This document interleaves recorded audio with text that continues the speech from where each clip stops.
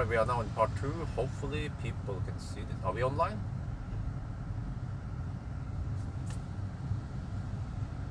Wow, it's almost charging faster now than before.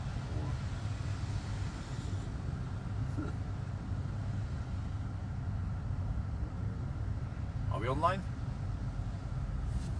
Sure. Okay, now it starts throttling, yeah. But still damn fast, 78 kilowatt. Yeah, not bad. Yeah. Okay, so I need 70% then. Yeah.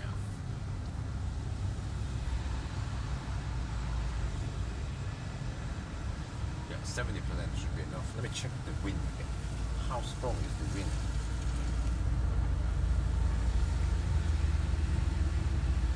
Oh, you have tailwind.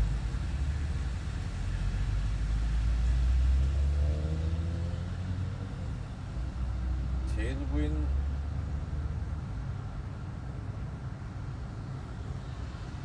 I don't see the wind speed, but there. Oh, 3 meters per second. Yeah, no, that's significant for this car. 3 meters per second. Okay. So if I spend 60. Wait, I spent 60. How much was it again? It was 76. Right? I spent 67% previously. So it should be at least 65 or 60 something now. But remember that you had this detour. Yeah, well, that's true. It was slower, but it was actually longer. Yeah. So that's why I'm thinking 70 to 72. Maybe I'll just go for 72. Yeah. But I might arrive at 9% again. So maybe I go 72 just to be safe. Yeah. So that shouldn't take too long. Yeah, 77 kilowatt. Wow. Well, I guess I'll chill a little bit here. So, yeah.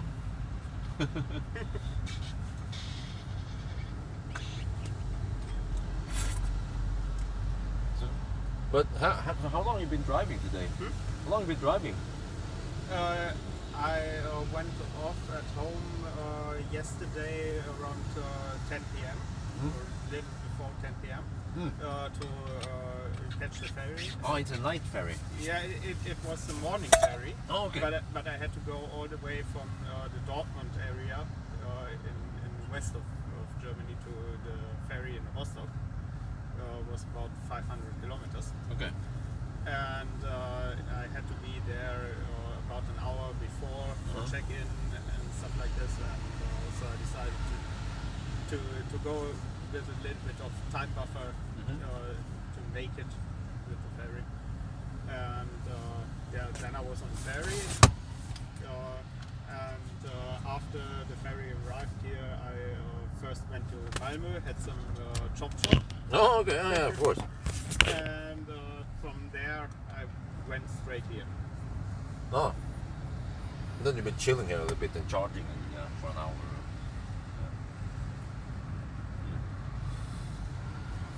Well, that means, okay, so how early did you start this morning then from home? I started yesterday from home. Oh, no, it was yesterday. At 10, 10 p.m. How did you sleep on the ferry? Did you bring the map? I did not really sleep on the ferry. I just did a quick nap and so you must be tired. on one of these chairs there. Yeah. Oh, you must be tired by now then. Yeah, I'm a bit tired. Yeah. That's why I want to camp at Varberg. Okay. Not go through a second night. Yeah. Oh, 60% ready. What? I need to get ready. At 72%, then we should be good. I'm thinking 70%. Then it's that feeling when at 6%, I think, then it stops showing range. It just says dash.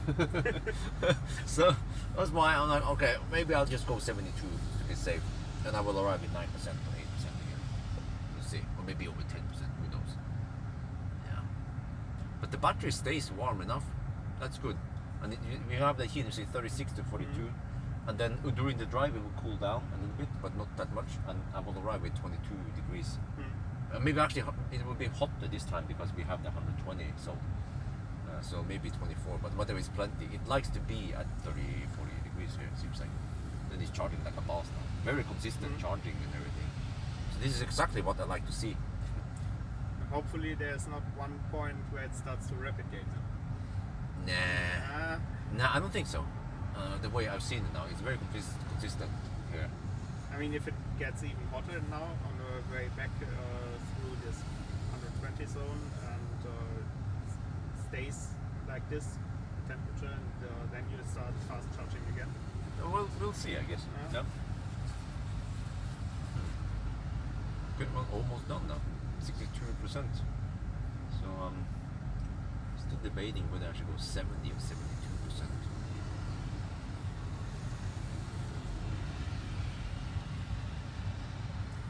Do you want to take my car to Varberg? No, charge. Oh, no, don't worry. Yeah. No? Yeah, don't worry. Yeah, that's fine. I mean, Ionity is already dirt cheap compared to all the other ones. So, yeah. Yeah, that's why I'm charging on Ionity too. Yeah. See, is the chat bugged again? 15-minute dropout, really? Wait. No, we are online. Okay, we are online. I thought it was offline. Okay, but no. Okay, let me see. 68. Yeah, this is really impressive speed for a Chinese car, at least. Yeah, most of the Chinese cars charge very slow now. Yeah. Right? Yeah. I mean, on this price range, then yeah, it's not that bad. Okay, it's not as good as, for example, the German cars. They would be pumping in like 150 kilowatt or 130, but it's okay.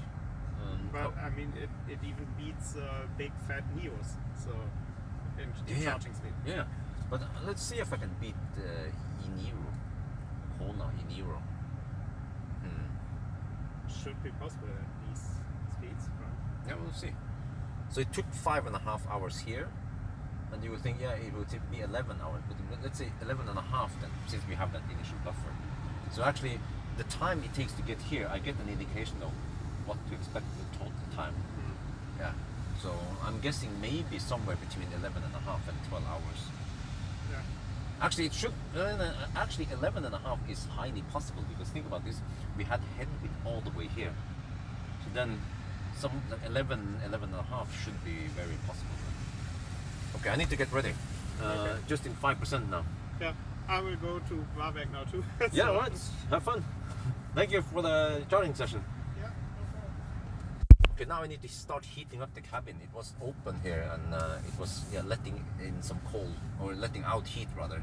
So I need to start heating up the cabin. 66% now. Yeah, you guys don't see it, but it's 66%. I think I want to go for 70% or 72 maybe, but I will meet Felix again. He will also be waiting for me at Varberg. I know him. He will be waiting there and maybe offering some food over there. Yeah, that's the way it is. And I don't know about Spekkerød and Strømstad, but he said he's tired, so he might bail out at Varberg, or yeah, I don't know. But okay, so I'm still thinking if I should go for 70% or 72. No, it's not the LFP. Maybe it's just 72 to be safe, right? In case I need more juice here. Or but my gut feeling says that 70 is enough. Okay, whatever. Let's just go 72. Yeah. Okay, 67 now. Just in a few minutes. It's half an hour session. A few more minutes and then we're done. But yeah, I just forgot to say, we spent 5.5 hours getting here. That's Felix. Okay, he's leaving now. 5.5 hours getting here should mean 11 something. Yeah, since we have now tailwind all the way back to Norway. This is looking really good. Yeah.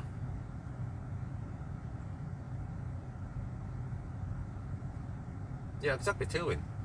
So I spent 67% getting here, and I'm guessing maybe I just need, let's say, 62% on the way back, and that means that if I leave with 70%, I should arrive with 8%.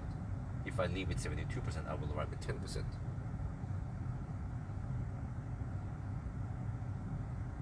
Okay, 69%. Let's get ready. I'll get everything ready now.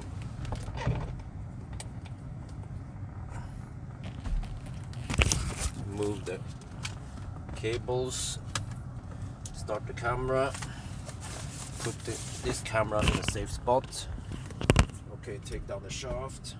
Yeah, 69%. We're about to leave soon, very soon. This ain't bad. Getting 68 kilowatt at 69%. But I know at Varberg it's going to be a quick one, because I want to jump between Varberg and Spekkerød, and then because Varberg straight to Strømstad is a bit too risky, so I have to ride on the 88 kilowatt wave until around 40%, 50%, and then go for Varberg. What is it? Varberg, Spekkerød, Strømstad, yeah. And that will be easier for me to time it, so because I want to record a charging session at Strømstad to 90%. 70% now. Okay, we are almost good to go. Why is the light still on? 71%. Okay, let's leave at 72.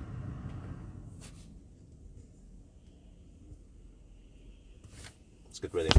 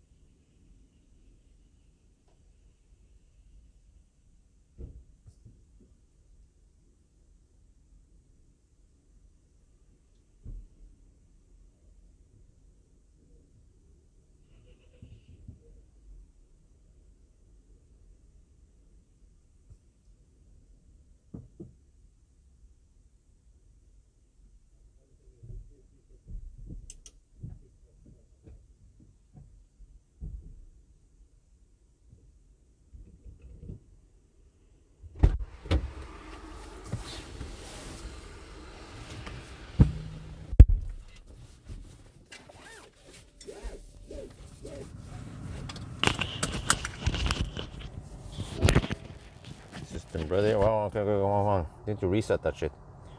Oh man. See, accumulated total, current journey. Reset. Go! Hey, why is the light still on?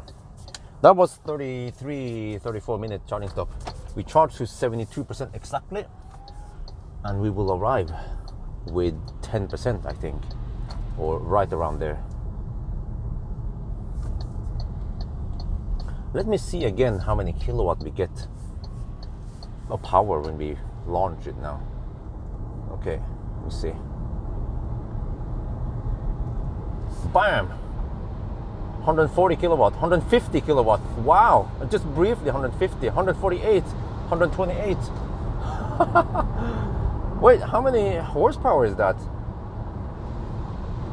Seems like if we hit, wow, I need to charge the battery to 90% and then launch it and see what kind of power we get.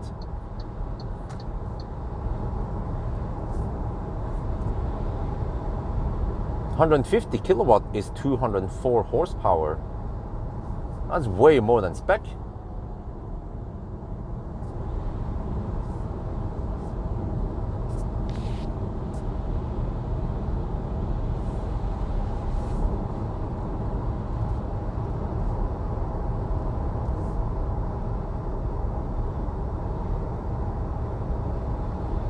No, I predict 11 and a half hours.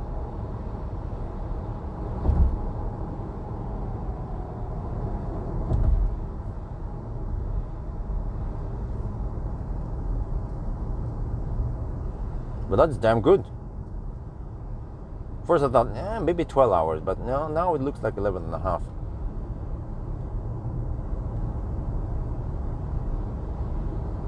Wait, but it has a relatively flat charging curve. Would it pay off to skip Spekkerød? But 215 kilometers is a damn long stretch, even for this car.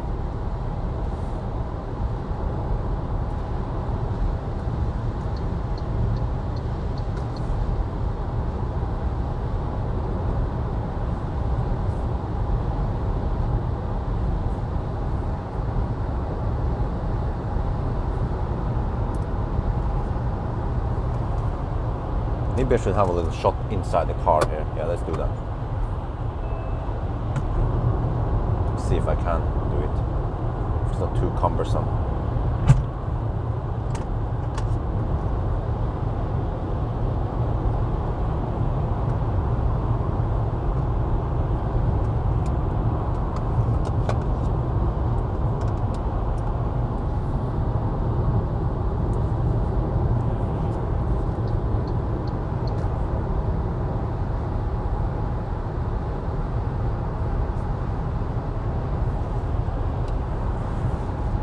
We are on the move again, so yes, that was a roughly 33-minute charging stop, and we are now heading back north. So yes, so far so good. And what should I say, by the way, the ride on this ZSEV is similar to the old one. I don't remember how the old one was, but it's fairly comfy, but it has that SUV crossover ride. Over the bumps, sometimes you kind of feel like, okay, this one has short wheelbase, not like the long wheelbase that you find in some other cars. But it's relatively quiet. The seats feel good, especially with the carbon fiber leather. The only thing I'm missing is the steering wheel should be able to extend. It's only going up and down, that's it. So I feel like I want the steering wheel to be a little bit closer to me. But other than that, I feel like the infotainment and everything here has a nice upgrade, but it's still Chinese, and it still has some annoying features, bugs, like every time you change lane, I have the trip meter up and running, but then when you change lane, it will switch over to the car navigation, I mean the driving assist screen every time. Like, that is annoying. But on the other hand, the MG Pilot here is smooth, it doesn't do any weird shit, and it's quiet. That is a very big thing, because MG Pilot used to be ding dong, or in general, Chinese cars, they just ding dong at you. But this car doesn't do it. One minus with this one is that still they haven't fixed it. When you are in cruise control and you slow down for some reason, the car will actually use friction brake and not regen, just like the old MG. So that's a bummer. But other than that, I have to say it's a nice upgrade, this new one here.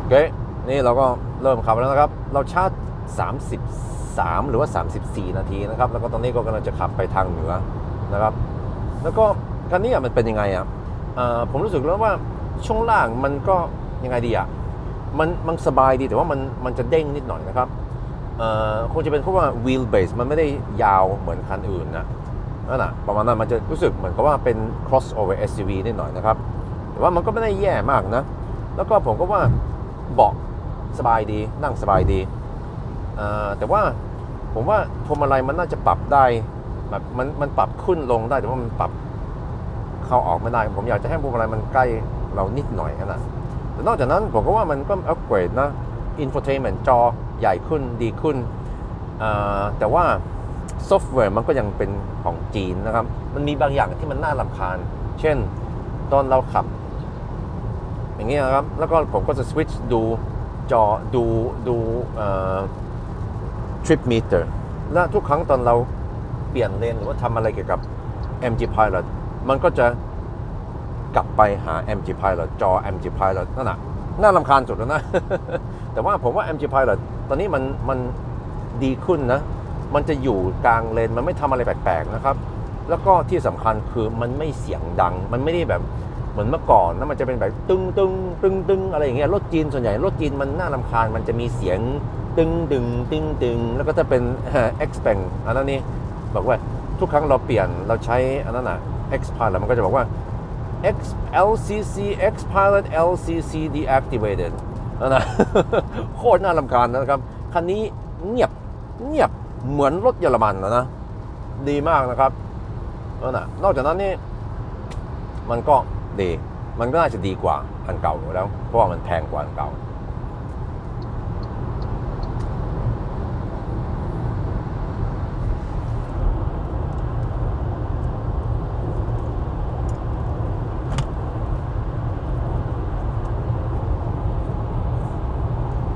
Okay, I think I need to add some footage here so I can explain better what's going on.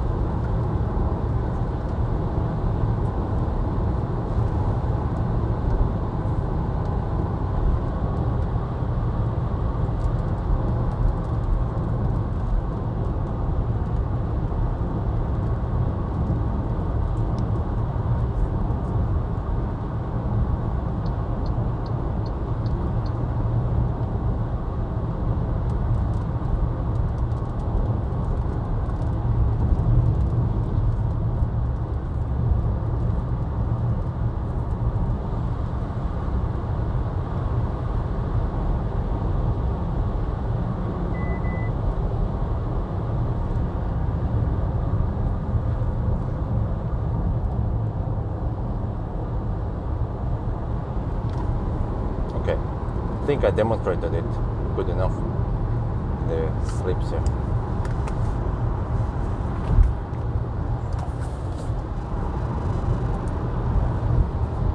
Now we hammer it.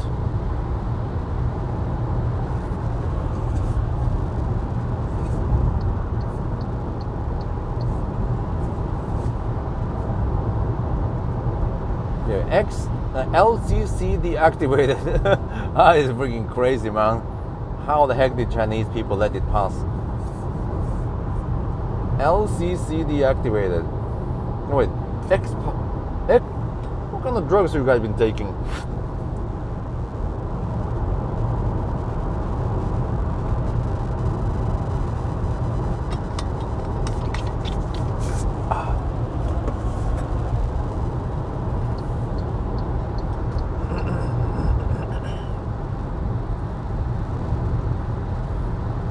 Maybe they clear up the stau. I saw a whole bunch of cars suddenly.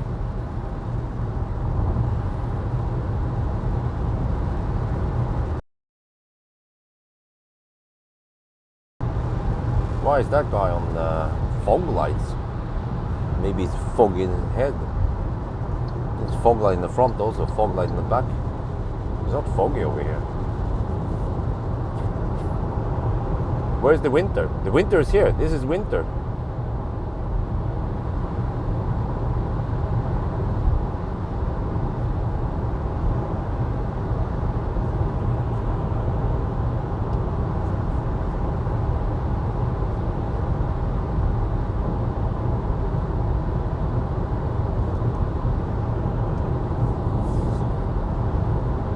Well, consumption 279. Okay, all right. Let's see. See how many percent we arrive with this time.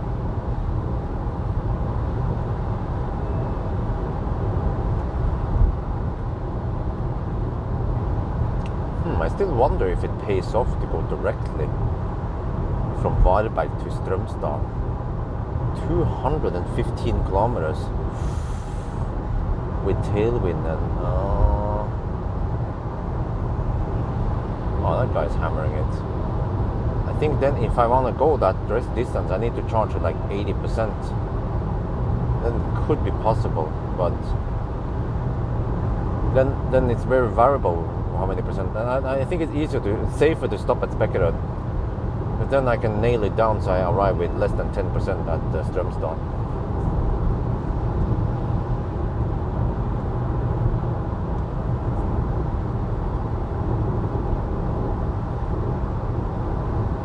Yeah, it will be past midnight.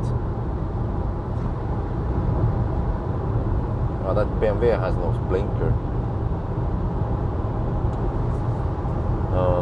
just wonder how I'm going to record. The easy way is just to record the charger, car scanner, but car scanner shows incorrect state of charge. But I didn't bring tripod for recording the screen. That's the problem. I can use a shaft maybe, but then you guys don't have a shaft to ride on.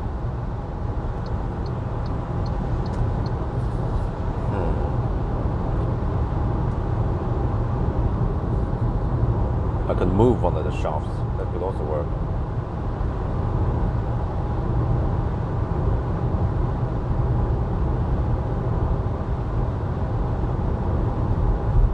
Yeah, but Ionity screen is definitely better in one way, but then I don't see battery temperature there.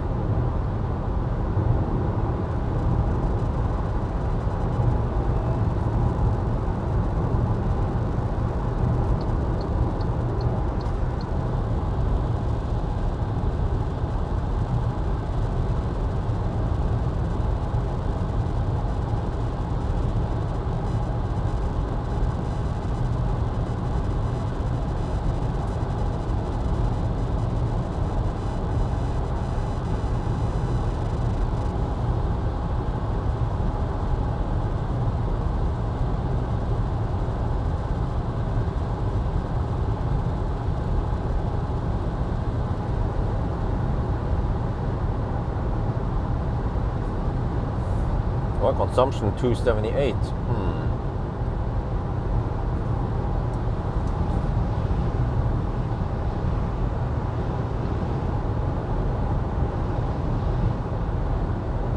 No, it seems like I'll be home past midnight, but not that much past midnight. Well, except for I need to do the charging test. But the charging test will be relatively quick. Nice and flat curve. Well, except for maybe it plummets past 80%. Yeah, I haven't tested that one yet.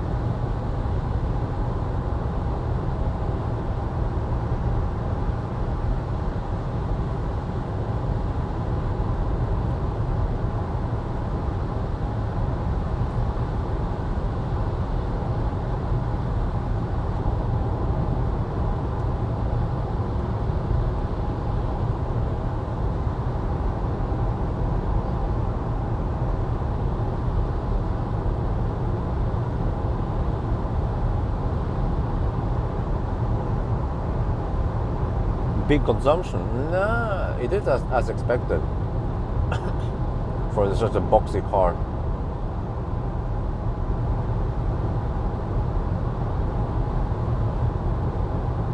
Okay, let me see, what is total consumption then? 264 since Oslo. Okay, it's going to drop on the return now because of tailwind.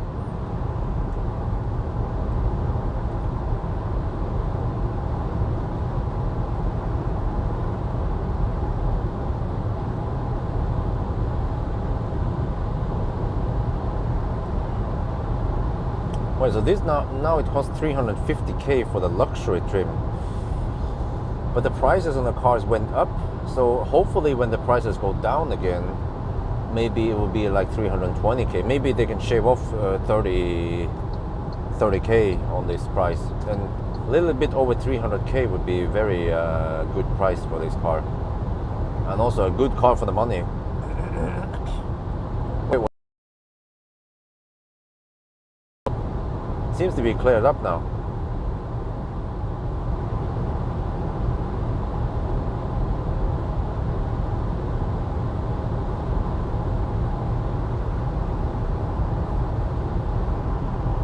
But this car has no ambient light, nothing. It's just pitch dark over here at night. Yeah, I'm pretty sure it was over here, Angerholm. There was this Unfall and Stau.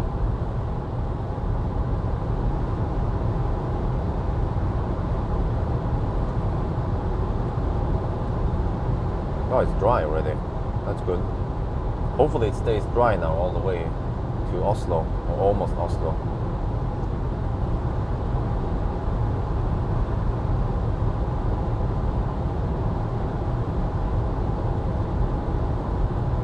Okay, this one here, this video, I might have time to edit it while I'm on my way to Finland. Or during the Finland trip, I might have time to edit this one.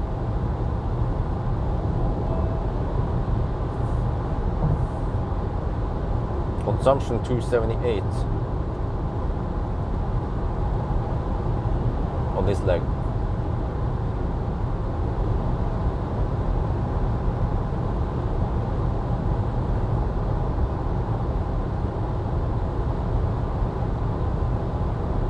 Okay, we're getting close to Harlandsåsen again.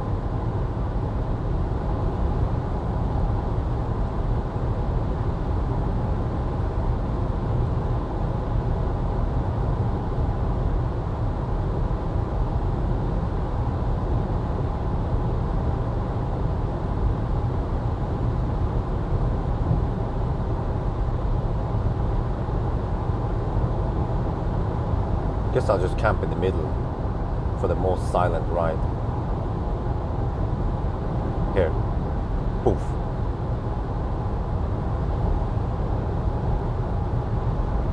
How many hours do you need to edit? Maybe it depends, but roughly 2 hours should be enough. There's some music and some B-roll stuff and the standard stuff. Well, actually lately I've been lazy about adding the part times, you know. Like I look at the times and the distance and I calculate average speed. But lately I just like, fuck that shit. Seems like people don't care about it anyway. They just what counts is the end time. So that speeds up things a little bit, and then still show the clips and everything. It's just that I save a little bit of time by not having to calculate average speed, distance, and all that. And I have to apply corrections to it. So yeah.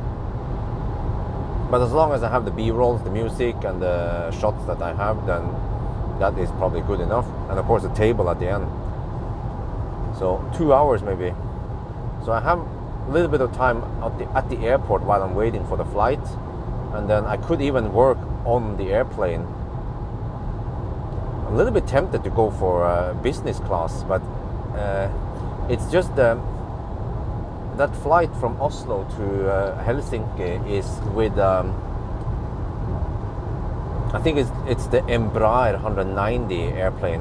So it's a 2+2 configuration.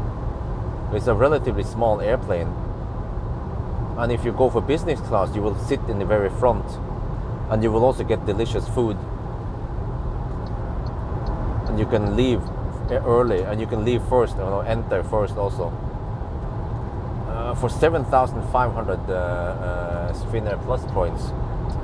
But I don't know what else I'm supposed to use the Finnair points for anyway. I mean, I can buy flights maybe, but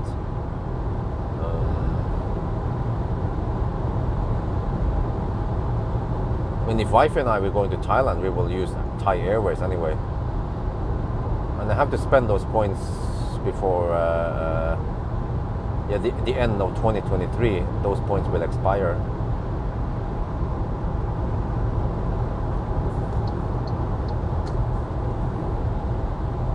Unless I could of course buy tier points from the plus point, but then well, I will lose silver status in about 5 days. I will lose the silver status, but I at least keep the silver status for the Finland trip. Yeah, so I can use business class check-in on the on the airport. And at least in Finland, I can also use the priority security.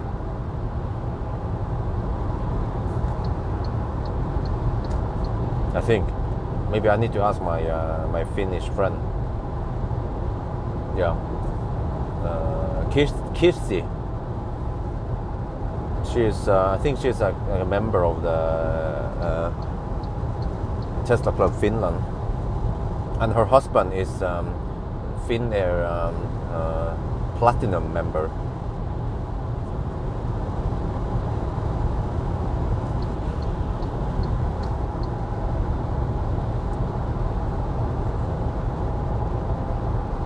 Felix, he said that he might go for Lyngen North.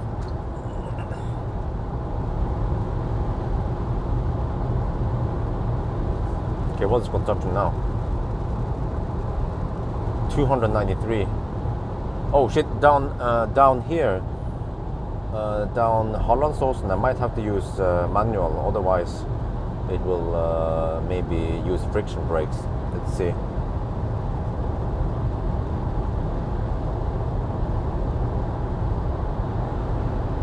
But I mean, if it's just a 1 hour flight from Oslo to Helsinki, then I think business class is a bit waste of money or points, especially when I'm traveling alone. Might as well want to sleep on the airplane, or yeah, we'll see. Or maybe I'll edit videos on the airplane. Wow, I'm still using 6% power to go downhill. Oh, no, 0%. Okay, let's read it. Yeah, minus 5% power. It just says percent power. It doesn't say kilowatt. The region, I can see here, we're regenerating 8 kilowatt.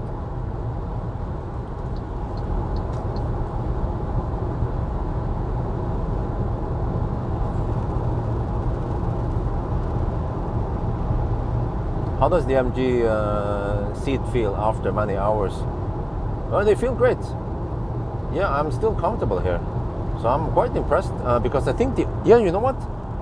The old MG seats were a little bit hard. A little bit too hard for my taste. This one is better. Seems like they have done some small improvements here and there.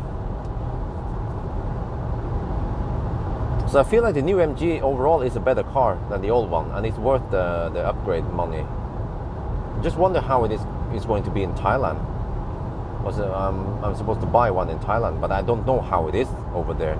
They might have a completely different spec than over here.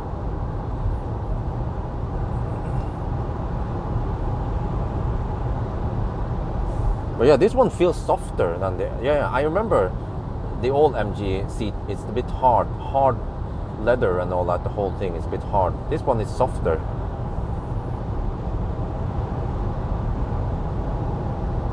Let me see, consumption now 273. Wow, tailwind for the win.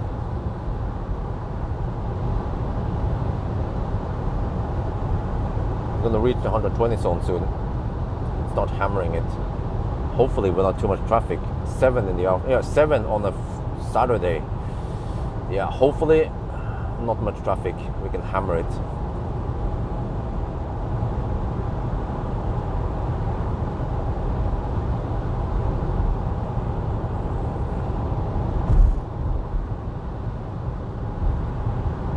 Let me see how do I do this. I need to go to the airport. I usually want to have a little bit of slack time in case of unfall or something. So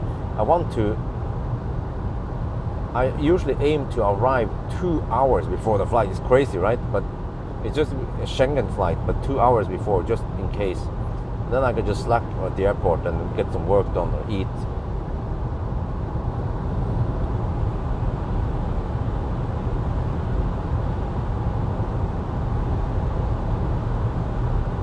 Oh shit! I need to book. Yeah, I need to book parking spot at P10. It's going to be cheaper rather than drop in.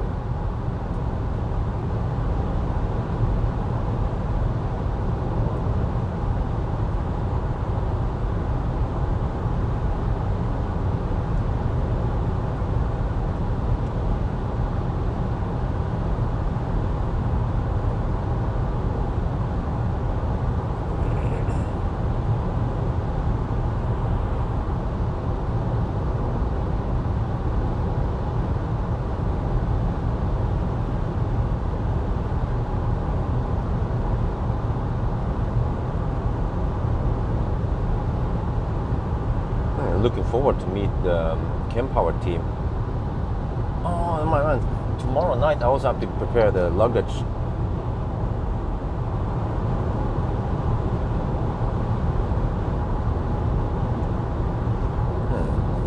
If people like travel vlogs, maybe I can consider. I could even consider using my points for business class, and then I can film that I'm traveling with business. But of course, I will tell that Pawel just paid the economy, but then I upgraded to business, and I can make an episode where I go to Finland and back again. But I'm not sure if people want to watch that. I mean, if I asked you guys would say yeah.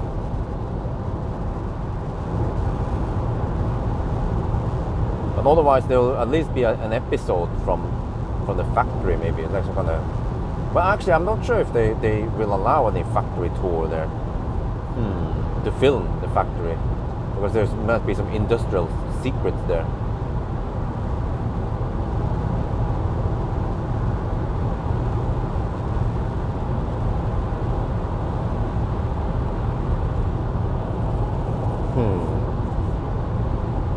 Yeah, I'm trying to figure out what kind of video content I can get from Pawel visit.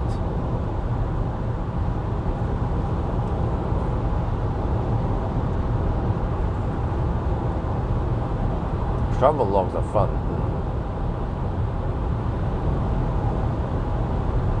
Well, I did get decent view counts on it, but it could be because it was like with family and stuff, you know. But on the other hand, it doesn't cost me that much time. I mean, I'm traveling there anyway. It's just for me to shoot some videos. But it could be interesting for people to just see more of how I work, and also, you know, the whole trip, and maybe see some of the sponsors. Yeah, just see some faces at Pawel. I guess they don't mind. Yeah, maybe I'll consider that. It will be an episode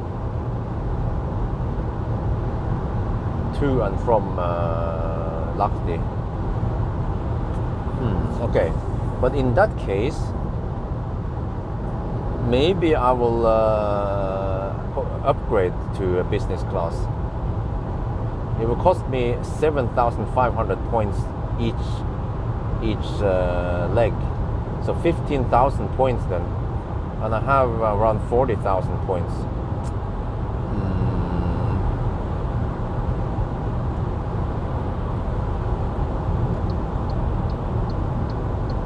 And I've also gained points for the trip there.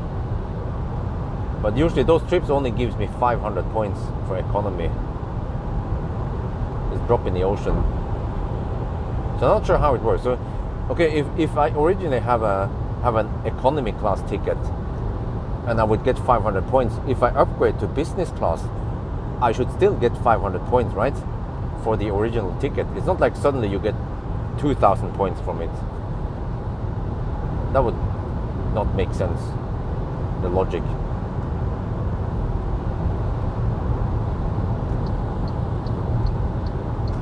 Well, I guess there's one way to find out. But on the other hand, in case I need to use the points for me and wifey, then but I can also transfer points to wifey, for example. I think I can donate her all my points. So you know what I could do, since whenever I buy if I go to some business trip or somewhere, or if I go somewhere with wifey, I can count my ticket as a business. I mean, as company expense. But wifey's ticket will have to be for holiday. But then I can buy her ticket with the points I donate to her, and then I buy it with money.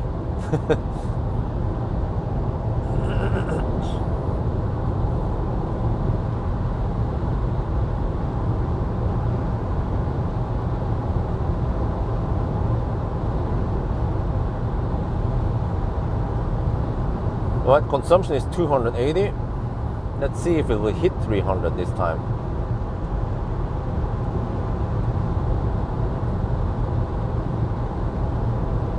Yeah, I think I'm gonna make a vlog.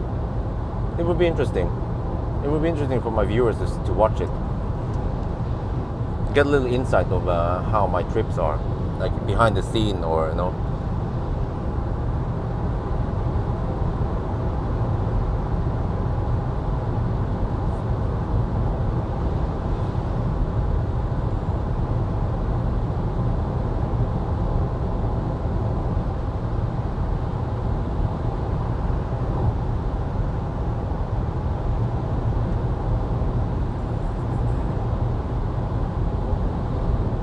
Right, consumption 281. It's going up now. Oh, but we are getting close to Halmstad. It's going to drop again. Well, I wonder how many percent I will arrive with now. It might be more than 10%.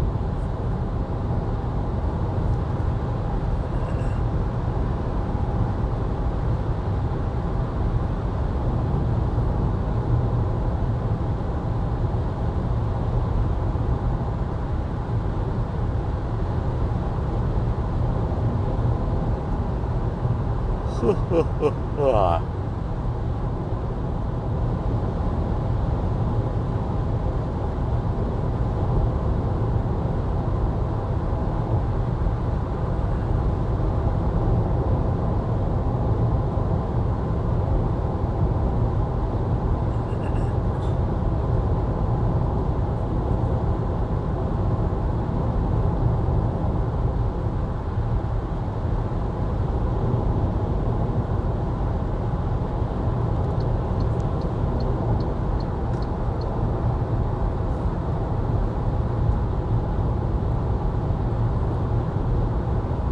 282 consumption.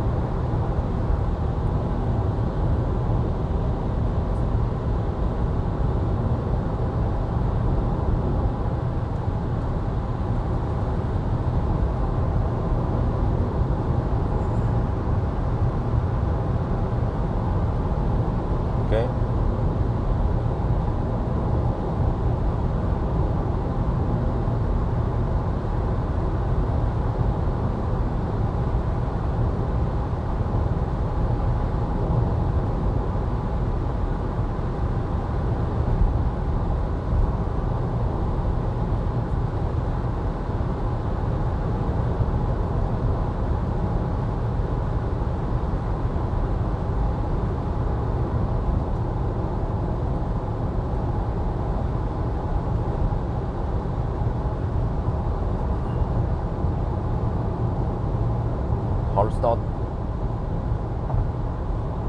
Need to slow down a bit.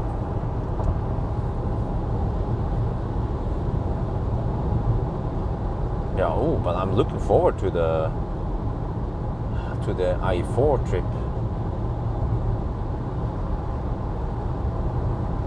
I haven't traveled through Denmark in a long time now. Through the crew on that route. Guess I'll just be riding on Ionity most of the way.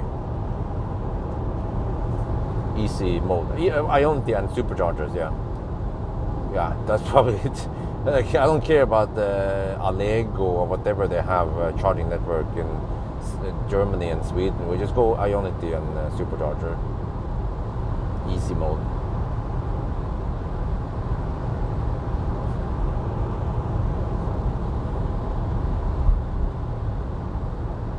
Rusta, Jula, Jysk, Biltema. All those are Swedish brands, right? Big brands they also have in Norway.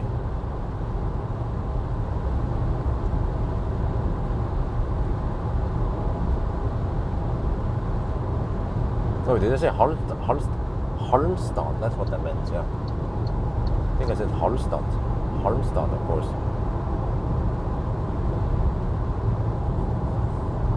Halmstad, yeah, okay. Yeah, for some reason I never stop at the supercharger in Halmstad.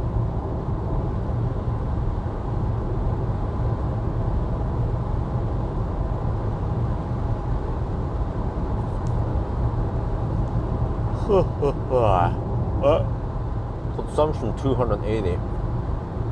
I still have a long day, night, with some tests before I have to go home. But at least I can go direct, so I don't have to go home and then out again. So we just, juice up a little bit and then hammer it.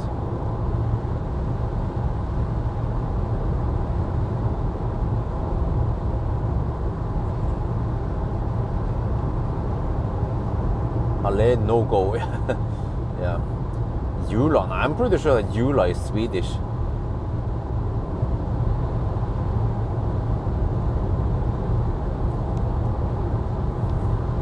Maybe someone can confirm which country Jula is from. And Rusta. Status update, alright. 616 kilometers, 265 consumption. I have 37% left, which is plenty.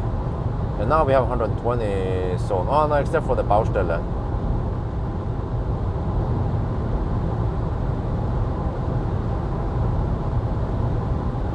But mostly 120 zone now, all the way. The remaining 68 kilometers. And actually in Sweden you can go quite fast in the 120 zone. Because there's no Baustelle, I think it's just straight hammering. So I still claim that traveling through Sweden is one of the fastest places. Well, actually, except for Denmark, traveling through Denmark at night is probably faster. But in the daytime, the Danes, man, they have no lane discipline. It's so annoying to be in the 130 zone in Denmark and then you're blocked behind slow Danes.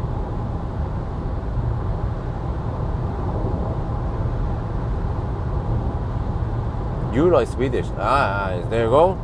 Freaking Sweden, man. They have Jula, H&M, Hennes & Mauritz, Biltema, Rusta. They have all the good brands. All the good brands that come, they come from Sweden. And IKEA,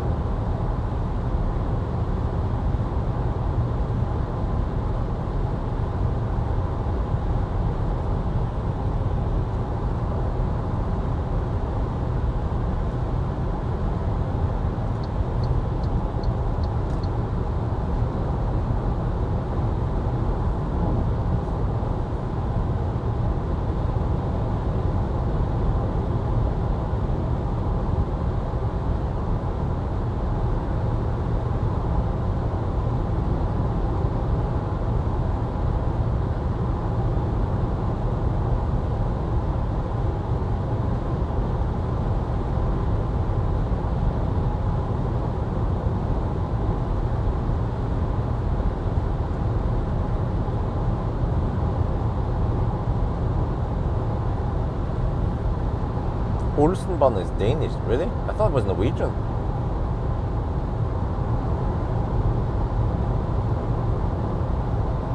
Jysk is Danish. Ah, okay, Jysk is Danish. Yeah, that makes sense. It actually sounds Danish. Jysk. Max, oh, wait. Max is Swedish, right? Max is the best shit. Oh, you know what? If I'm gonna have a charging session at Strömstad, I could go for Max Burger. Oh, yeah. Wait. Oh, wait. They might be closed by that time. Oh, yeah. I think it's not open 24/7. Yeah, and I will be in Strömstad like midnight or 11 at night, I think. Yeah, probably around 11. No, closer to midnight when you think about it.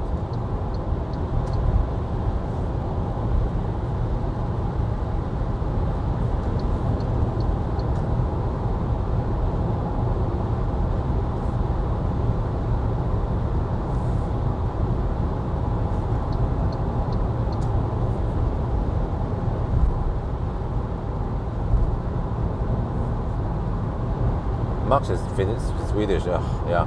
All the good shit is from Sweden.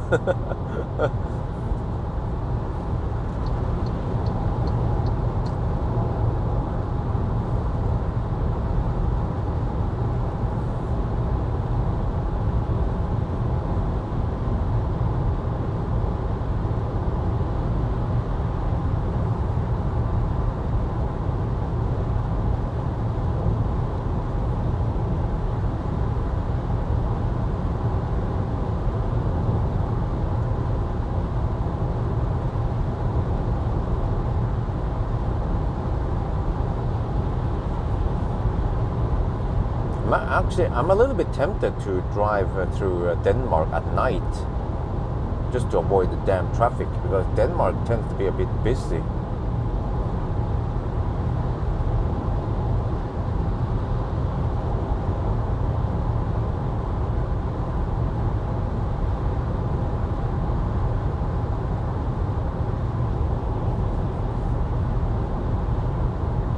Because then, if I drive in the late evening, night-ish, I will arrive in Germany at night and I can just do my shit there and then get the heck out of there, and I can sleep somewhere in Denmark on the way back. And I'm planning on sleeping over at the hotel somewhere, because I'm not going to bring any sleeping equipment on that trip.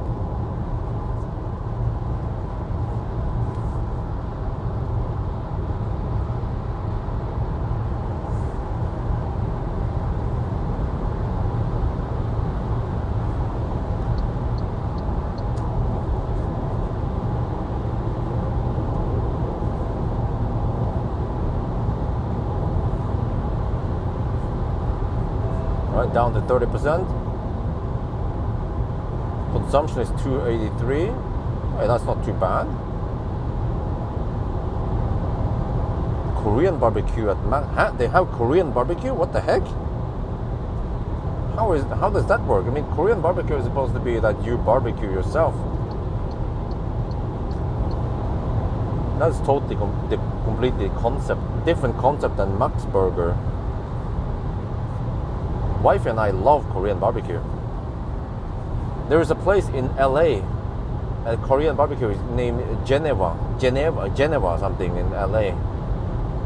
Just has delicious Korean barbecue. The meat just melts in your mouth.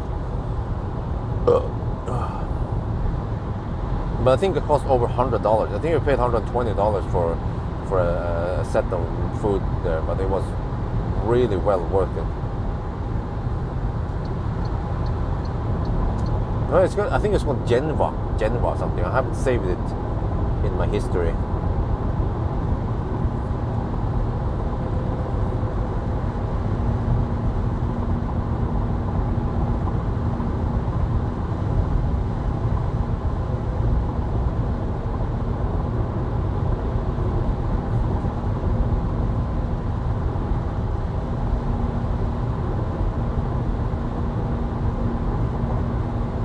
Right, 50 kilometers left. Should take about 25 minutes or less.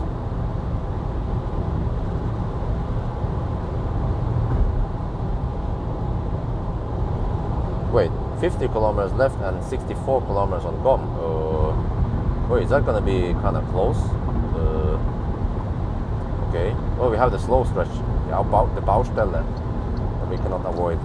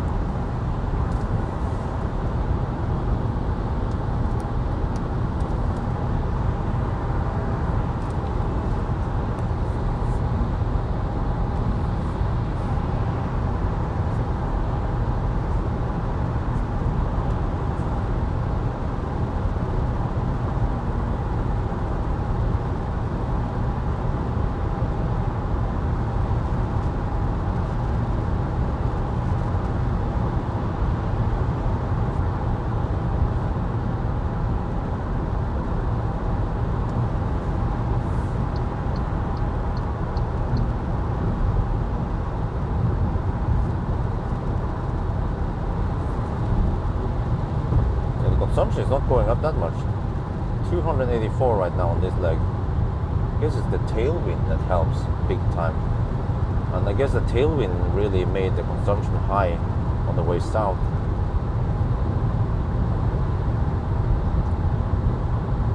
So I have to adjust for this on the return now when I estimate the consumption. Max terms goes at midnight. Oh, I'm not sure if I'll be able to reach there before midnight. We'll see, I guess. But this next stop is going to be a quick one, and then Spekkerød. But I probably want to. I guess I can ride on the 85 kilowatt wave until 45%. And I think 45% should be plenty for Spekkerød. I will recalculate once I'm there. That means that I might arrive at Spekkerød with more than 10%, 15%. I hope that won't be a disadvantage.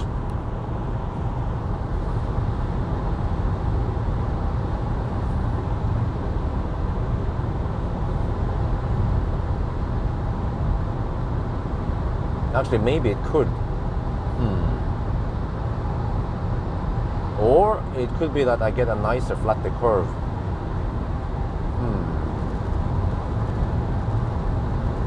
Hard to guess how the car works.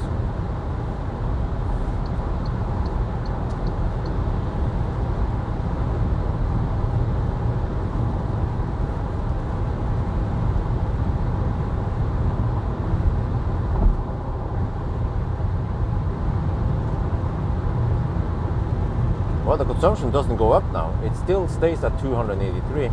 No, 284. Okay, slowly goes up.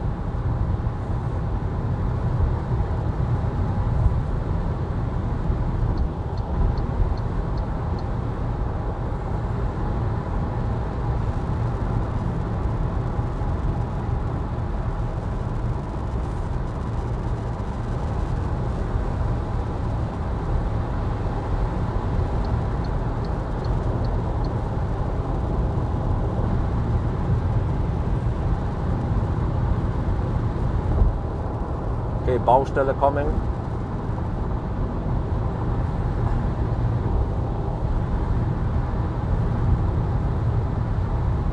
Oh wait, not yet.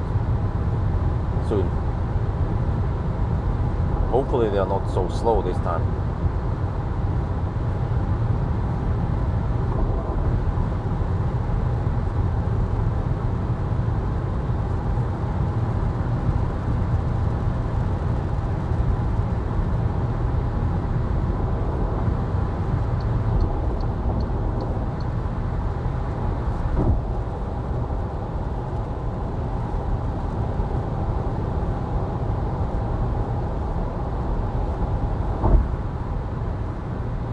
Felix? The Model 3. No, it's not Felix. Felix is driving a red Model 3.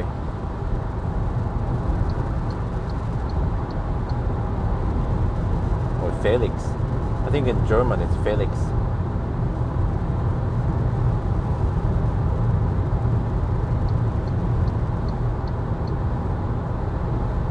Okay, Baustelle is coming. In 2 kilometers.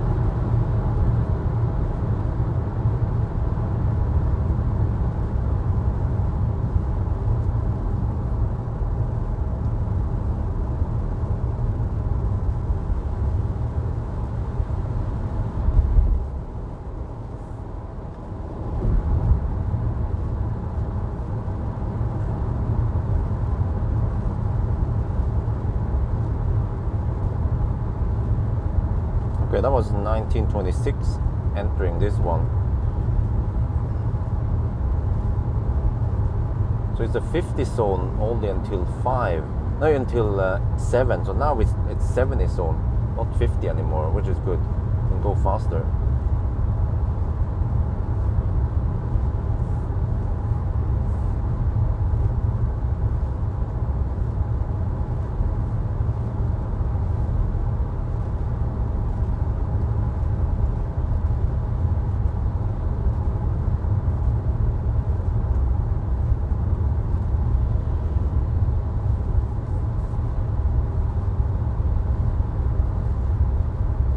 Family is going great in Thailand.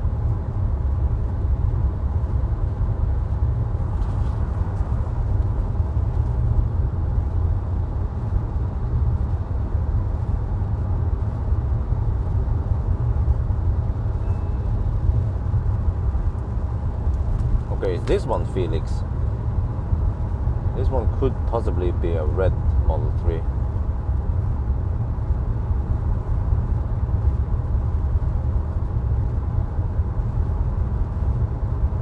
Yep, German license plate, Model 3. Wait, man, he's being a slowpoke. Come on, hey, Felix, I'm on a mission here. Shit. He needs to drive at the damn speed limit, of course.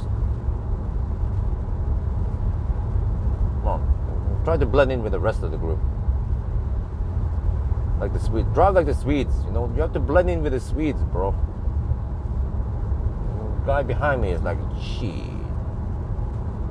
I have a Mercedes behind me. He wants to go schnell. And this Felix guy here is like, oh,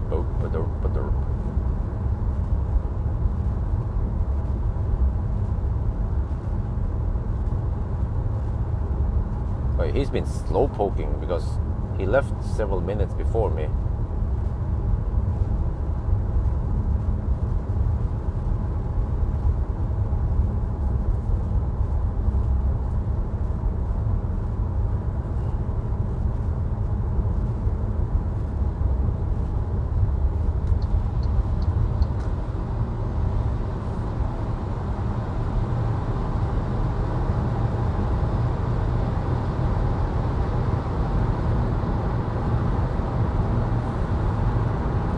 Anyway, the Mercedes behind just disappeared. Because he couldn't keep up with the electric cars.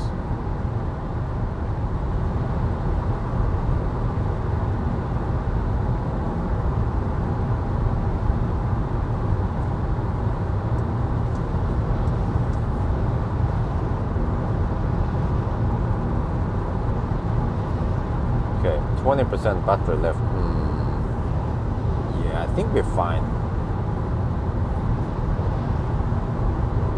Should arrive with somewhere between 5 and 10%. Man, Felix headlights are annoying.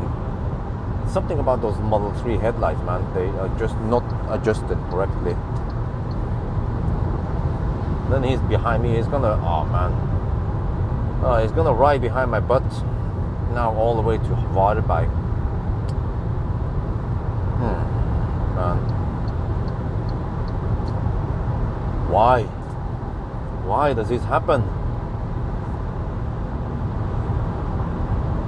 This is why in the future I'm going to not live stream anymore. There's one day I will actually stop live streaming, and that will be it.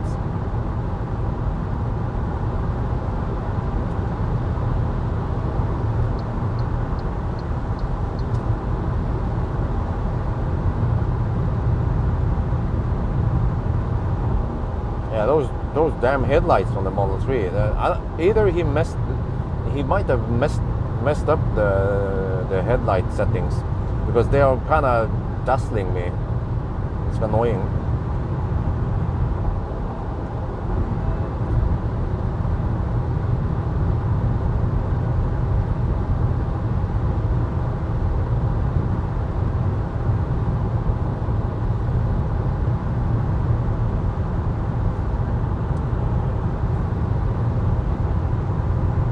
Model S Plaid? Nope, I don't have any plans, unfortunately.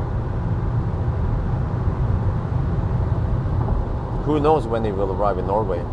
Only Lord Elon Musk knows. 18%, okay. Still 26 kilometers range left. I mean, 26 left for Varberg.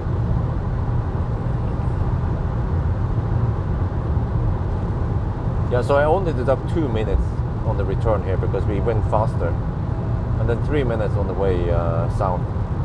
So we have a total of 10-minute deduction. We started at 20 minutes past noon, so it is as if we started at half an hour past noon. So that means that we have now been on the road for 7 hours.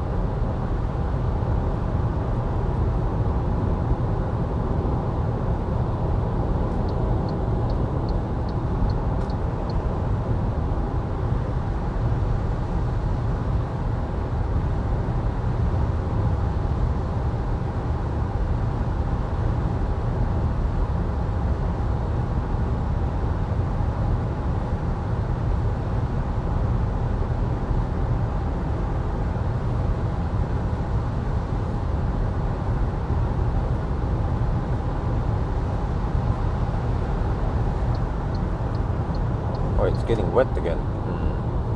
16% left.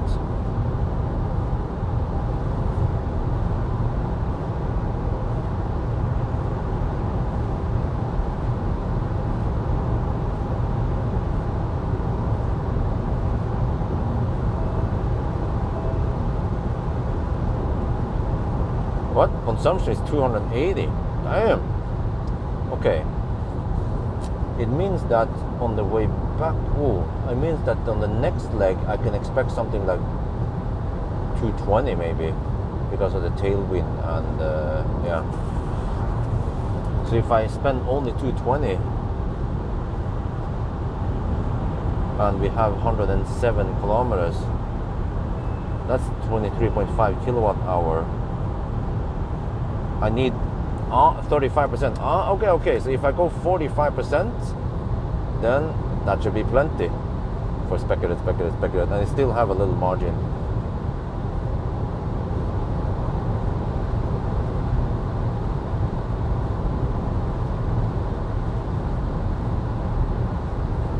Yeah, all right. I think I have a plan. Boom, headlights. Whoa, well, not too bad, the headlights. I need to test them tonight. Yeah, on a regular test stretch.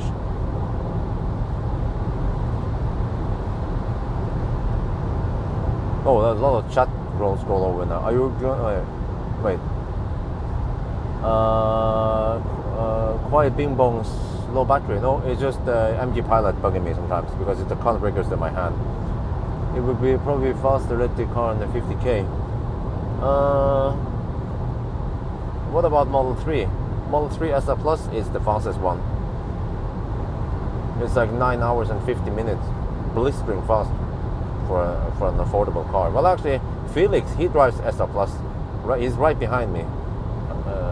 He's 3 seconds behind me now. He's been drafting behind me since Falkenberg.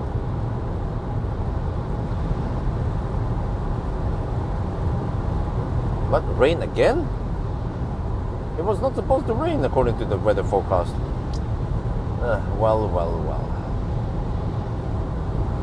I'm getting hungry again. I gotta grab something quick I can eat while I'm on the run because, well, actually I think I have around 15-minute charging this time. 15 to 20-minute charging stop here. Minus the filming, then I don't have that much time left. So I had to be quick this time. Quick pit stop and then speculate. Oh shit! Forgot to plug in this one.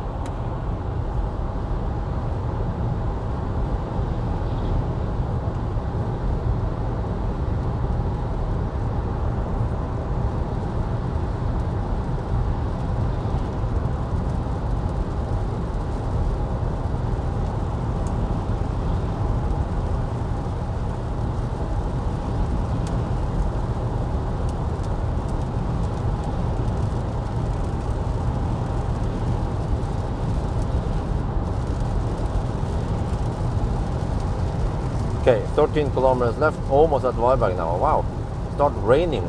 Shit. How is the charger status at Varberg right now? It's probably empty, right? 7:30 in the evening on a Saturday.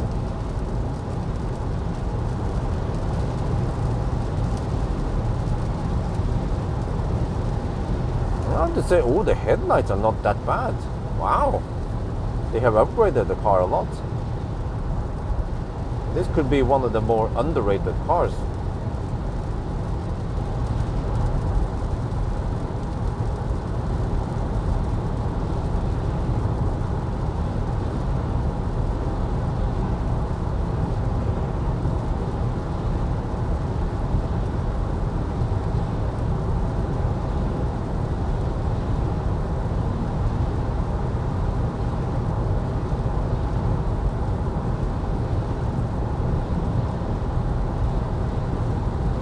How is the consumption now? 11%. Okay. Wow, like a ninja.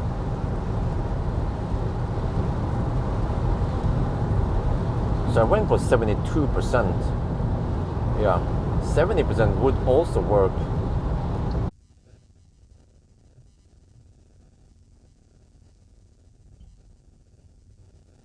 Yep, every time now, same old, same but different. Okay, let me plot the next one. Speculate. I think I have it in the recent here. Do I? Recent, come on, recent. There, speculate. 107 kilometers from here.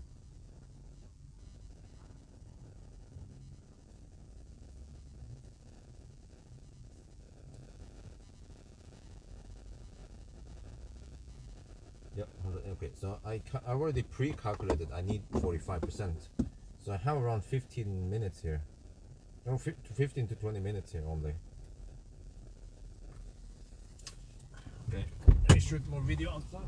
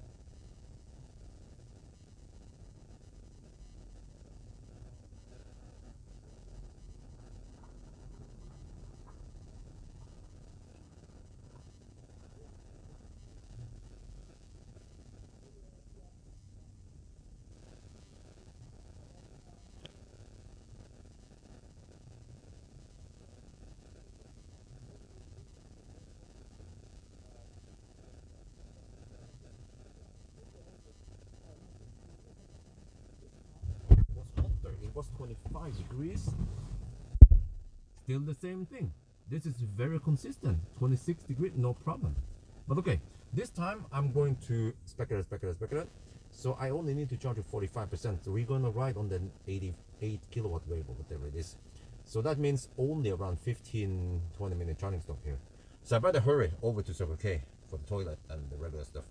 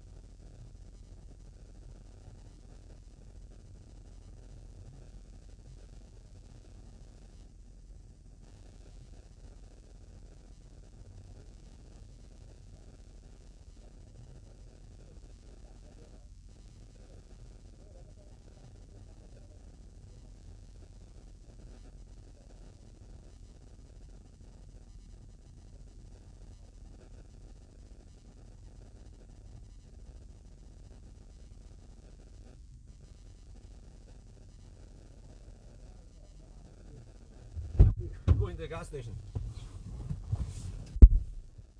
Are we back? Yes, okay, we're back. So as usual, I now have to quickly let me check here. Have to go gas station stop and then just find some quick snack. I'm getting a little bit hungry again, so I'll be back.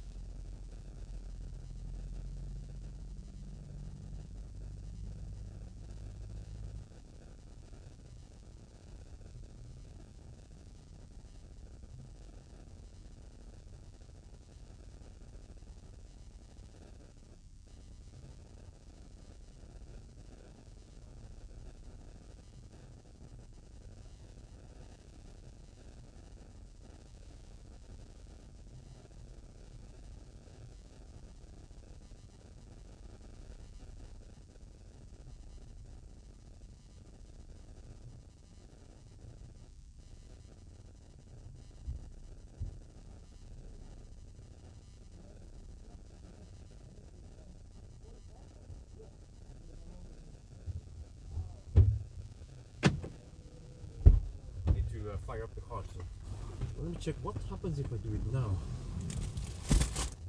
Let's see here. If I fire up the car now, what will happen then? Will it cool more than 243, 244? Oh, wait, 244, 245. Interesting. 246. Ah, it will 247. It will actually pull extra power. 248.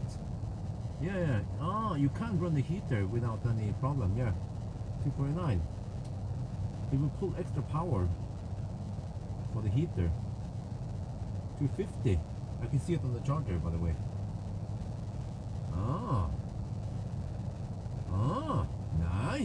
Nice. Okay. So I need to show this to my audience.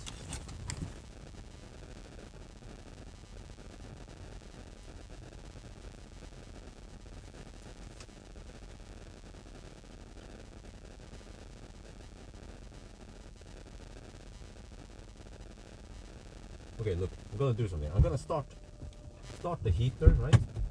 Okay, and then look here.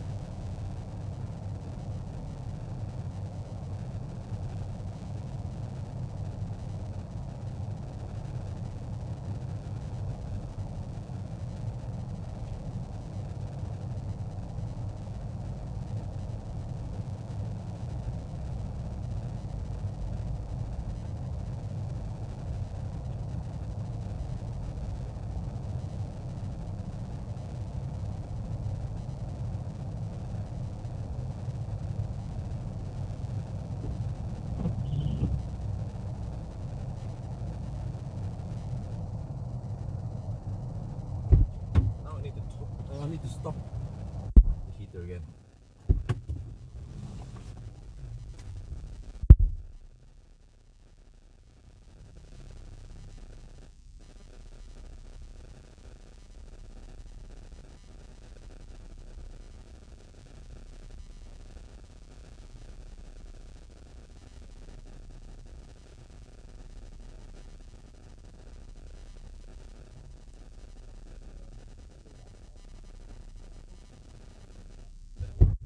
ไปไหนนี้แล้วก็เราสตาร์ทรถนะมันจะเปิดเครื่องอุ่นนะครับมันต้องใช้เวลานิดหน่อยนะนี่มันเริ่มเปิดเครื่องอุ่นแล้วถ้าเราออกไปเช็คดูก่อน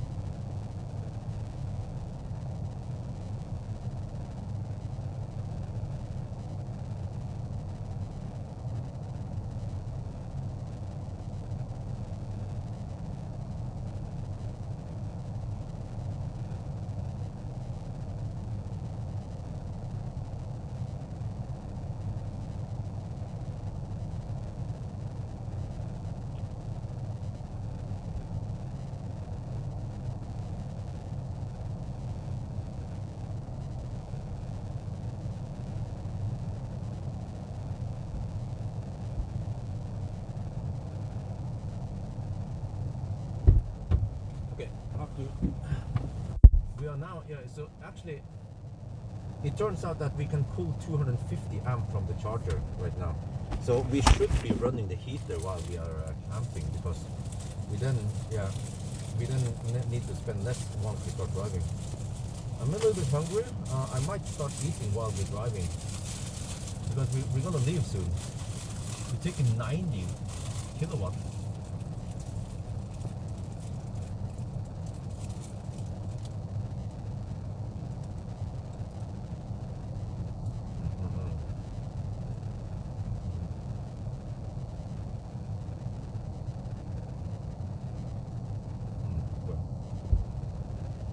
have to get ready. Soon.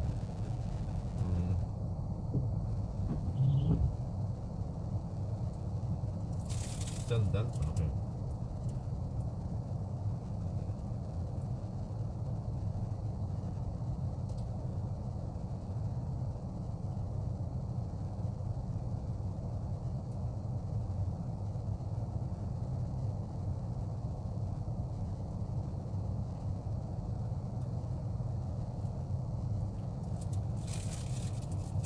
Okay, well, maybe not, or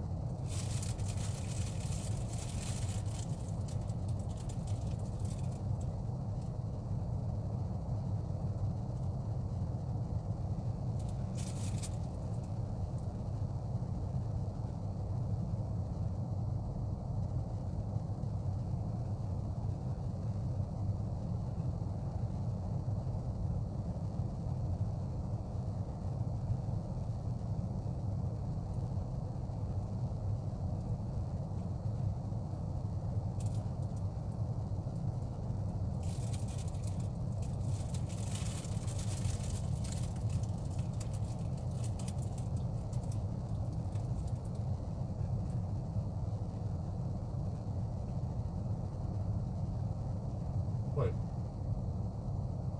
It's even what I thought. It's supposed to drop it soon. That's a good weather. It's supposed to drop right down now. Wait, is it actually dropping later now because the battery temperature is higher? Huh? Seems like it. It's still taking almost 90 kilowatt. 88 kilowatt. Wow. That's not too bad. Come on, I can wait for the throttle. I want to see what happens if I arrive at 10%.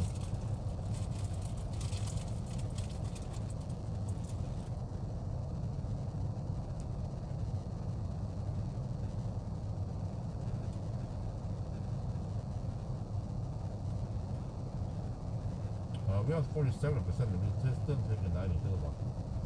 Or 88.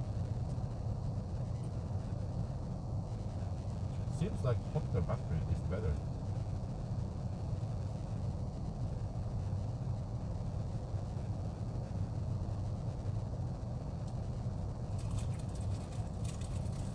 Just gonna wait for the throttle.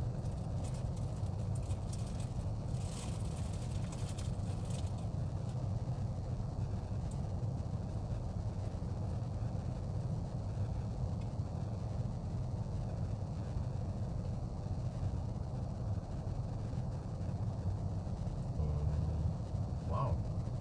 Come on.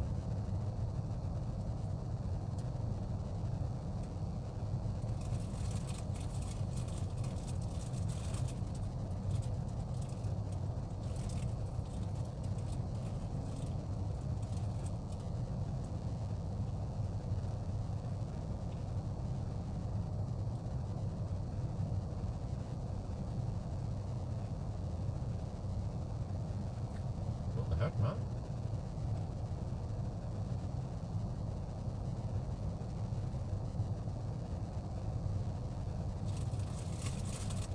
It could almost pay off to go directly to Strömstad, but no, I'm just gonna risk it.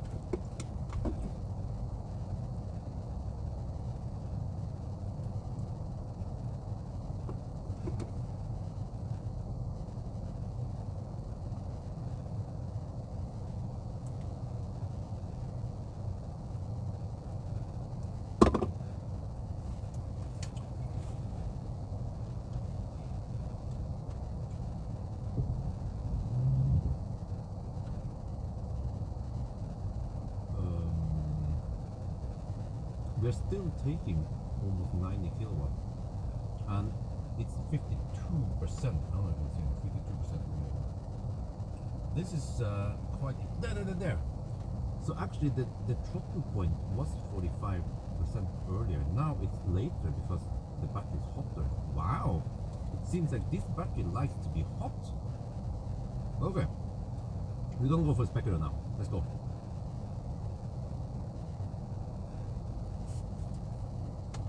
Okay, whatever. I'll probably not use that plate. Yeah, now we're good to go.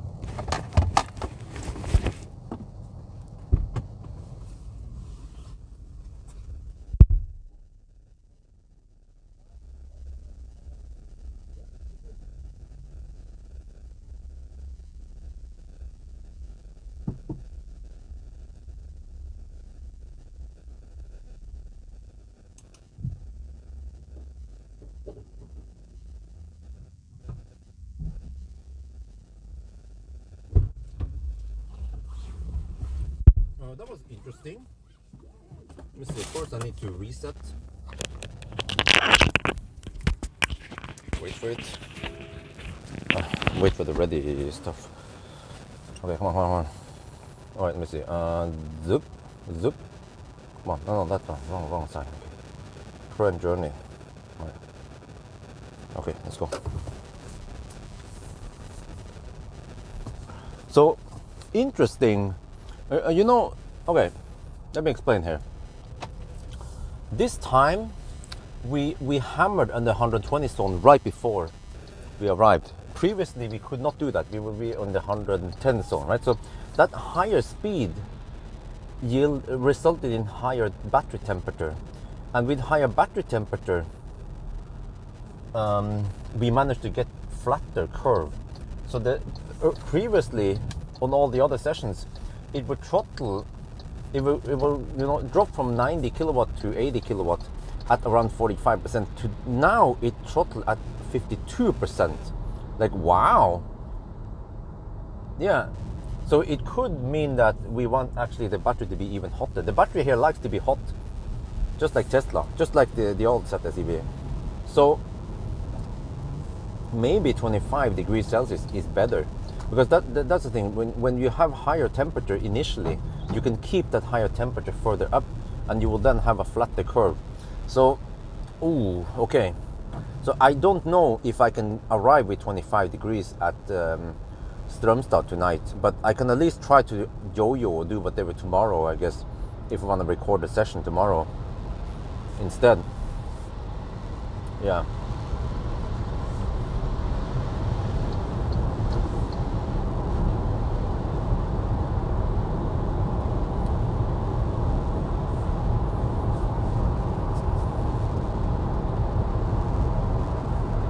Yeah, so you know what, for Specular, I'm going to preheat the battery this time.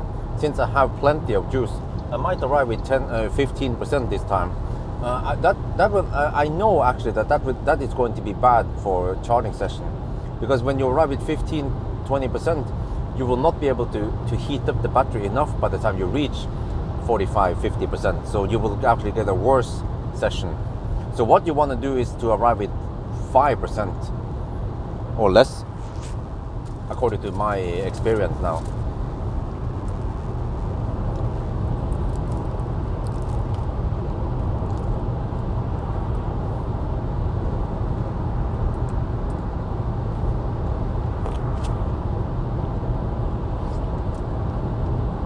So I've been arriving with around 7-8%, 7 to 9% every time. I should actually have gone deeper. That would have been better. Or use the preheating button, yeah, which I didn't. I thought it would be sufficient to just drive like that. But on the other hand, I don't know how much the preheating will do. We will see, I guess. I will enable it around Göteborg, or I will enable it around half an hour before this time and see what happens.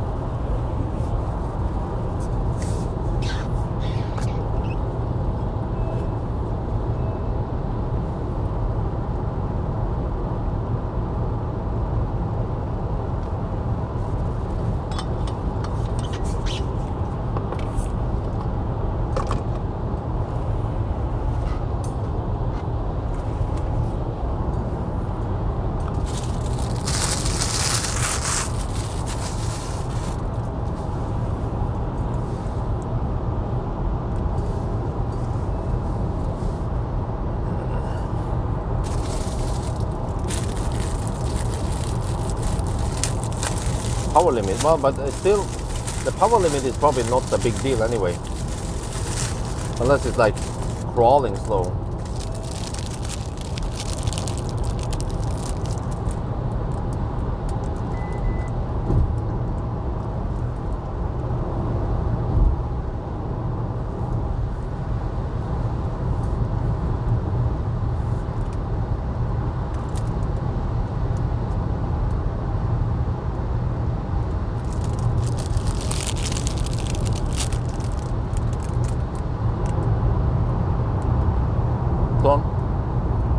I should try to arrive with maybe 25 degrees. I don't know, maybe 30 if that's possible.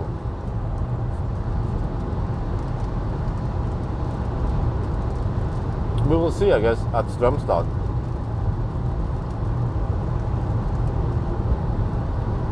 Wow, very impressive. 90 kilowatt until 52%. Huh? Huh?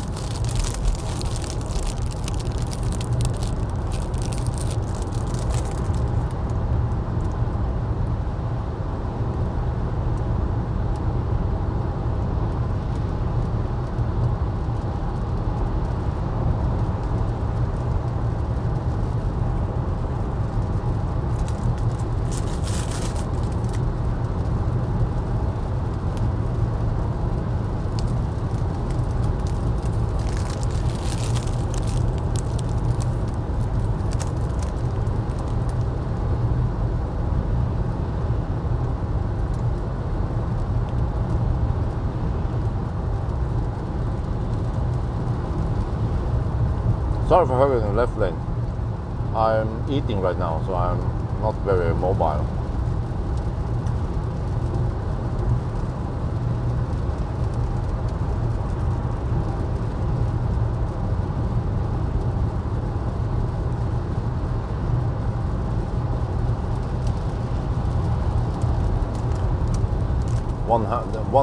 Another hand is doing something else.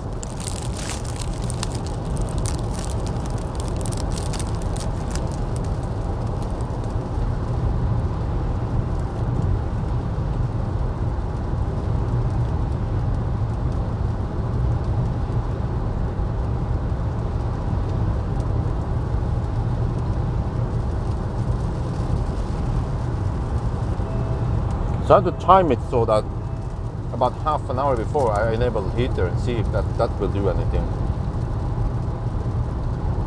It might not do anything though.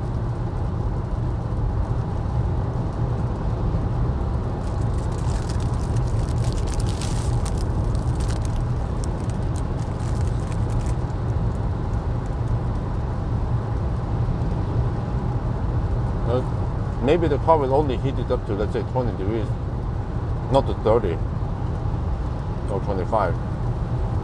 And we'll find out, I guess, soon.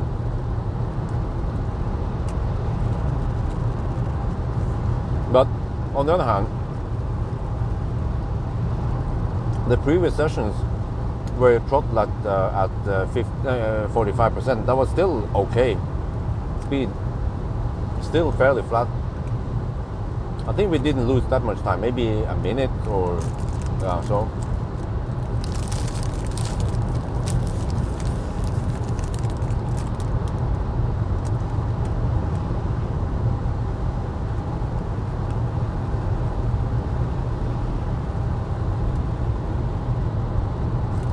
I can move over here.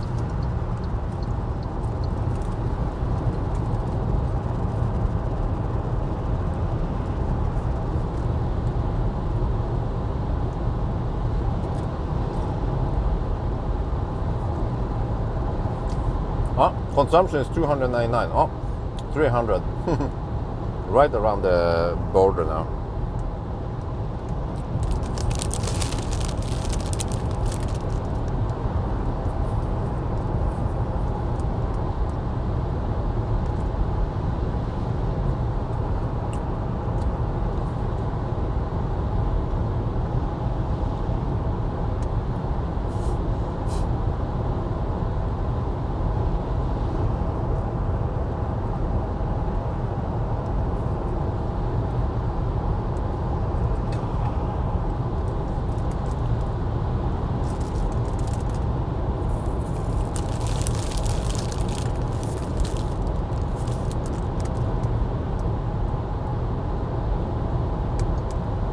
Well, so far so good, I'd say. We're getting close to the 8-hour mark now.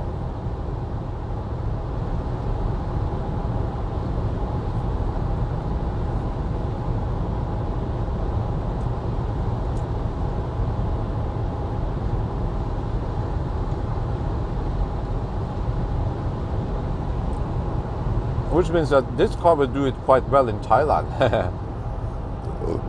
The battery will probably be at 30, 35 degrees in Thailand. It'll be interesting once I set the EV, but it will be the smaller battery, the 50 kilowatt hour battery. But I should be able to get at least 80 kilowatt on those chargers in Thailand. 200 amp limit seems like. Some ABB chargers and some Delta chargers. Status update, yes. 710 kilometers. Consumption 267.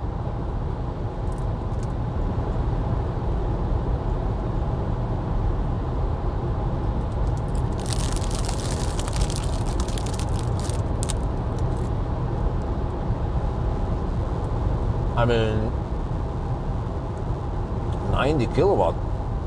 That's the same speed as Aria after it started throttling.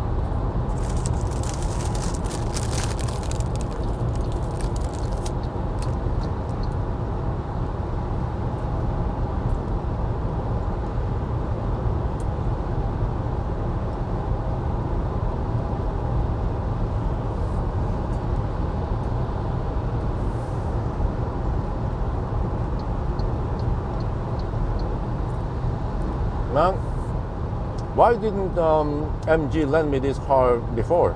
You know, like half a year ago. If I did this in summer, it would be way better because it would charge faster and the consumption would be better, and I would probably be half an hour faster.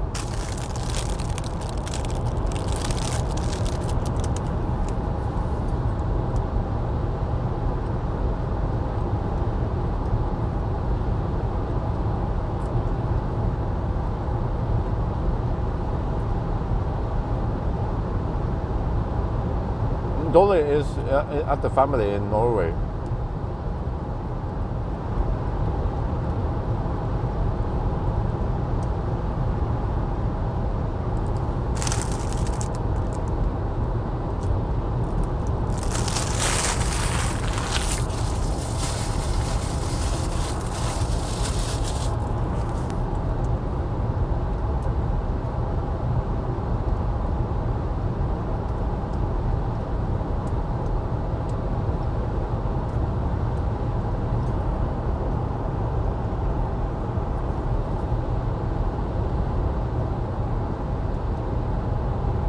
Wow.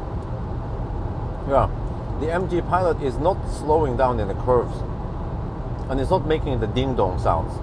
So at least the critical features or the critical functions are not annoying me that much. Huh?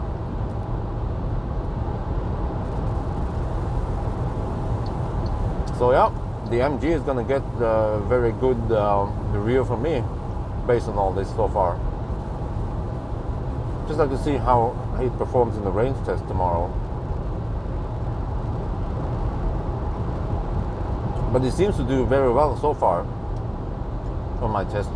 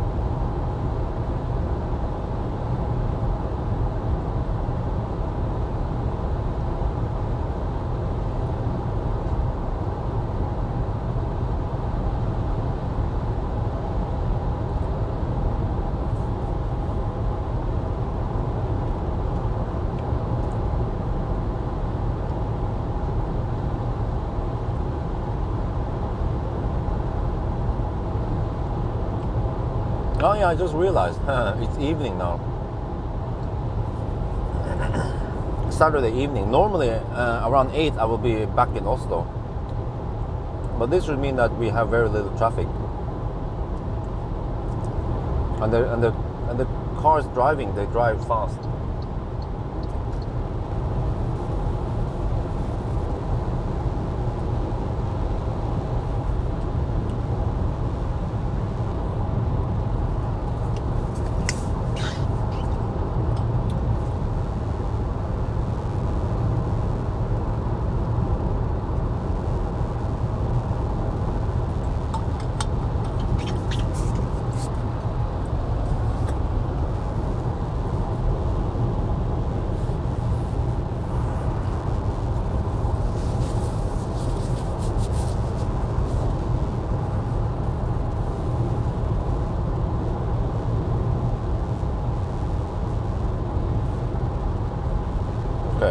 My only concern now is that I have too much juice for the next session. But also the next run, I probably have to go to around 50%. I will calculate again, recalculate, yeah, based on this.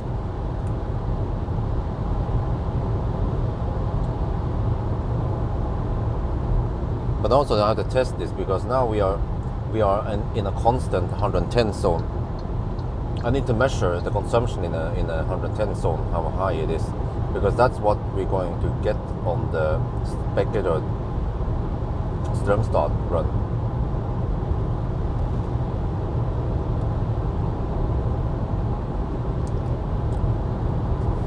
So yeah, I need to check the consumption right before Kungsbacka, where the 100 zone starts. And I will use that number to estimate.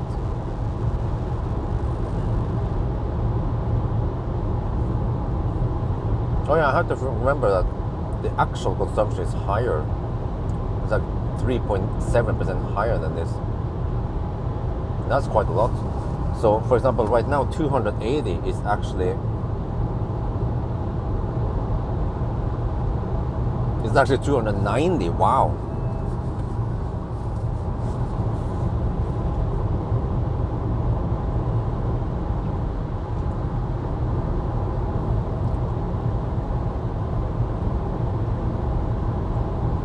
Hey, is this Kungsbacka? Okay, Kungsbacka already.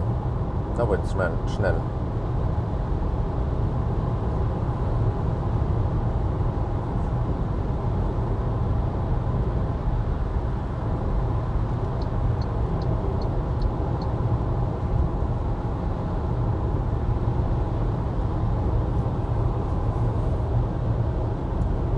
Okay, I will also, yeah, I guess tomorrow during the range test, I will also re-measure again the distance error, and hopefully I should also get 3.7% error.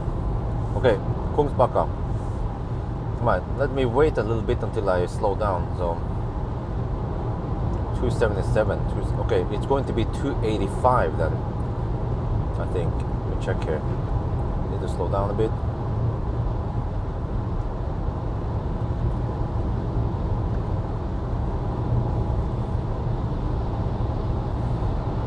Yeah, 285. Let me see if I can remember it.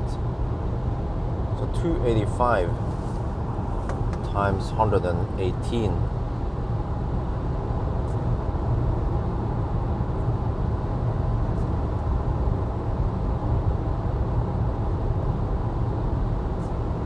Oh, I need to spend 50%, which means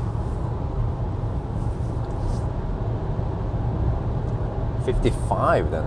Do I go 55% or do I go 60%? Because then I could risk of arriving with more than, no, I might go for 60%, yeah, at Speculator, and then try to run the battery heater. But we will see now.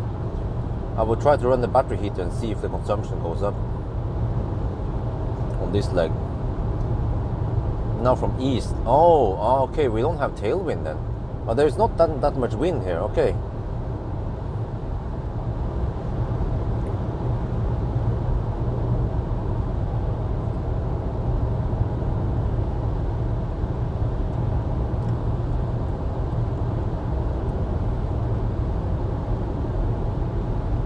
33.6 kilowatt hour, huh? What is that? What does it mean, the 33.6 kilowatt hour energy?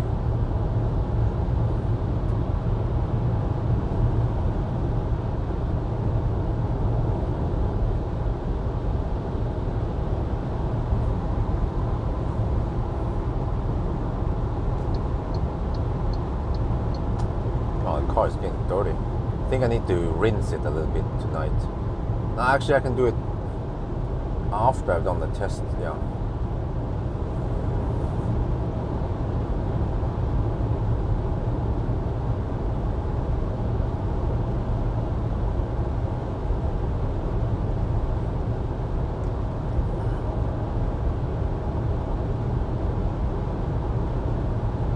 Oh, okay. Well, yeah. I think you should be more clear what it means.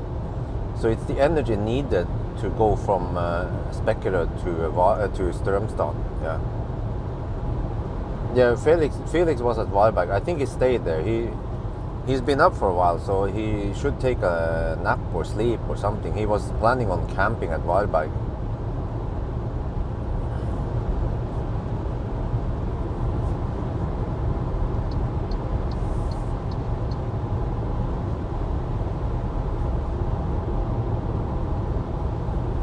And yeah, so he traveled at similar speed as me. Well, actually, I think he was traveling a little bit slower, but he consumed 208 watt-hour per kilometer. I consumed 280.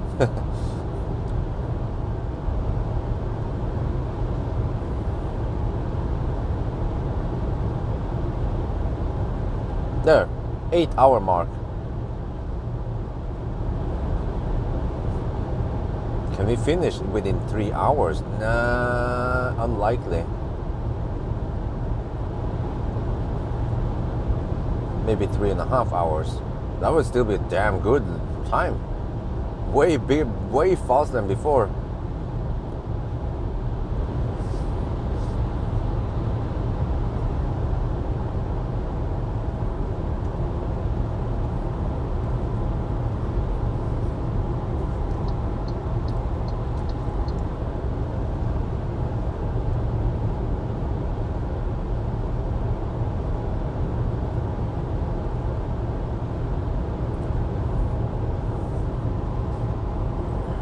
Okay, now I need to figure out when to start preheating. 60 kilometers left. Okay, that's a little bit too early. We will arrive in 40 minutes. Okay, so if I wait until we have 50 kilometers left, then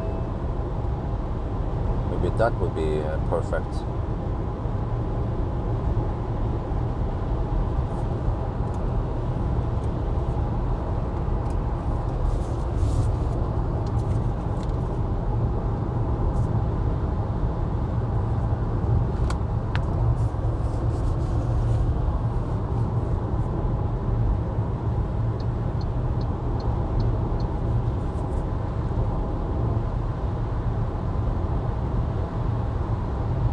No, but actually, no, we have, you forgot the 2-minute deduction on the return at Falkenberg. So the Baustad at Falkenberg, it was 3 minutes on the way south and 2 minutes on the way up because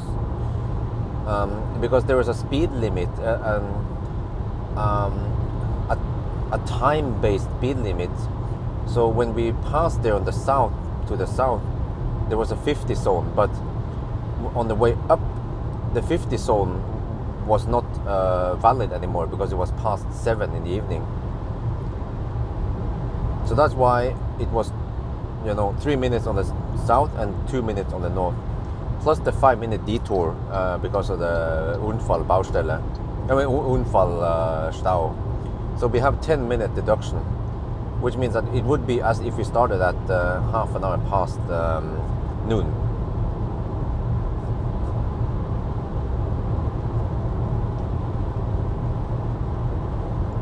And hopefully we don't have more deductions. No Laderstau. We actually totally ninja Laderstau, but this is more normal case that normally if there is Laderstau, you might just have to wait 5 minutes or whatever. Like now, I was lucky now, but I saw also at Pawel when I was charging and the other guys were waiting, they waited maybe just 5-10 minutes to get a slot. Or they could have gone to the supercharger at Pawel.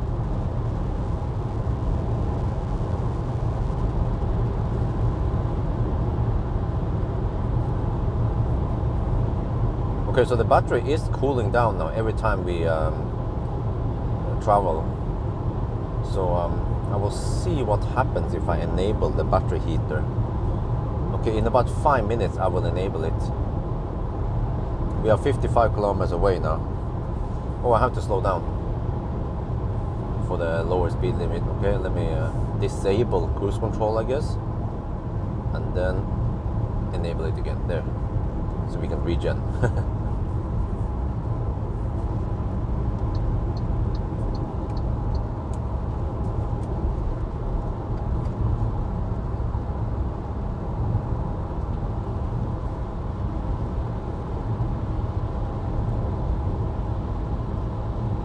So Göteborg should be fairly calm now on the way back.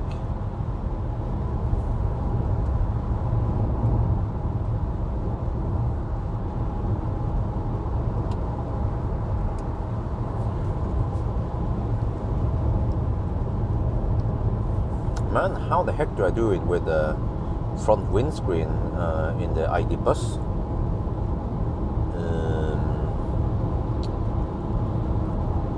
I need to mount it somehow, and then okay, I know what to do. I need to mount it, and I need to have some kind of extension to press the button for record. Yeah, okay. I need like a stick or some shit with some rubber thing on it, so I can just poke on the record button. Well, no, I can bring the remote, but I never use the remote. I have to check it how to use the remote. Yeah, I can use the remote to start and stop recording.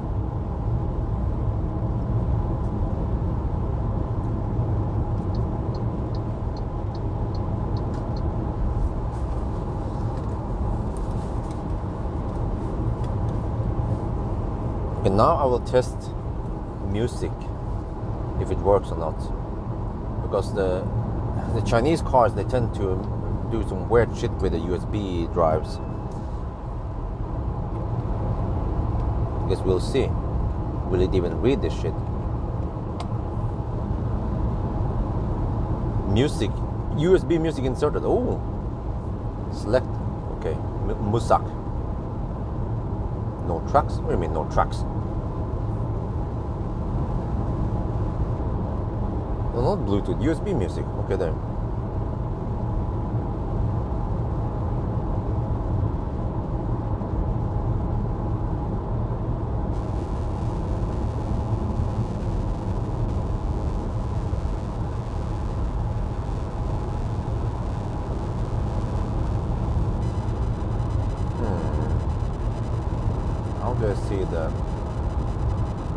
How do I go to the play? Oh man, the user interface sucks though.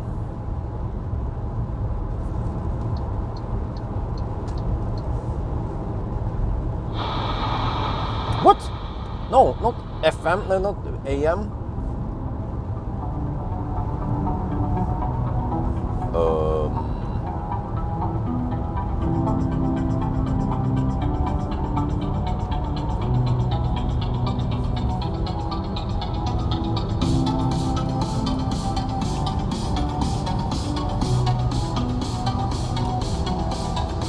Tailwind, okay, thank you.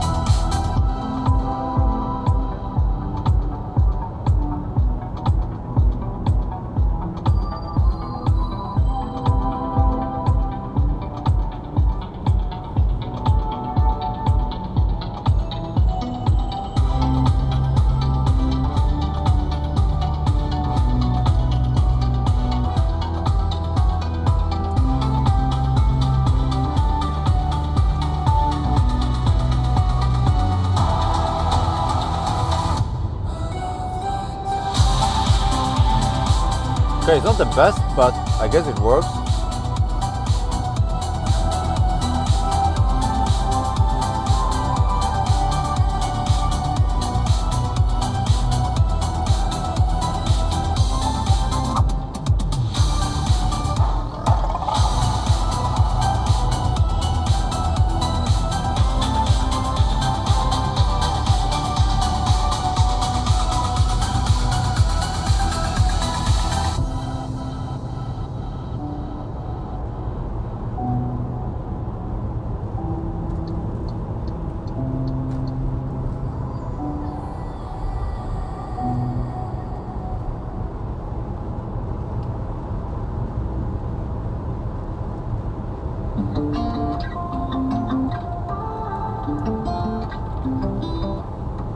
I've been making mistakes, trying to cure a heartbreak, but it's all in vain.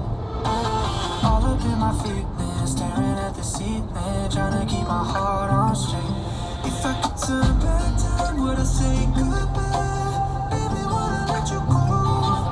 Could you tell me why I keep switching sides?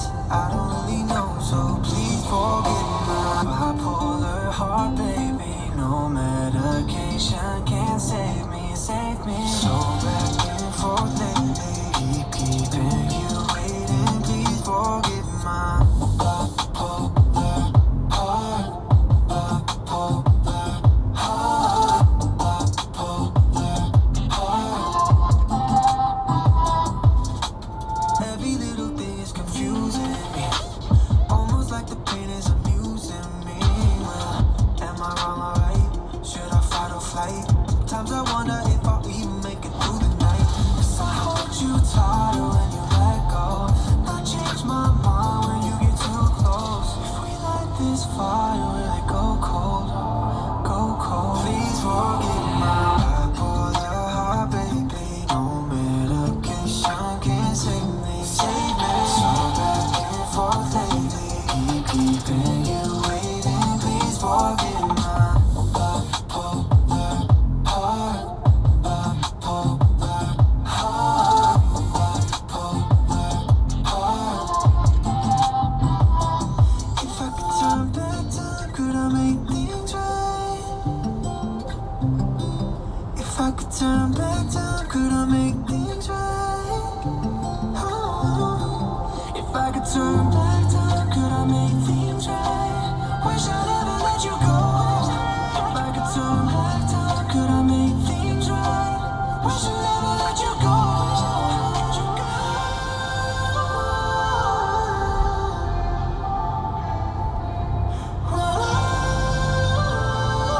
I'm ready to let you go. Please forgive my bipolar heart, baby.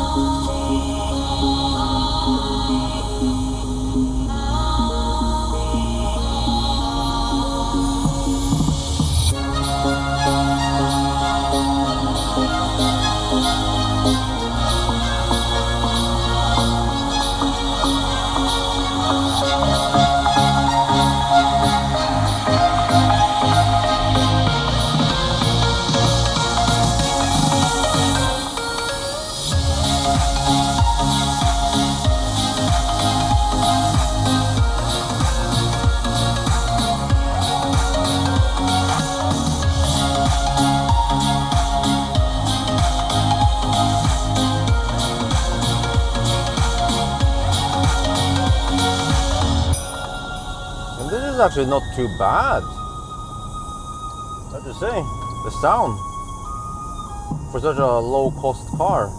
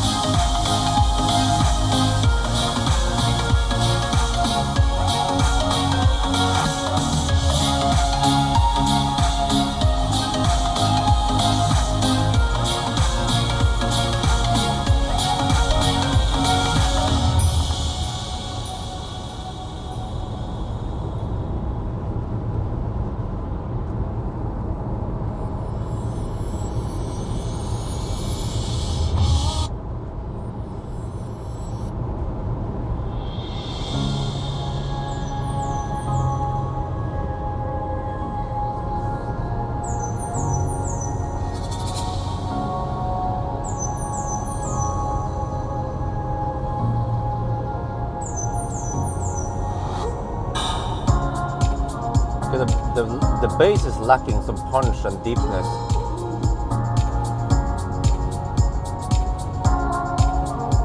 But it sounds clear at least.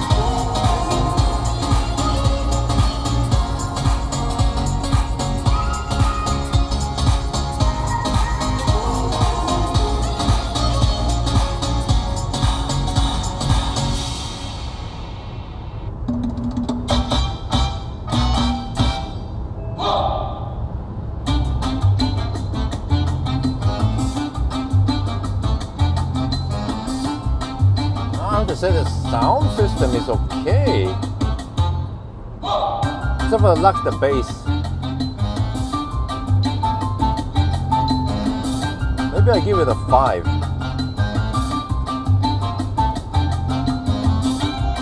5 or 6, I'm not sure.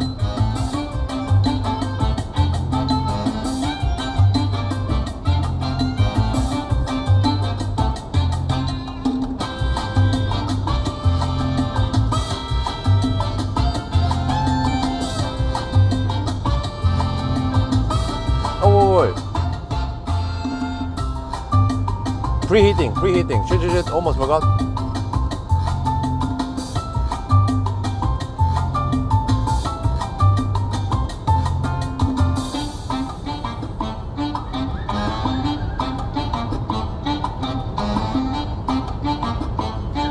Okay, let's see, 24 degrees now. 24 and 32 degrees on the pack as we preheated. See if that does anything.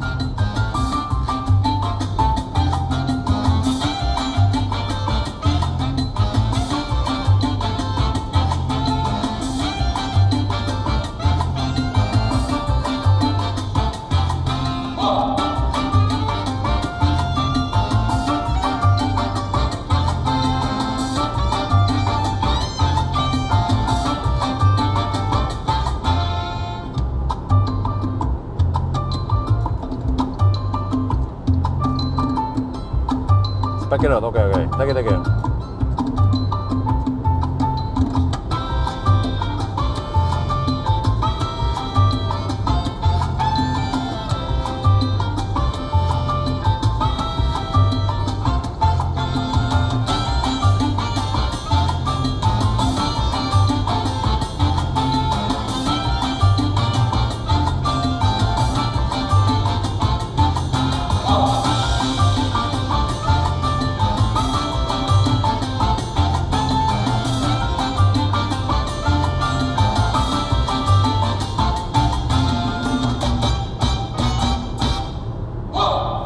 the sound sounds pretty good.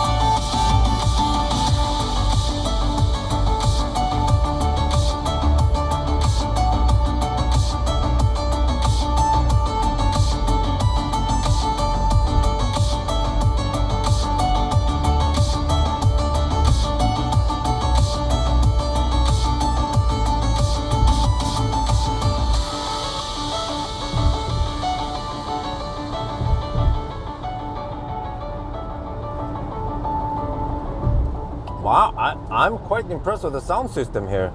For a cheap car, it sounds great, except for that bass, that punch in the bass. I don't know, I'm taking home 'cause I'm just happy. Dancing with my friends, I do not get nothing. Why are you calling, baby? Did you miss something? Something about me. You really did not care about my life. Sometimes you are sweet, but you can be so bad. What is wrong with you? Let me live my life. I'm not this way, I'm not this way.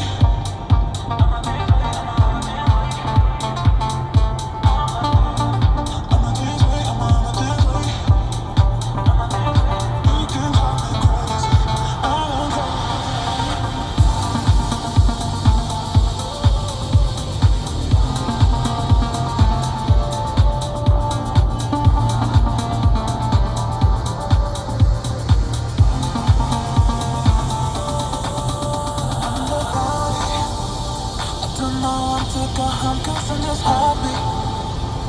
Dancing with my friends, I do not get nothing. Why are you calling, baby? Did you miss something? Something about me. You really did not care about my life. Sometimes you are sweet, but you can be so bad. What is wrong with you? Let me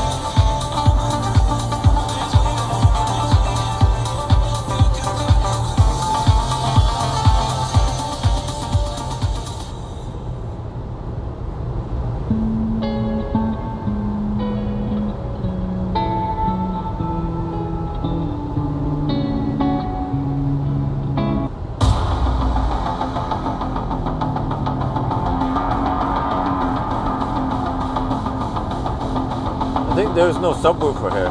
It's lacked that bass. Everything below 100 Hz is non-existent. But it still sounds damn good.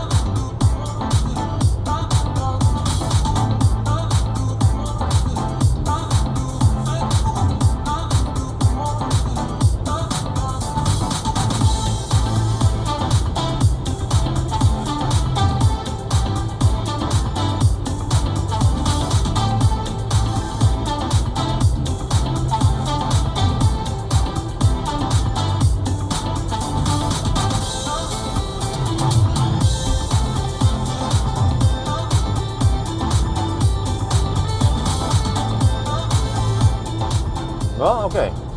Very impressive. To get ready for arrival now. We will arrive in 5 kilometers in around 2.5 minutes. That's Beckered. We have 14% battery left.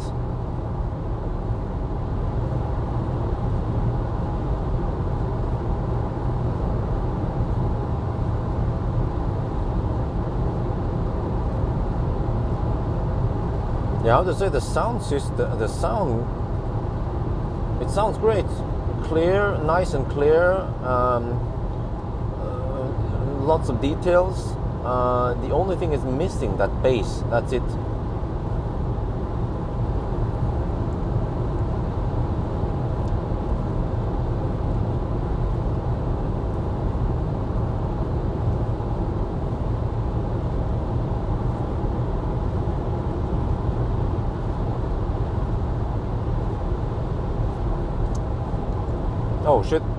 battery temperature is 23.5. Even with the battery heater on, it still drops a little bit.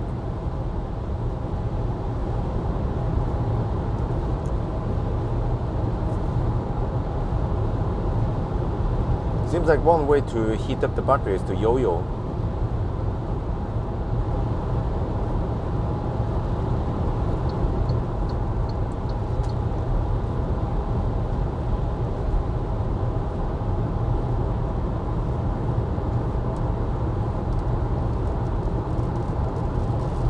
Oh, rain. Shit.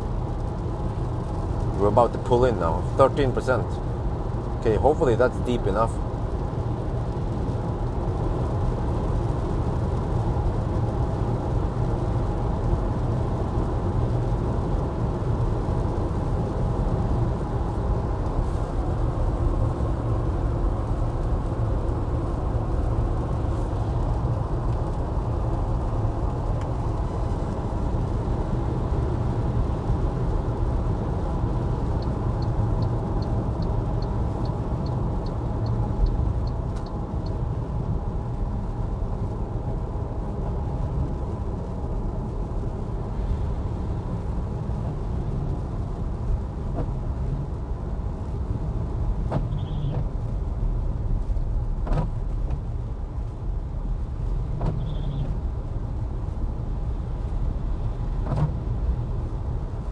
Oh man, I need to check the tires again. I always forget about checking the tires, what kind of tires we have. Is it really Continental White Honda 7 or is it something else?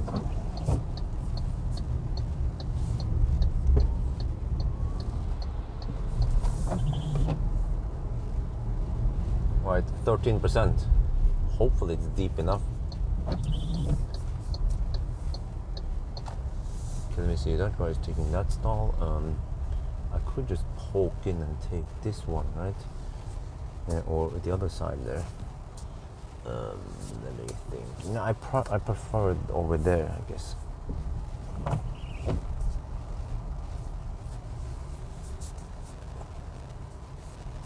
This one, for some reason, I prefer this one. Zup. Okay, park, SOT. 13%. 798 kilometers and 263 consumption.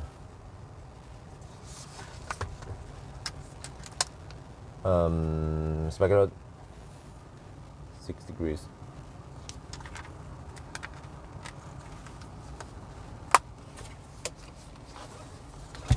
23.5 degrees.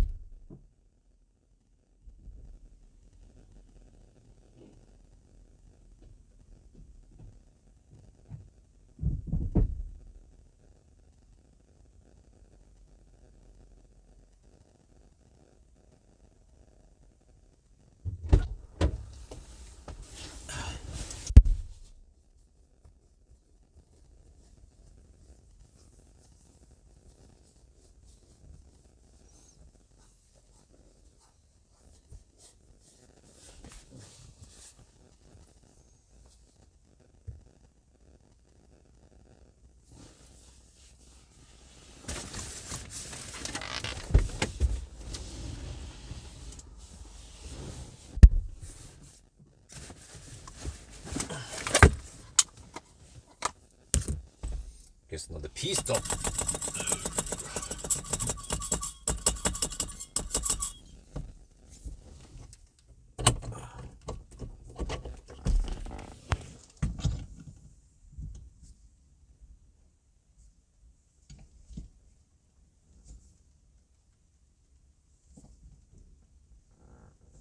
So 23 degrees now. Uh-oh. We're losing heat.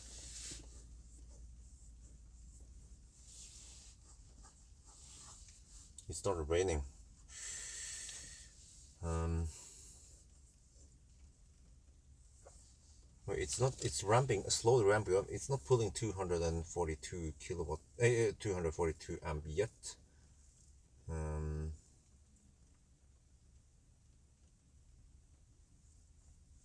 There, slowly.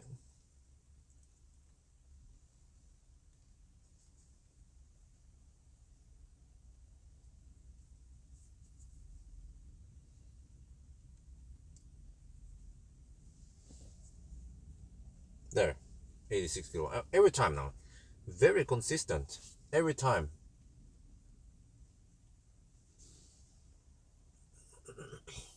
Well, people claim 92 kilowatt, but I haven't really seen it yet. I've seen around 90.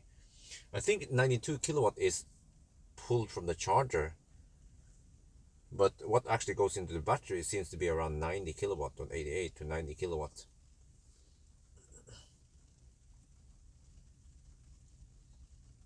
Okay, now I'm gonna fire up the car, because then I'll probably pull extra. Let me check here. 243. See what happens.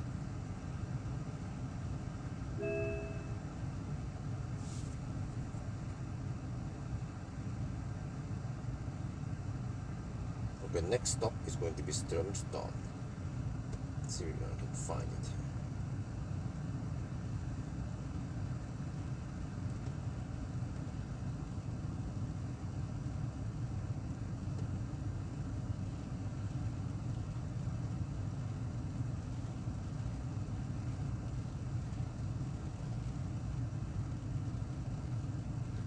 That's strange, can't see any chargers here.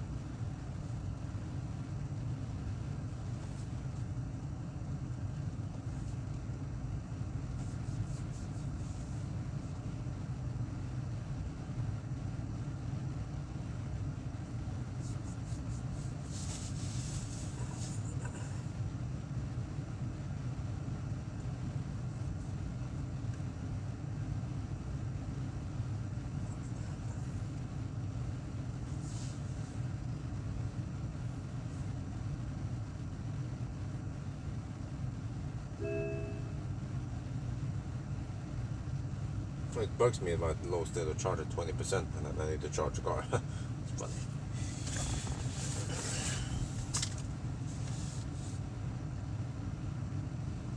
Okay, so what was it again? 240, the 285. Yeah. So I need to charge 60%, I think, this time.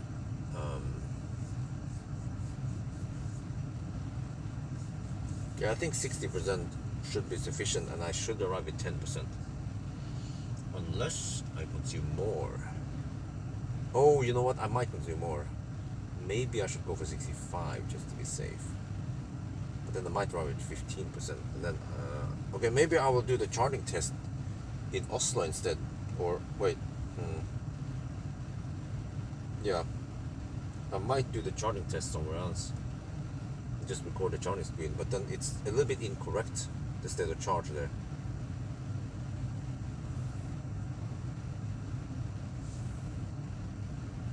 This one is supposed to be the state of charge display, and this one is supposed to be state of charge BMS. This one is closest, but it tends to be 3% off at the high end.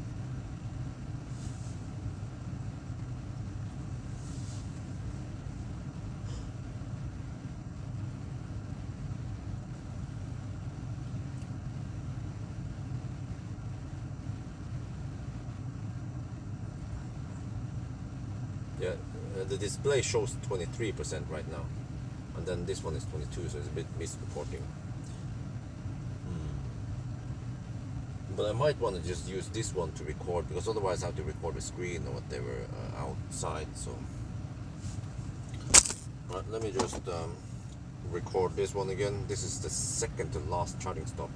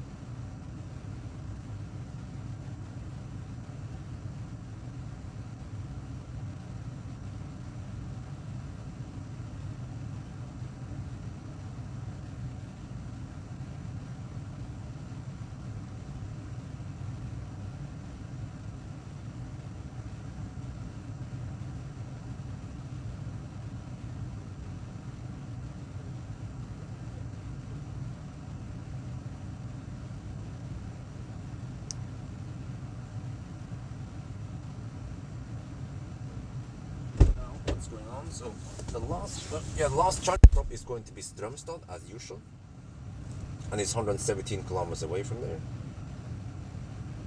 And it's here. This car does not show you any percent at arrival estimation, whatever. So it's not that sophisticated. It seems to be the standard Chinese navigation software that you find in this one, in Hongxi, in NIO, in all the Chinese cars. They use the same navigation software. Yeah, and then this is what it looks like when we are charging. You will see that volts and amp here. Yeah, but you also see the exact same thing here.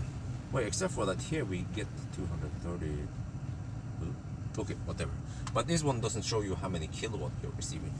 But I think that the Chinese people expect you to be good at math, and you can just do like volt multiplied by amp and blah, blah, blah, and you get 90 kilowatt.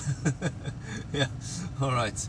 So yeah, so far so good. I'm not sure what else to say other than that this car charger is like a boss for a Chinese car.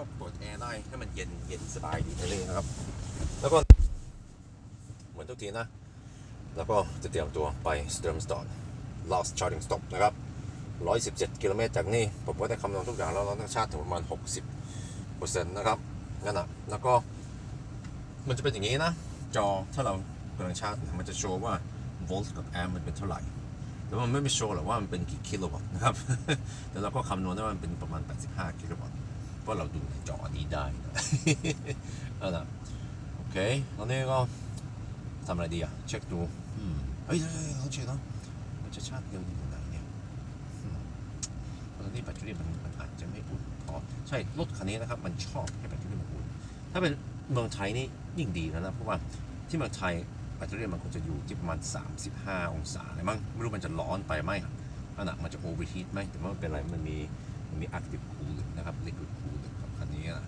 ก็เดี๋ยววันหนึ่งผมก็จะได้ลอง ZCB ที่เมืองไทยแต่ว่ามันจะไม่เป็นแบตเตอรี่คันนี้นะมันจะเป็นแบตเตอรี่เล็ก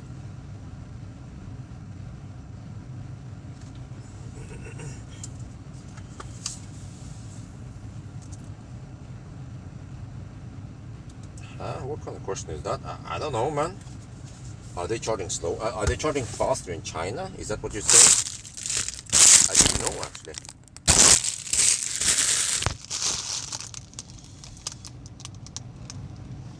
Well, it's just I just don't know what to say on each other. I guess I have to go and pee. Yeah, that's what I need to do. So then I need to stop the car for a little bit. I'll be back.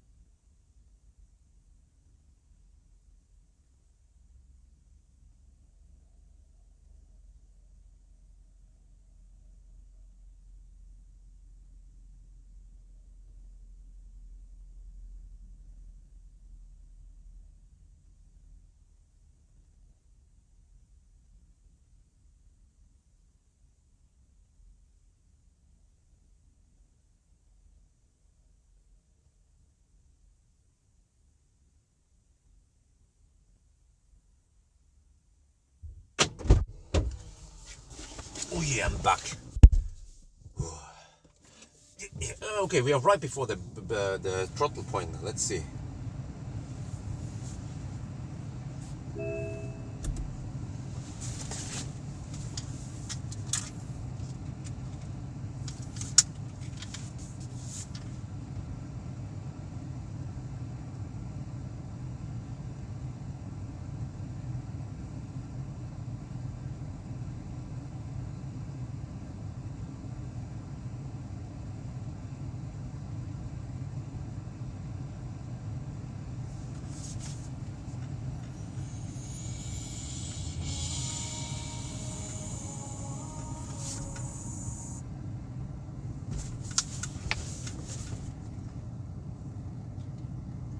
Well, let's listen to the sound system, shall we?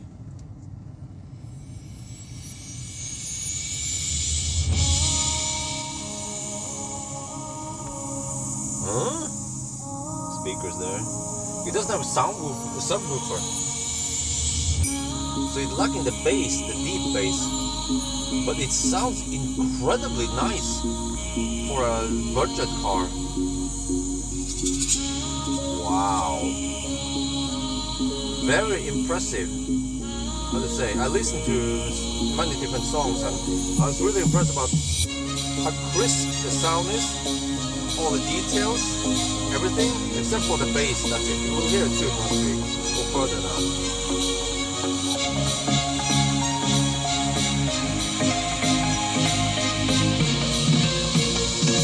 You can also do this.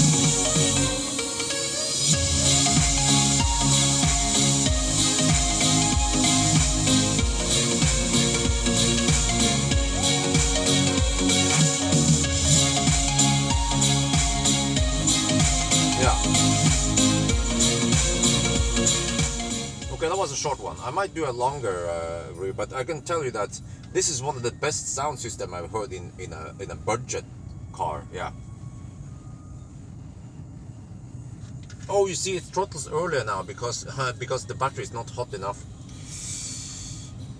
You have to go deep then. Yeah, that's the thing. Okay. And now I have to do the same thing in time.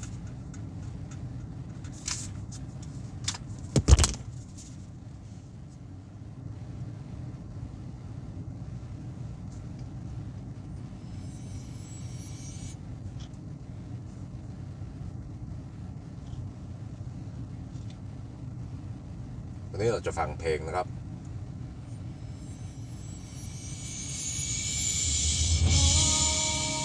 ผมว่าสเตอริโอนี้นะมันเสียงชัดดีแล้วเนี่ยลำโพงอยู่นี่ไม่รู้ว่าคันเก่ามันเป็นอย่างนี้ไหมอ่ะแต่ว่าคันนี้นะเสียงชัดดีแล้วนะมันมีข้อเสียอย่างหนึ่งคือเบสดีเบสมันขาดนิดหน่อยมันมีซับวูฟเฟอร์มั้งแต่ว่าเสียงชัดดีเคลียร์แล้วนะสบายมากเลยนะฟังเนี่ยผมประทับใจแล้วว่าหารถแบบรถเจ็ดคออย่างเงี้ยรถถูกอย่างเงี้ยนะถ้าเทียบกับคันอื่นนะครับที่ผมเทสนะมันเสียงดีอย่างนี้เลยแล้วก็ส่วนใหญ่นะครับสเตอริโอของรถจีนมันจะไม่ค่อยดีนะแต่ว่าคันนี้อ่ะสุดยอดแล้วนะครับขาดเบสนิดหน่อยเดี๋ยวฟังนะ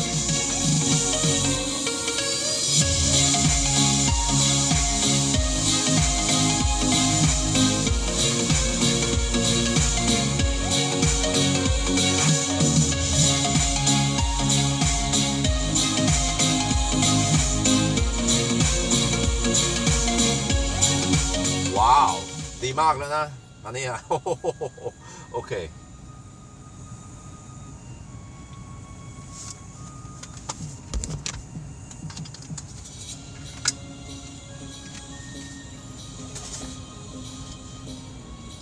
Yeah, I don't know if you guys saw it now. So it throttles earlier now. Previously, we were getting that massive 90 kilowatt speed all the way to 52%.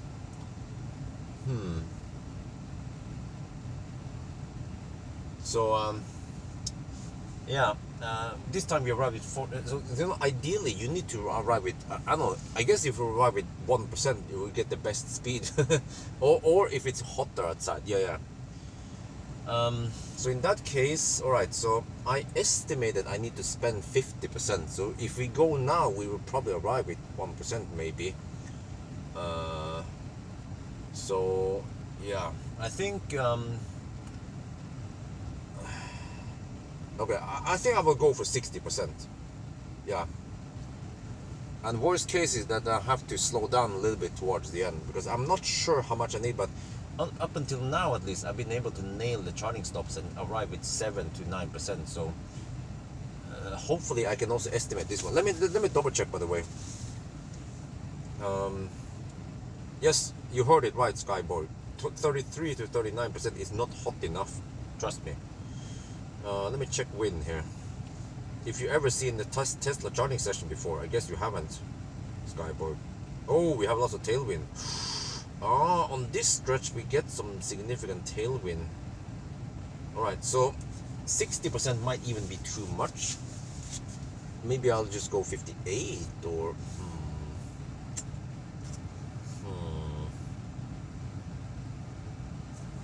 Yeah. But what I could do is I could just charge a little bit and then stop charging and then start again.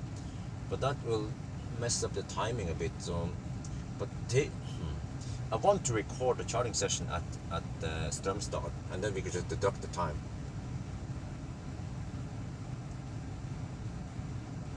But is 60 gonna be enough? Okay, the one thing I might do is to yo-yo right before we go there. Yeah, as an exception. It shouldn't matter too much anyway, time-wise. Yeah, okay. In that case, let's go 60% and then we yo-yo and burn some extra juice before we arrive, and then plug in, and then I do all the calculations. Alright, 60%. It's now 54%.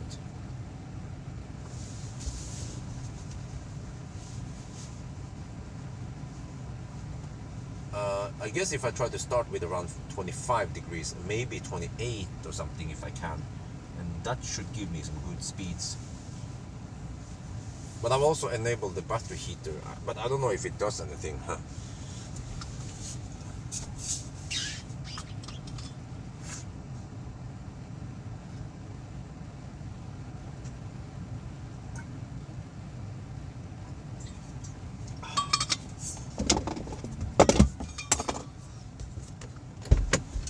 Let's get ready. Soon.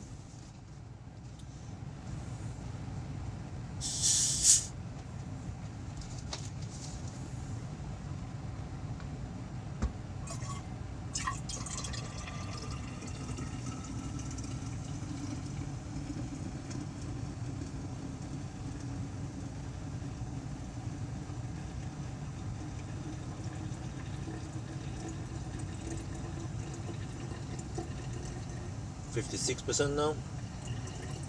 Getting close. Wait, maybe it's too much.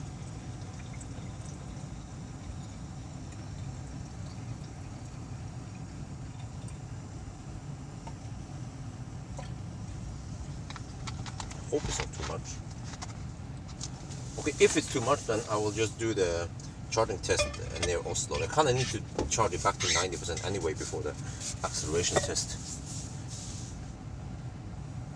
Okay, let's get ready. 57%. Let's get ready.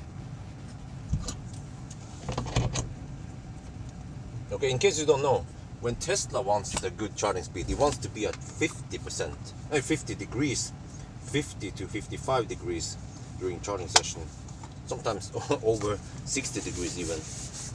So 34 to 40 degrees is just peanuts in comparison. And it seems like this battery likes it hot.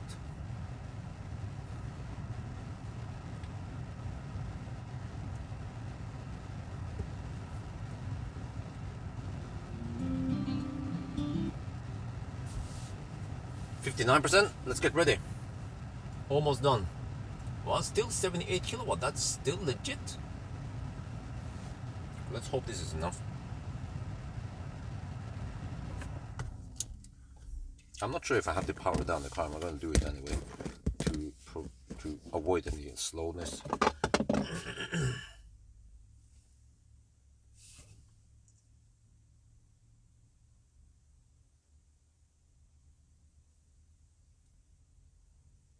No.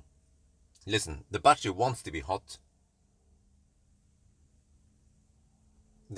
I don't know if you hear it, but the cooling has not started. Okay, let me up to it. It's 60% now.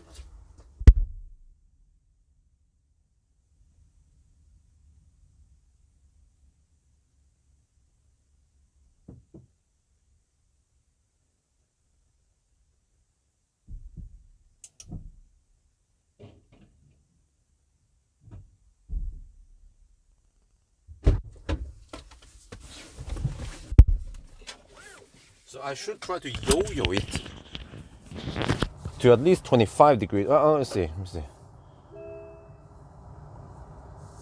Just get ready here. Get back on the road.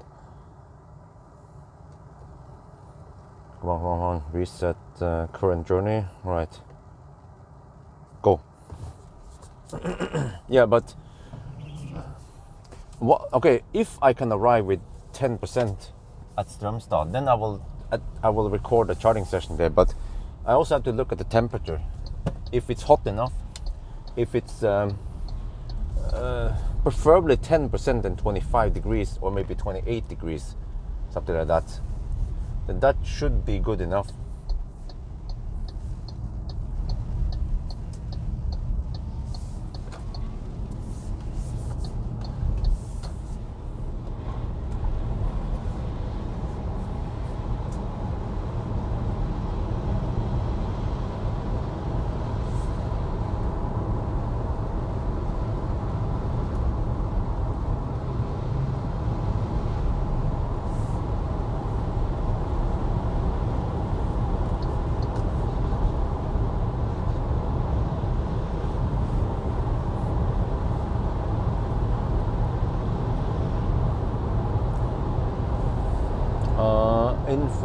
Worth reviewing these live streams or perceive throttles.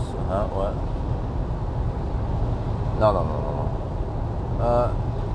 Such a cool battery. No. But listen, Skyberg. Like I said, you probably didn't hear it, but the cooling of the battery did not even start.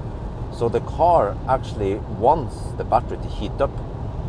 So I don't know if you have paid attention to this live stream or not, but the best charging session was at Varberg on the return. And why was that the best?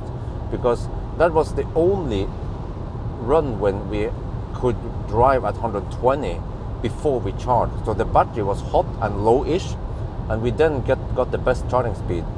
But on the other run to Varberg, we had 110 zone only, and to Helsingborg we also had 110 zone before that one. So I don't know. If you actually watch the replay, you will understand what's going on. So what we need to do now is to arrive. Actually, what I could do is I can arrive with 5%. That would be best. Arrive with 5% and 25 degrees or 28 degrees, and then charge it up to 10%, and then replug in, and then record it. And I will record it to 90%, and I will do all the corrections for it.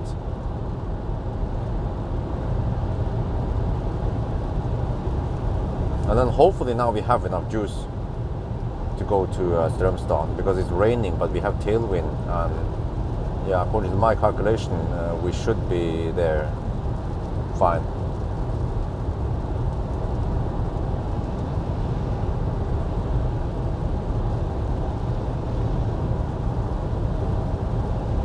But again, Skyborg, did you watch the live stream 2 years ago when I drove the ZS EV to Bangkok? I think you didn't, because I don't recognize your name. The other ZS EV also liked the battery to be hot. The hotter the better.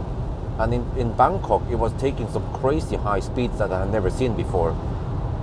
So which means that in Chiang Mai it was simply not hot enough.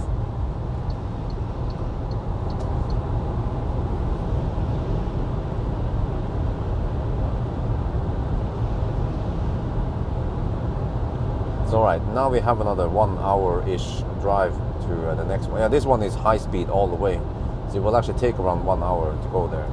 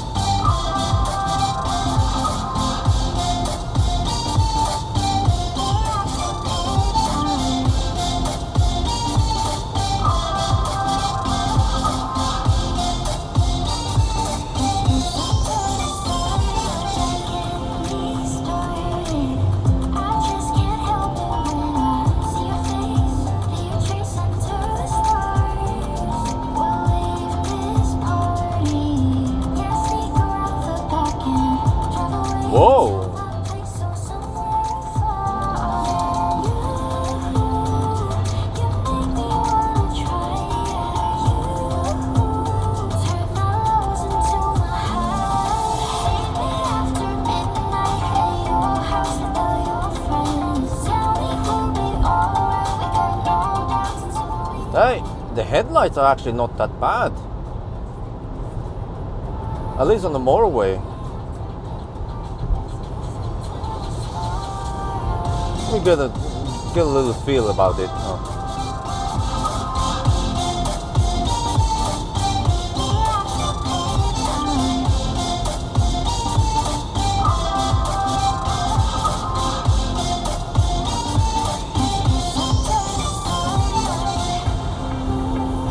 Yeah, it seems to have fairly good spread and good strength.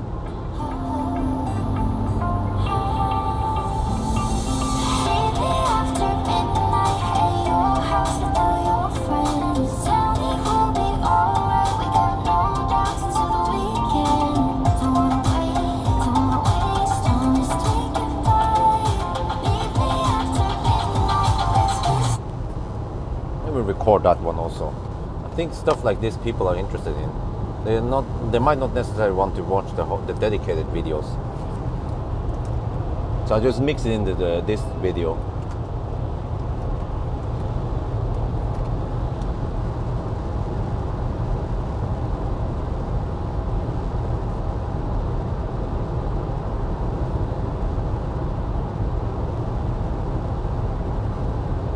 Okay, I should wait for no traffic though.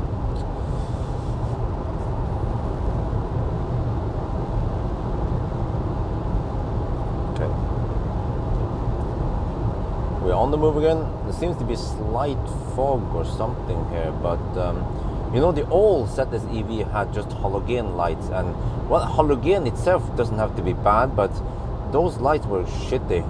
This one has LED, and boom, I have to say that it seems to have good spread and good strength.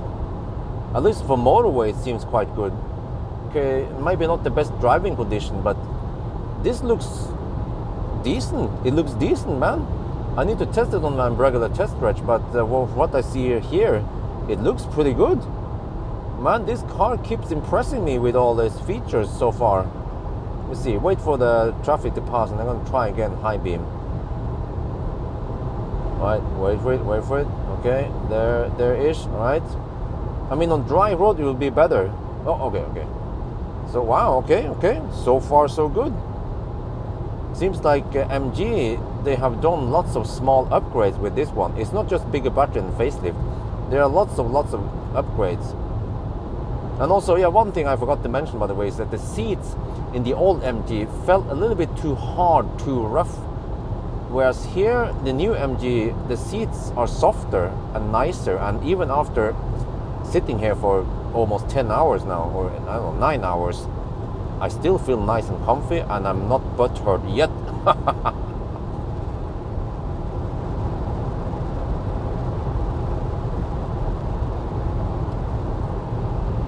โอเคเราเริ่มขับแล้วครับแล้วก็ตอนนี้นะถนนมันมืดนะครับแล้วก็เราจะเช็คนะไฟนะปุ้มเนี่ยรุ่นเก่านะครับ ZS-EV มันเป็นฮอโลเจนไลท์ฮอโลเจนนะไฟฮอโลเจนแล้วมันไม่ค่อยดีนะมันอ่อนๆยังไงไม่รู้แต่ว่าคันนี้นะครับผมว่ามันแรงดีนะเนี่ยแล้วมันกระจายดีด้วยอ่ะโอ้โหเนี่ย ZS-EV รุ่นใหม่นะมันไม่ใช่เป็นแค่แบตเตอรี่ใหญ่ขึ้นแล้วก็เฟซลิฟต์นะเขาได้ทำอย่างอื่นนะครับเปลี่ยนตั้งหลายอย่างนะให้มันดีขึ้นนะจอก็ใหญ่ขึ้นไฟก็ดีขึ้นดีกว่าเดิมนะครับแต่ว่าผมไม่รู้ว่าที่เมืองไทยจะได้ไฟนี้ไหมครับแต่ว่าเนี่ยผมจะมีเทสนะภาษาอังกฤษนะครับในช่องหลักที่ผมเทสไฟว่ามันเป็นยังไงผมจะไปที่ถนนที่มันโค้งหน่อยที่มันขับช้ากว่านี้หน่อยนะไม่ใช่ซูเปอร์ไฮเวย์แต่ว่าตอนเราขับที่ซูเปอร์ไฮเวย์ผมก็รู้สึกแล้วนะว่าไฟรุ่นใหม่นี่เนี่ยมันดีกว่าอันเก่าตั้งเยอะเลยนะครับขับสบายดีแล้วนะเดี๋ยวรอให้คอนโทรลนี่ผ่านก่อนแล้วเราจะลองเปิดอีกทีแต่ว่าตอนนี้มันมีฝนอะไรมันถนนมันเปียกนิดหน่อยนะครับถ้ามันถนนแห้งกว่านี้มันก็น่าจะดีมันจะน่าจะเห็นชัดกว่านี้แต่ว่ามันเป็นแบบช่วงนี้นะโดยเฉพาะตอนนี้มันมืดแล้วก็ถนนเปียกที่เราต้องการไฟแรงๆให้เห็นทุกอย่างถ้ามันมีสัตว์หรือว่ามีอะไรเราก็จะเห็นสบายดีชัดดีคันนี้นี่ดีมาก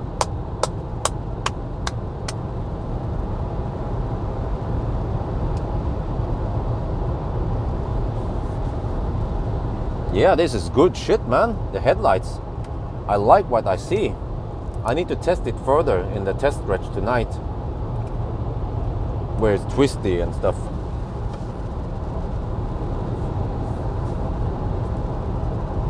But yeah, really, I keep finding lots of cool improvements with this car over the old one.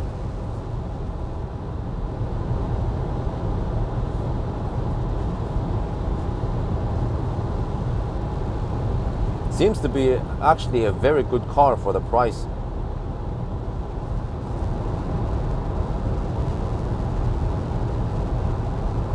Stats, okay. 822 kilometers, 264 consumption.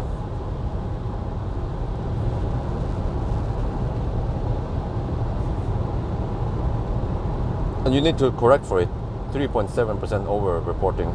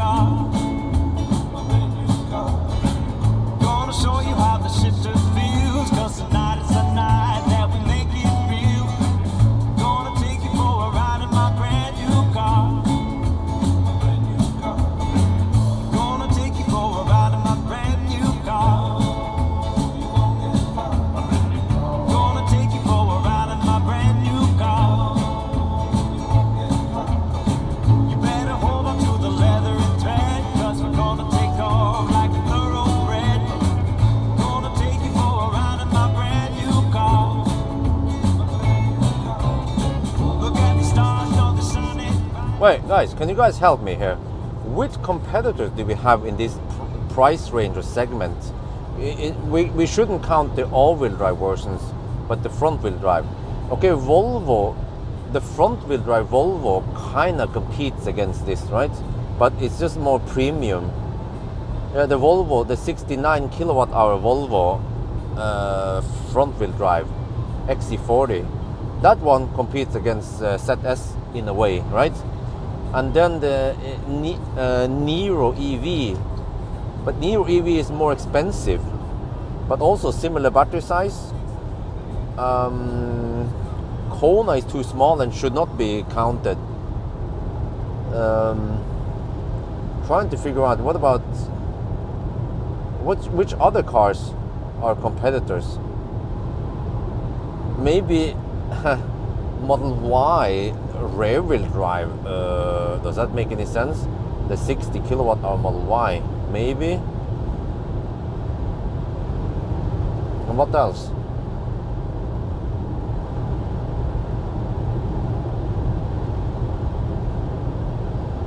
Oh, what's that? What's that? Achtung.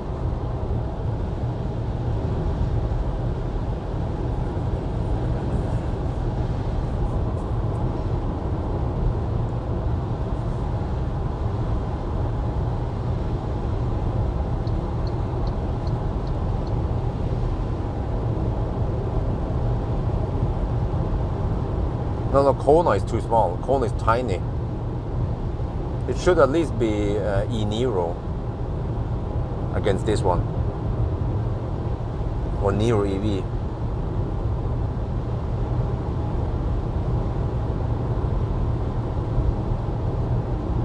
And ID3 is also smaller.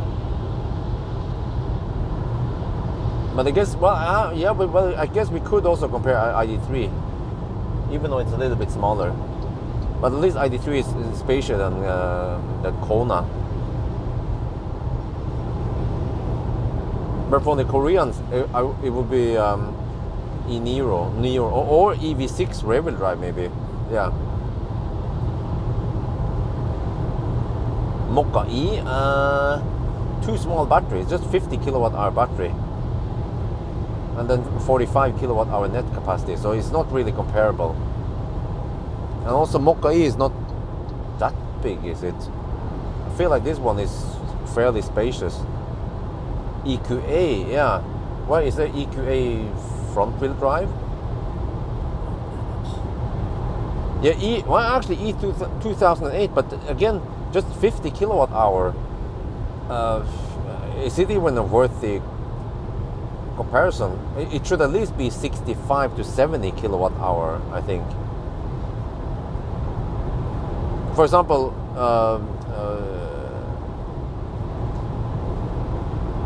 Nero, yeah, Nero EV should be around 70 kilowatt hour gross capacity and 64 net.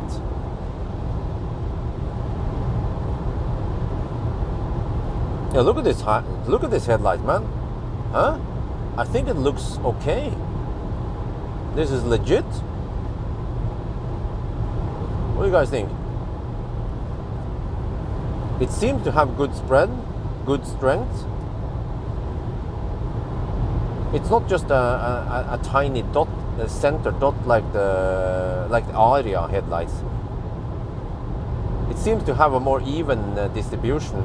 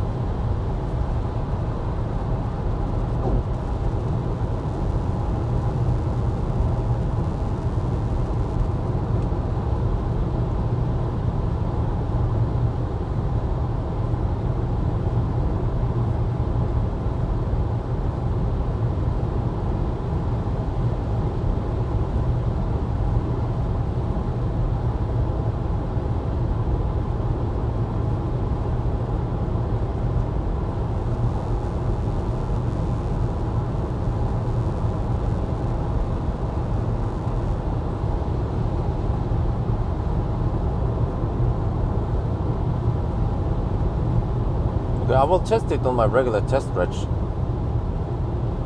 See how it is over there.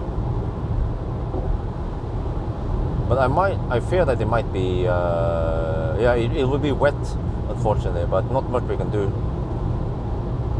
Unless I can try tomorrow night, but I'm kind of running out of time with this car. And it's been wet a lot lately, so not many opportunities to test it on the dry. But I guess EQA is a lot more expensive though. But that's the thing, you know, try to find a car in this price range, but also, yeah, this size, but also price range. And I think EQA costs a lot more. Volvo might also cost more. Like we are talking about 350k NOK. I mean, do we even have cars in this price range with, yeah, with that kind of features?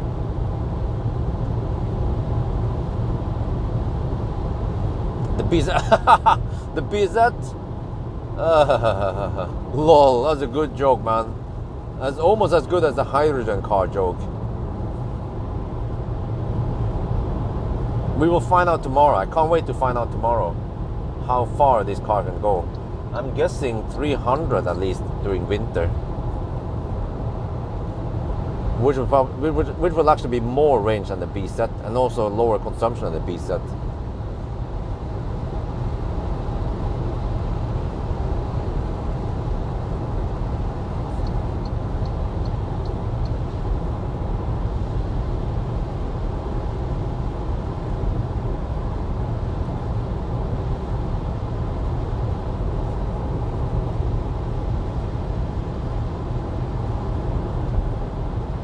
Could almost seem like MG or Psych, they watched my videos from 2 years ago, or they also took note of the feedback I gave them, and they watched my videos and look at what I made fun of, and then they made this one, which kind of fixed most of the problems with the old one. It charges faster.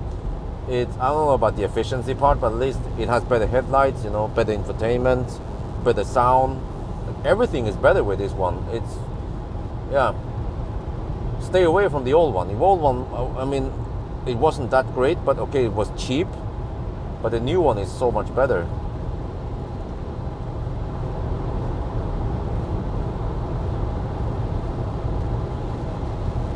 No, B-set test? Nope, unfortunately not.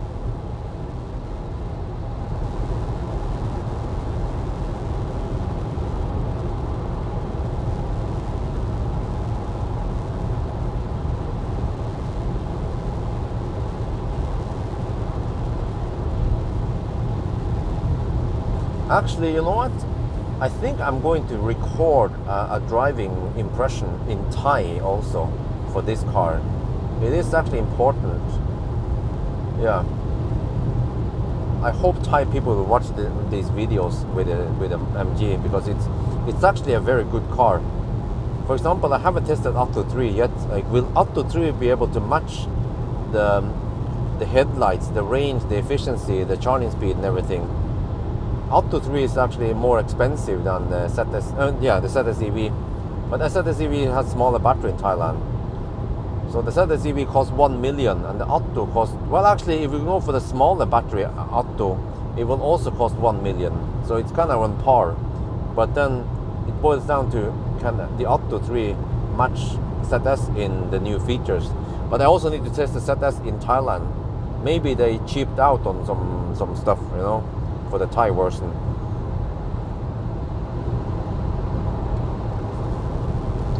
Yeah, I mean, from the outside, for many people, they could look at this car and they say, it's just a facelift, you know. But I have to say, I'm really impressed of all the improvements they have here.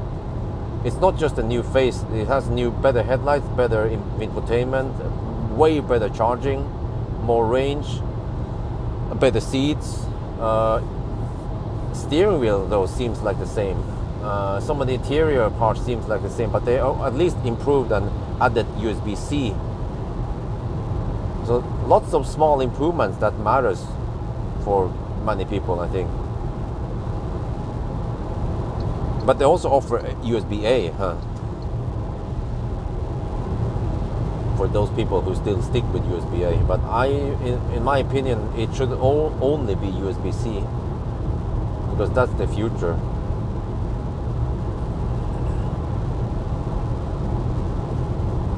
Okay, how is it going now? Consumption 285, 289. Okay, it's roughly on par with what I expect.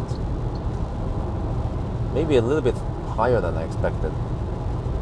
Oh, 97 kilometers of range, 69. Okay, well, okay, yeah, now we are fine. We're fine. Bjørn, will you be testing Oracat in Thailand? Oracat GT I will be testing.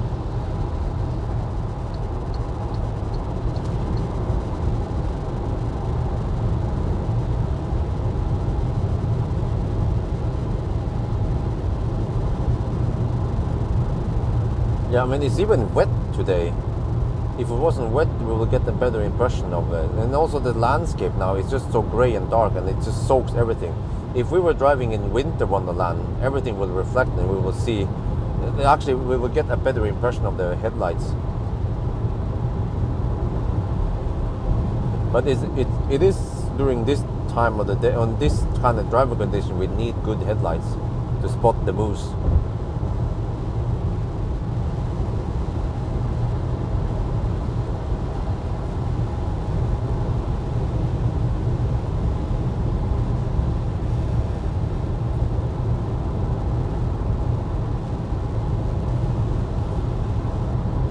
This is the moose spot, I have to be careful.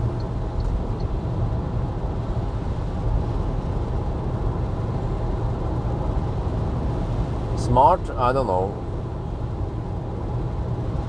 Oh, why is that guy slowing down? Oh, okay, he's exiting. Didn't see.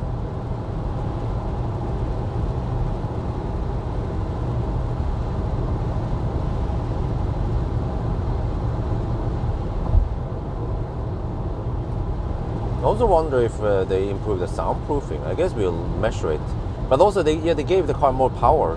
Like tiny little things that matters, right? A little bit more power, a little bit, a lot better charging, more range, better headlights, better seats, better infotainment. USB-C. What else? Yeah, the rest looks similar.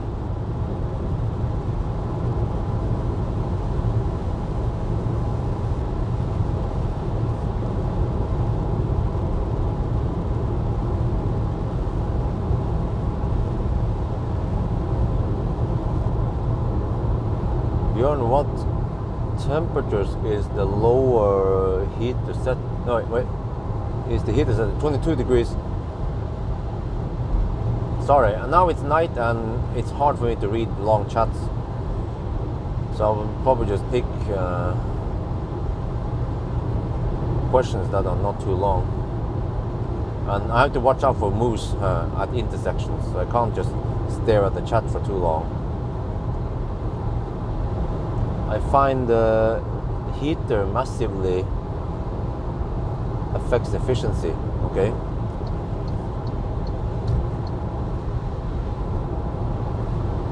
But, I mean, maybe you're driving slow then. Because as long as you drive fast like here, then the heater has very little influence on the efficiency, because mostly it's just about drag and all that. And if you're pulling 1 kilowatt versus 1.5 kilowatt, then that's 500 watt extra. And then you can do the math, and it will be yeah.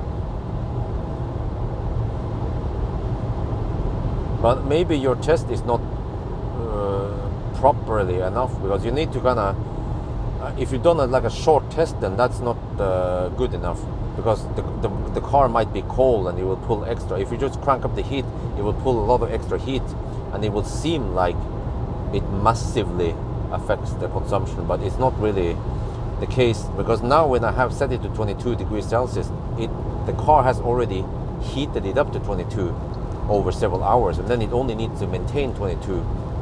You know what I mean? Versus if you start with a cold car and you crank it up to 22, of course it will look like it uses a lot.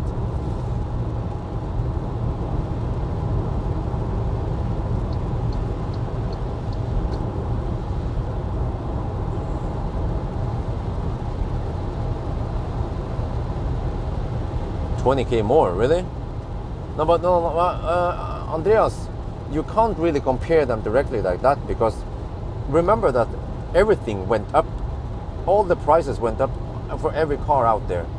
You know, I don't know if this has to do with the Russia, Ukraine war or anything, but everything went up in price.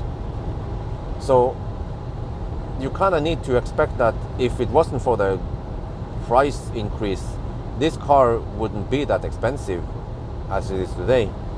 Maybe you need to chop off 20-30K NOK on the price.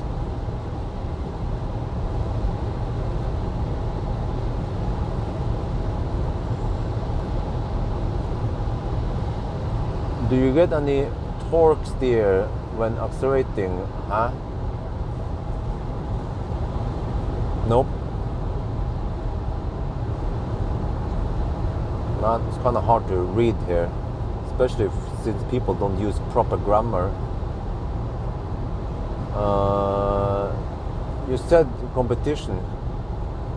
Oh, hang on. ESOL. ESOL, but no, I would say E-Niro, because do you know ESOL? ESOL is a freaking short car. E-Niro is a way better competitor. Size-wise. Yeah. Or Niro EV, yeah. Don't look at Soul. Soul and Kona, they are too small. Shouldn't be worthy competitors. But E-Niro or Niro EV is a direct competitor. And the Niro cost more. I remember it was like 400 to 450K. Actually, if you go for some of the top trim, it's 500K. And that is crazy. That's 150K more than this ZS, which is 350K.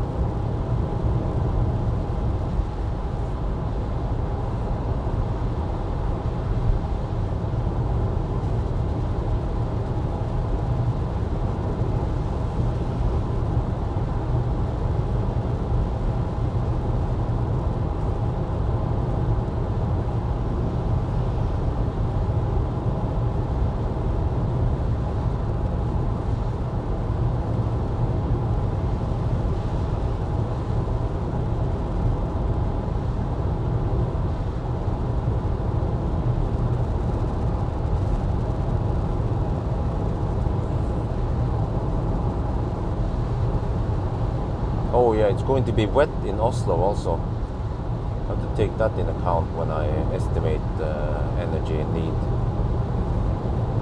Well, it's just wet nowadays. It's the monsoon in the Nordic countries.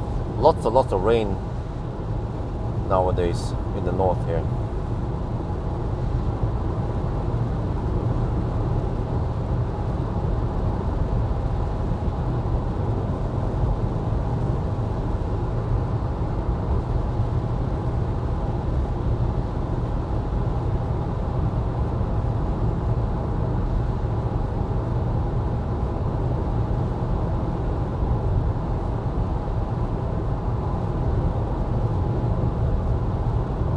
Wow, look at that, huh? Huh? You like this shit? Boom! Huh. Not too shabby. Not too shabby at all.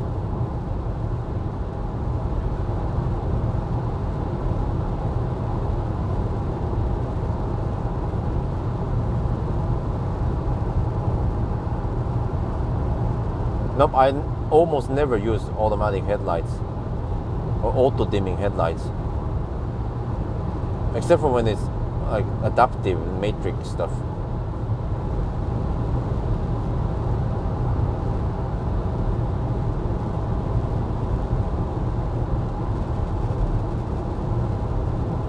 And the follow-up question, do you like it? No.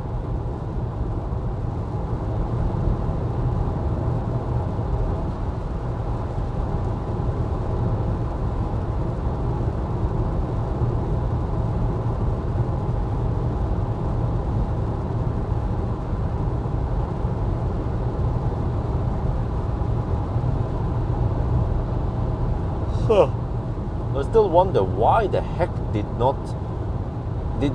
why didn't MG lend me this car earlier? I could have found out that it was quite kick-ass for its price, and I could have recommended it to many people, and they could have sold car. I don't know. Maybe some people were not sure how good this car is, and they were waiting for my review, but I never received the car until now. And then maybe they went for another car. Who knows? Or maybe MG were afraid to lend me the car until the software or whatever was ready. But the car has been out for a long time. I've seen it on the road since, I don't know, it's springtime over there. I was like, do you guys remember when was the first ZSEV refresh thing registered in Norway? I feel like it's been out for a long time, like at least 6 months, maybe longer.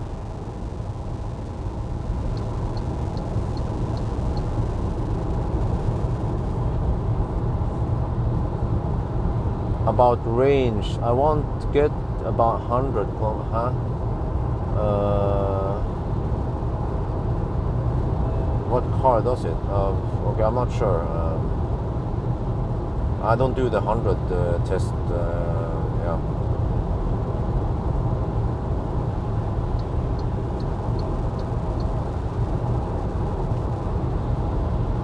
This car has a weird bounce over bumps on the motorway, though. To say, not sure how to explain it.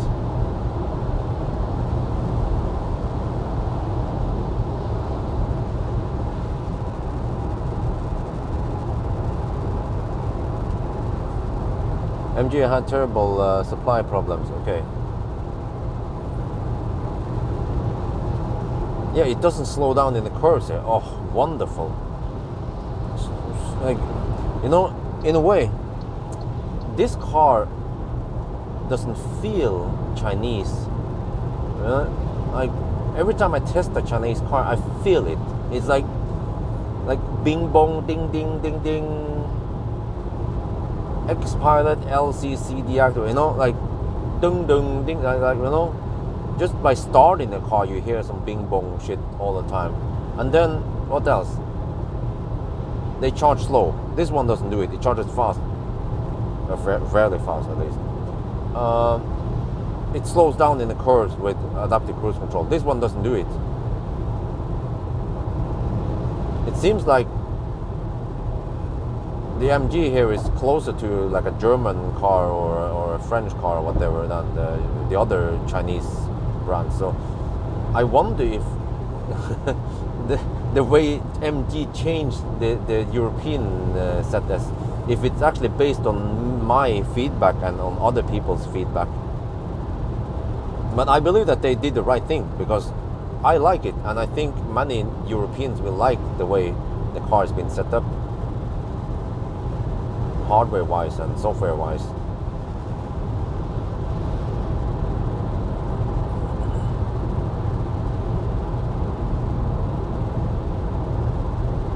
No, the best one would be a Model 3 SR Plus for that price, this price range. But actually, I think SR Plus will cost more like 400k nowadays.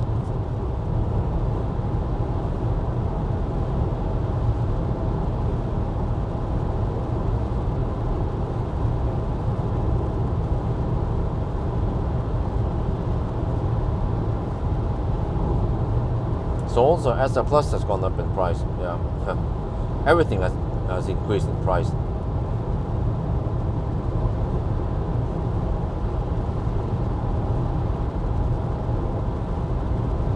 Yeah, I can see now the high beam part is a quite strong and well defined beam or something. But it's not automatic. I mean, adaptive. No, doesn't seem like it. Well, we haven't tested MG4 yet.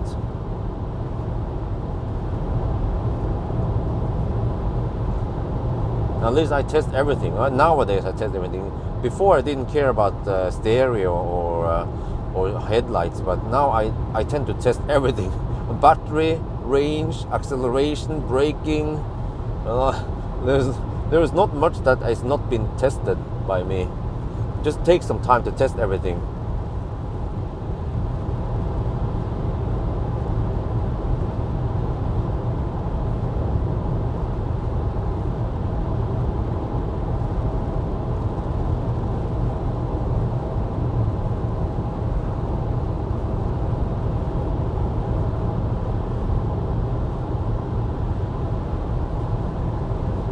Wow. Very good.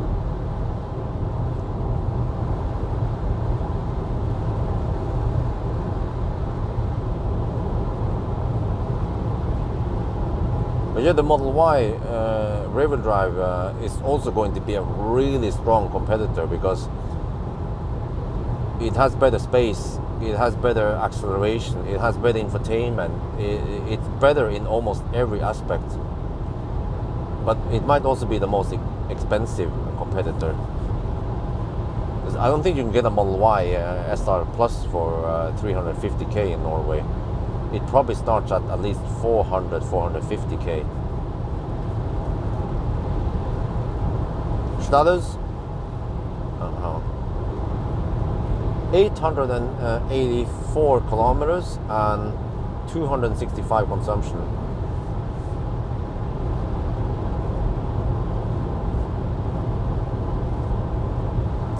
Oh yeah, maybe I should enable the battery heater now. Battery is at 24.5 degrees. Let me see if it does anything at all. Oh shit! Probably not gonna do anything. 24.5. I guess that is okay, but I want to heat it up more. Oh, it's going to drop in temp. Yeah, and I guess the temperature will drop. So I might wanna yo-yo a little bit.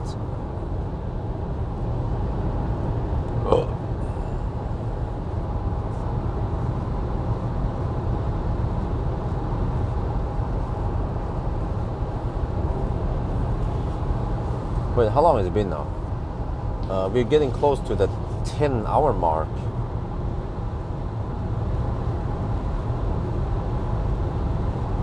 In 17 minutes.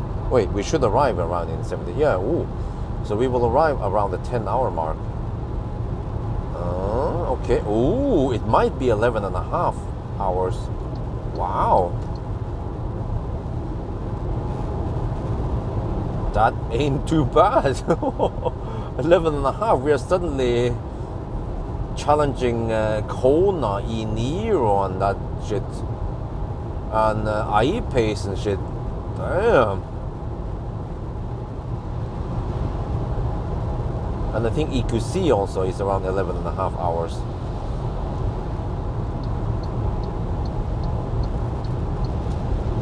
And this is just a cheap Chinese EV.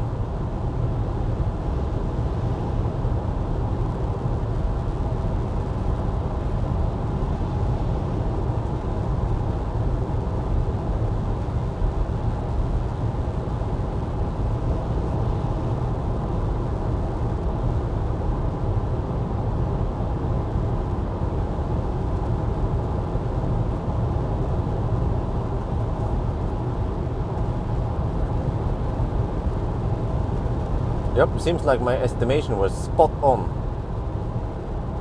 We will probably arrive with 10% or maybe a little bit less, hopefully.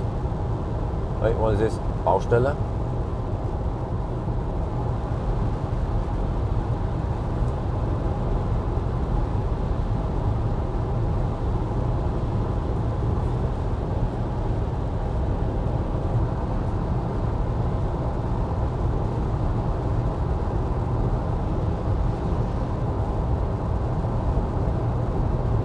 What? You order a B set?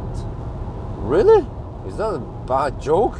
Why did you order the B set if you already have a way superior car like an ID4?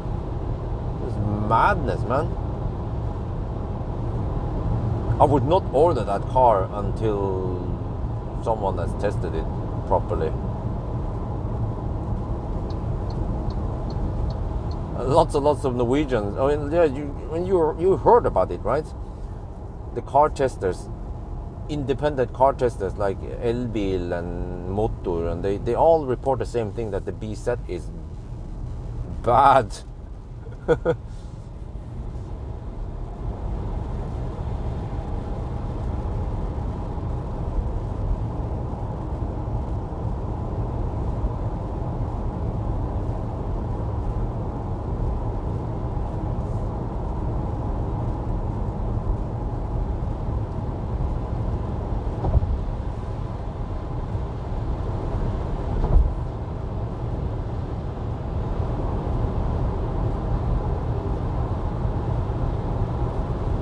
Well, I'm afraid he's actually not joking.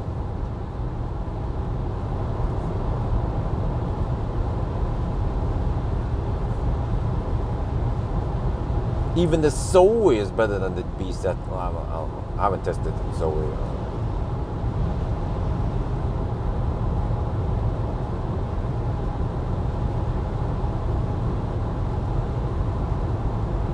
Pull out when you can. Yeah, pull out before it's too late. That's what she said.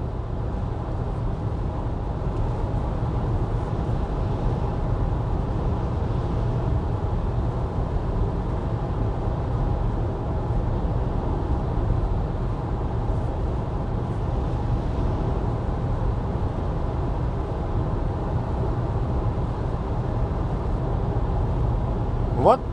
How can people even make profit out of that shit? That's madness. Why would anyone pay more for it than... I don't get it. But, yeah. I guess the world is full of not so intelligent people. Who the heck would pay more for that car?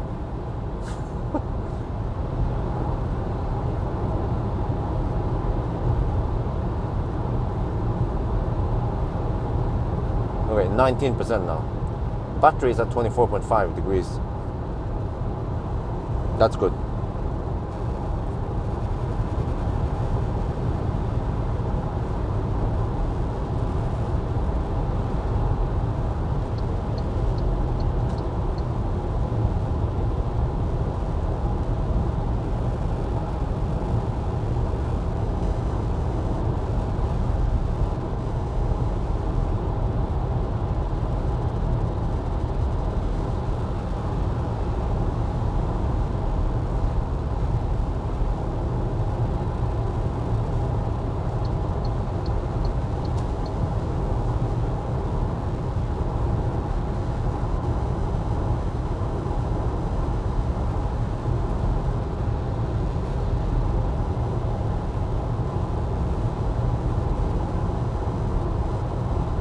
21 kilometer left, 43 kilometer on gum. Perfect. 18%. Yeah. Oh man, I nailed it again. My guesses were correct. You know, some people wonder, hey Bjørn, you always promote a better route planner, but you don't use it yourself. Well, I don't need to use a better route planner. And also, a better route planner might not know these cars, the new cars I'm driving. Yeah, they might not have any good data on this one. Actually, I don't know. Maybe they have.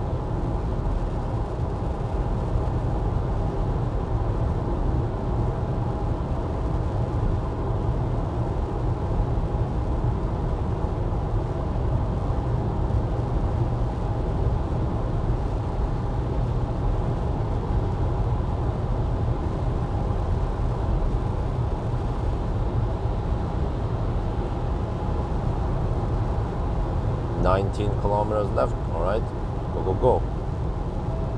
Oh, bugs me about low juice.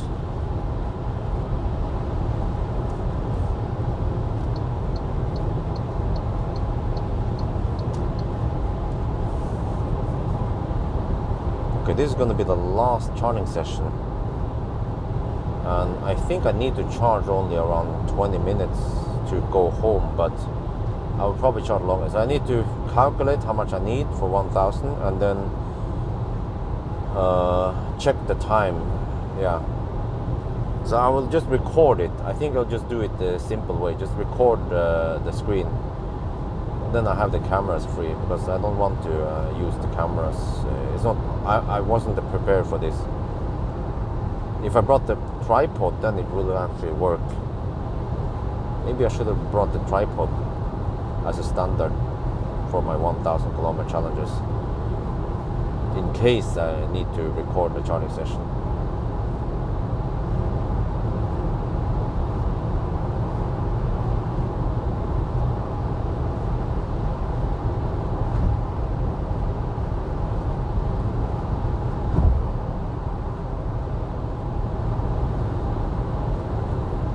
Right, 24 degrees in the pack. Okay, that is not optimal.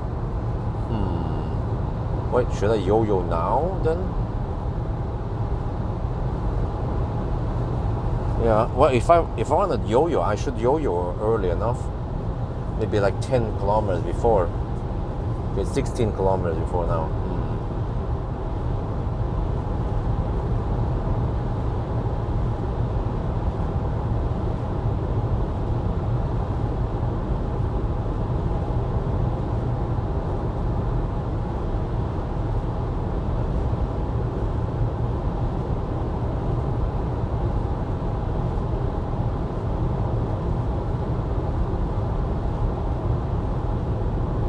4.5. Oh, well, that's actually pretty good temp.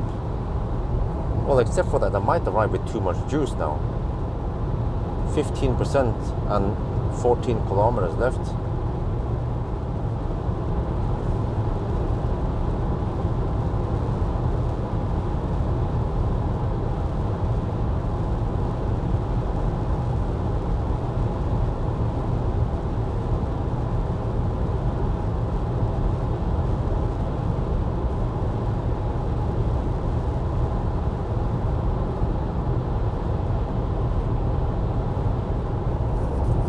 Might want to consider yo-yoing soon.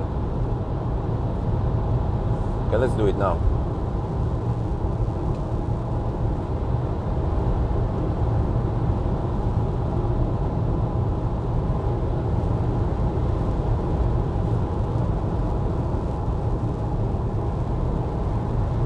I will also burn through the juice faster if I yo-yo. 14% now.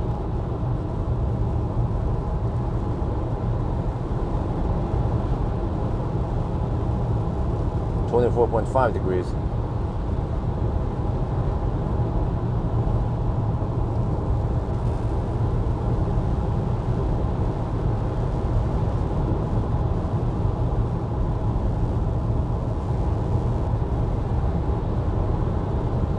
More like a high-speed yo-yo right now. I don't drop the speed too much before I floor it again.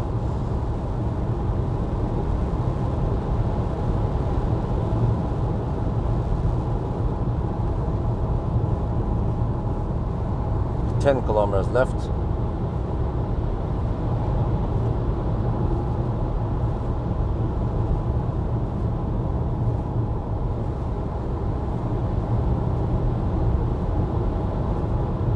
$25 degrees. Oh yeah, this is good. Come on, let's get that hot battery.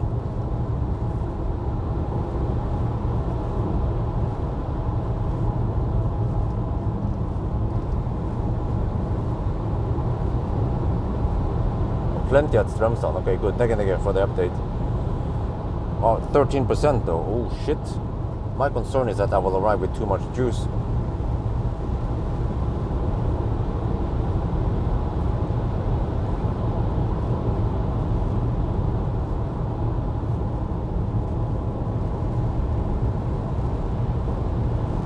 $25.5 degrees.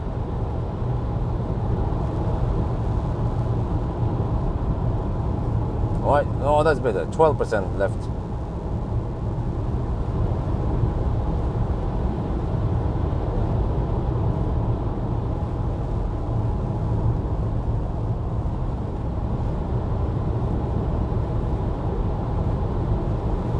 The only problem is that if I stop yo-yoing now before I arrive, the battery might cool down again. So I might actually have to yo-yo all the way. 26 degrees. Ooh.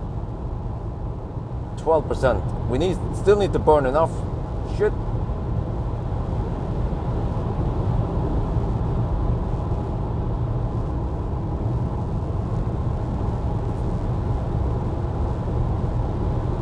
%.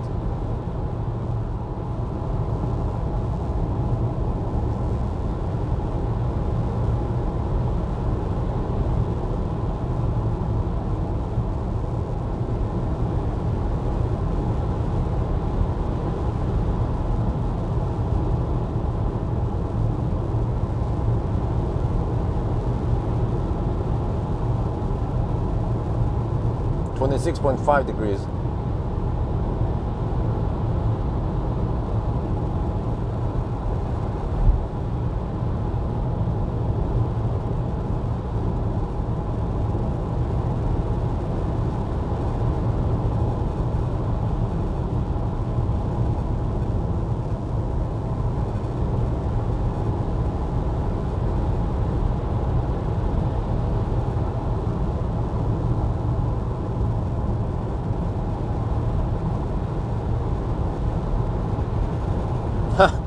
Aggressive driving is not recommended. What do you think I'm doing right now, buddy? 10% battery left. Wait, how many kilowatt am I getting now when I yo-yo? 105 kilowatt only. Okay, we get a little bit of power limit now.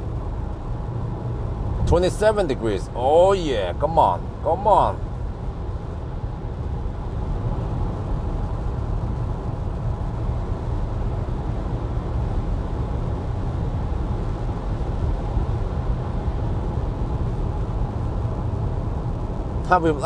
We will arrive right at the 10-hour mark now.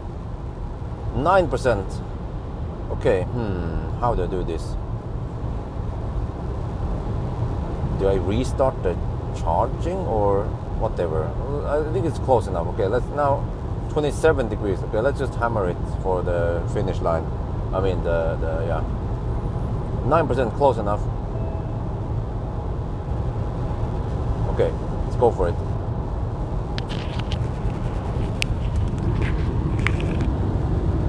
Now I don't have indicated range. 27.5 degrees. Oh yeah. Bring the popcorn. One more launch. Zup. Regen.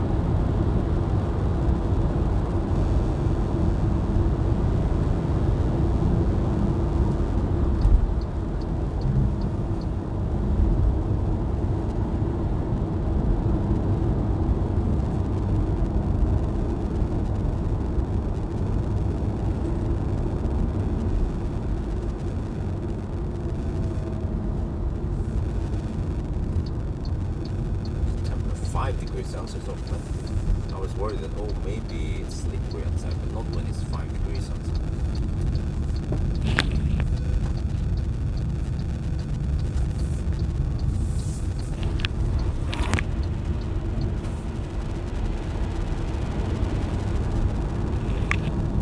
Oh shit, it's cooling down already. 27 degrees. What?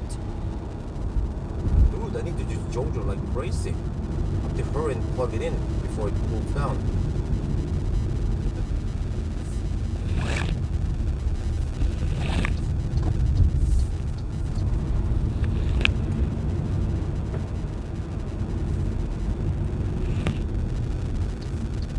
What the heck?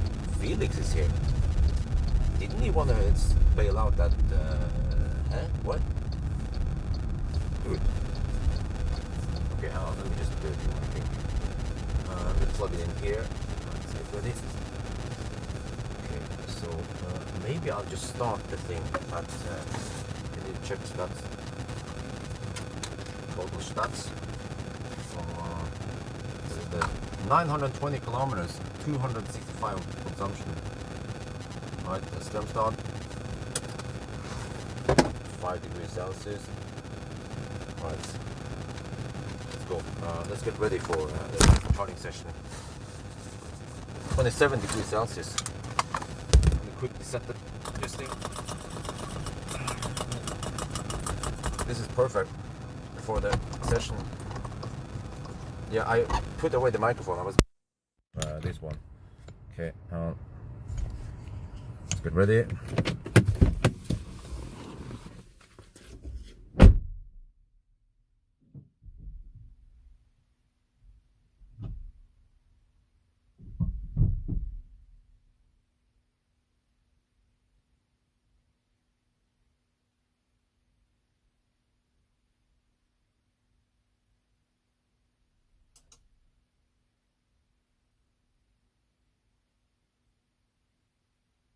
You managed to get over here also.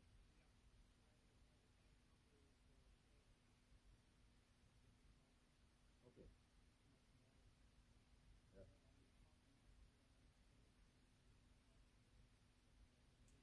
Okay. Record some of the stuff here. Okay, let me see. So this is then 9%. Okay. It's ramping up. I guess I will start recording at 10%, or close enough. Now, okay, let's start now. Now, all right, it's close to 10%.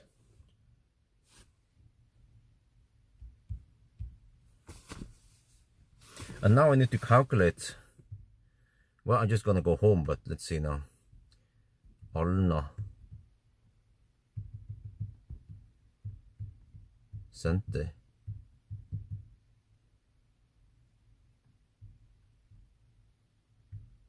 But I have to check something. It was 887 kilometers. So I have to drive 113 kilometers, and the consumption is going to be 275, I guess. So I need, okay.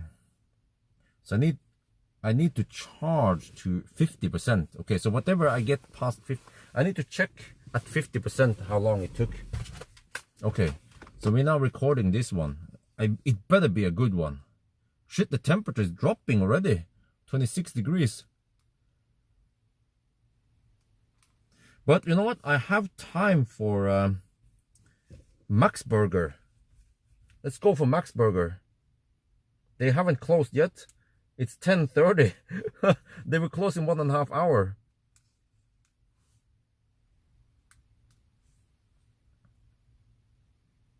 I guess I don't have to fire up the car yet, because I'm a little bit afraid that I might mess up some charging session here. So we're gonna keep it off for now.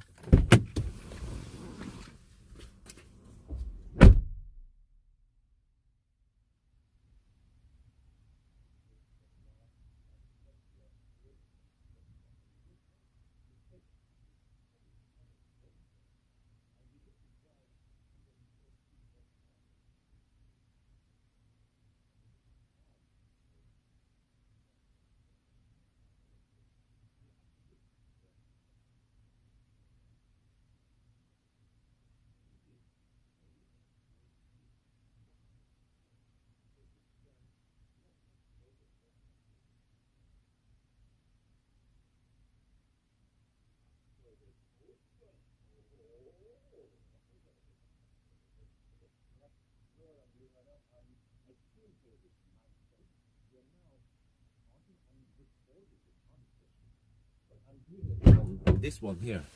Yeah, I'm screen recording this one, and I'm going to use this for the charging session. So I tried on purpose to get as hot battery as possible. You see, 27 degrees Celsius. I yo-yo a little bit to get here. So by doing this, we save a lot of time, because I don't have to waste time doing the charging session, because we already have a nice and hot battery. So what we need to do is that I calculated how much I need to spend 45% to reach 1,000 kilometers. So I will charge past that point, because when I do the charging session, I charge to 90%. So we will check at 50%, and then we deduct whatever I spend charging to 90%. I don't know if you guys, so yeah. But right now, I'm gonna go to Max and get them burgers.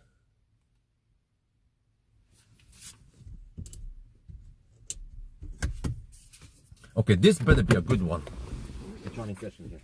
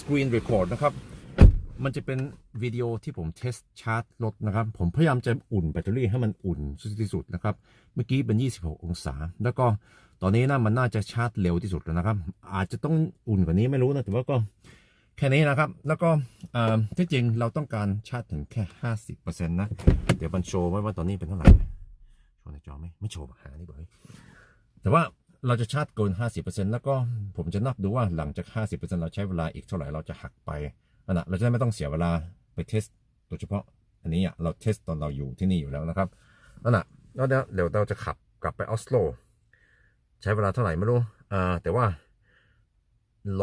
อีก113 กิโลเมตรมันจะเป็นครบ 1,000 กิโลเมตรนั่นแหละโอเคแต่ว่าตอนนี้จะไปซื้อเบอร์เกอร์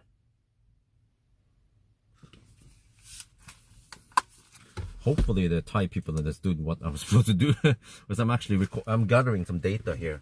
But let's get over to the burger shop thing. And we are recording. All right, I'll be back.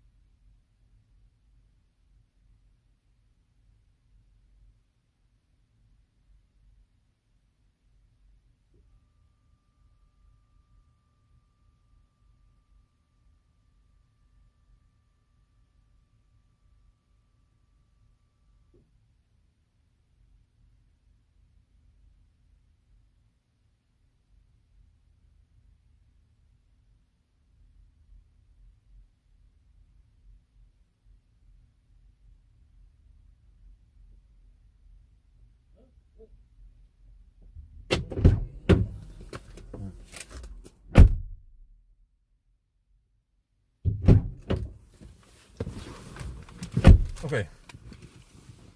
Let's see. Do I dare to start the engine now? Nah. Let's keep it off for now. Oh, I can use the light here. Yeah. I can use the standby light to get better view. How is this again? Oh yeah, there we go.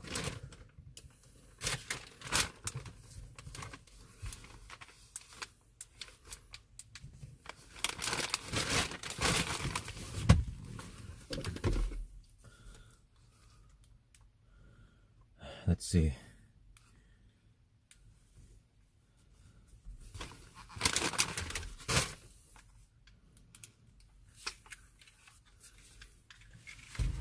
Fresco burger.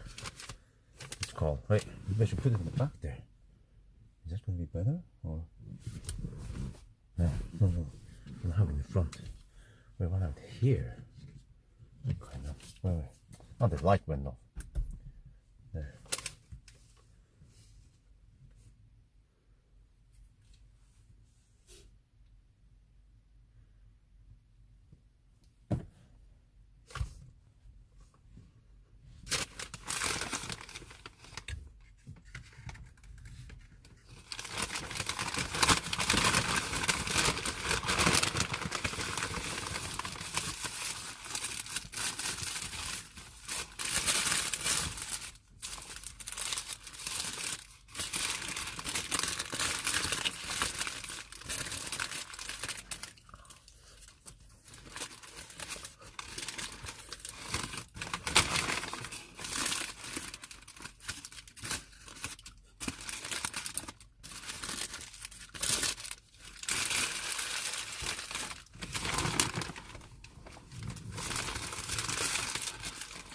Oh yeah, burger time. I didn't go for too big burger. It's called Fresco burger. Wait, was this the same as last time? Let's try.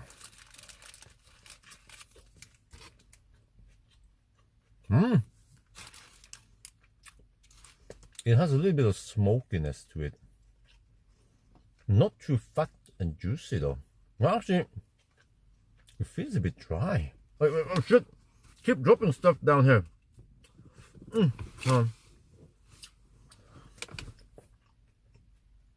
To be honest, maybe not the best burger I tried. I feel like some of the Circle K burgers are actually better, like Circle K Dal.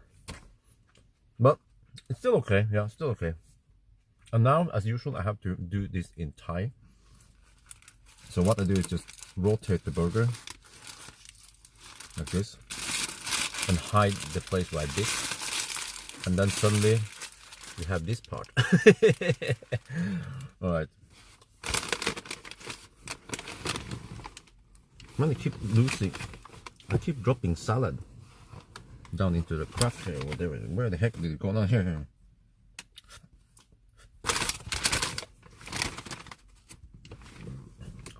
Okay, burger time. Yeah. ไม่รู้เขาจะเรียกผมกินเบอร์เกอร์อะไรนะแต่ว่าอันนี้ชื่อ Fresco burger ลองชิมนะ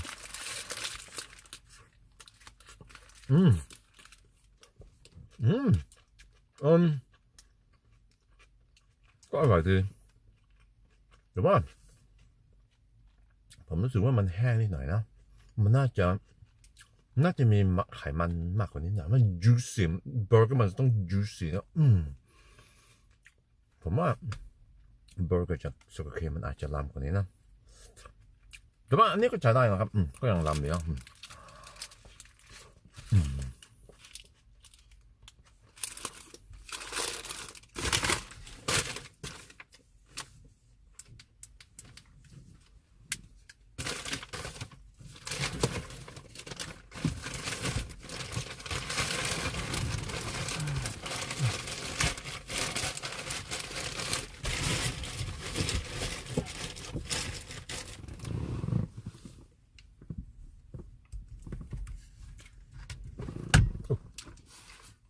we are about to hit the 50% thing, whatever. Oh yeah. I need to pay attention. I need to. Not this time. I need to fire up the car.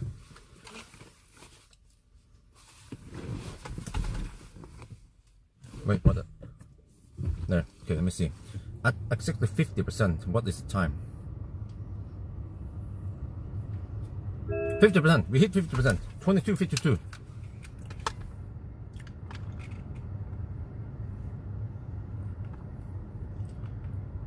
All right, we have hit 50%, and the time is 22:52. That's it. I'm gonna write this down.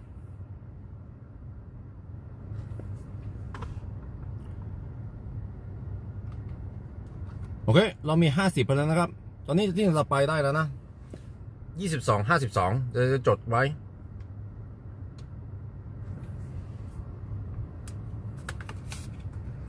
Whoa, it's still not throttling. It's still not throttling. Oh yeah. Ha ha ha.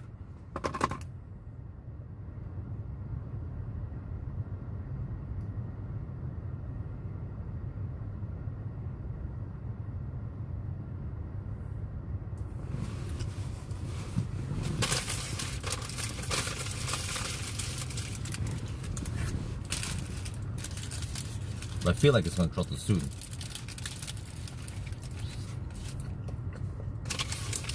Alright, 52% now. There, wait. Yeah, now it throttles. But not that much. Yeah, this is good. This is like bye-bye.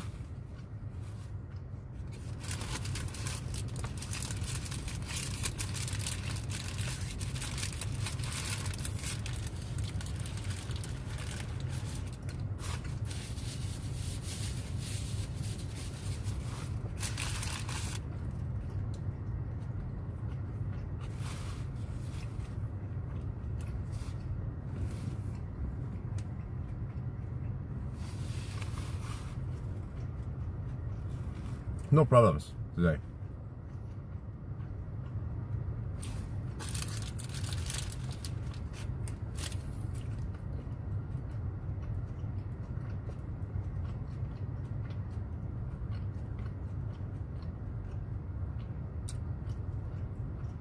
No, Jürgen, what you see on the screen here is not correct. The car shows a different state of charge. Yeah, now you know.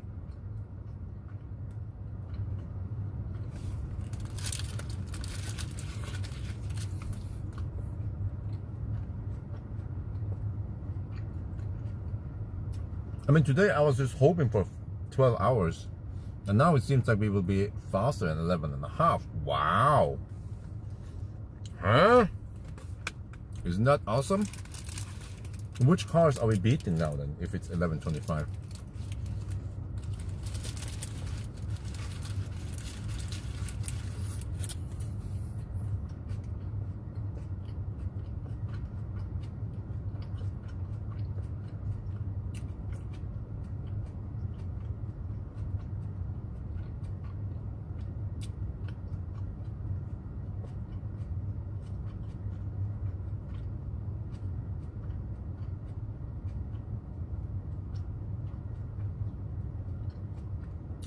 No.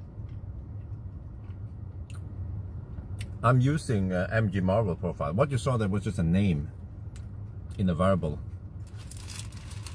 It's not. Yeah, I just call it soul because that's just a name thing, but it has nothing. It's just a text input.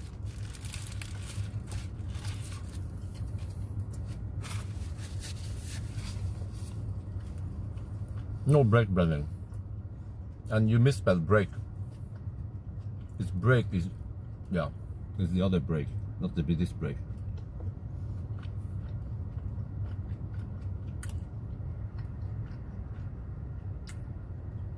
But hopefully it can be a 10:25, no, 11:25, because we have no traffic now.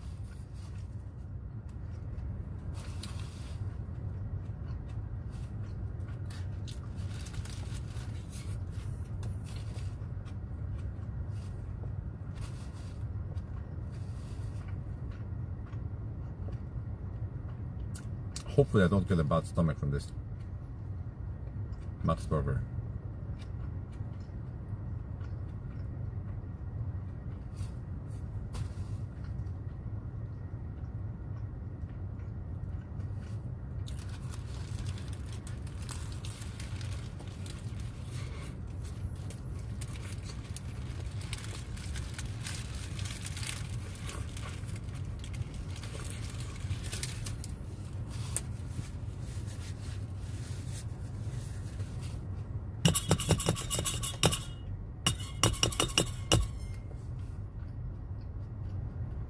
Nope.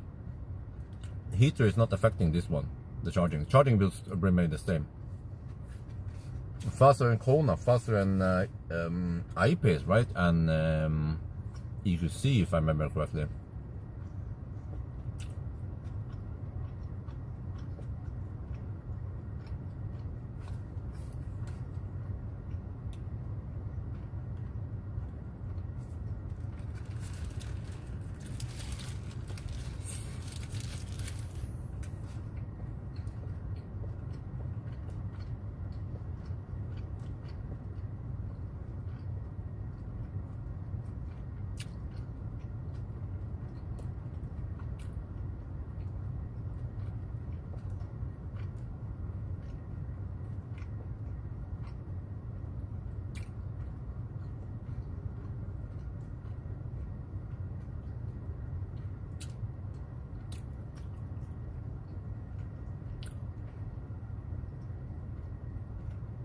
iPace was 12. Wow, really?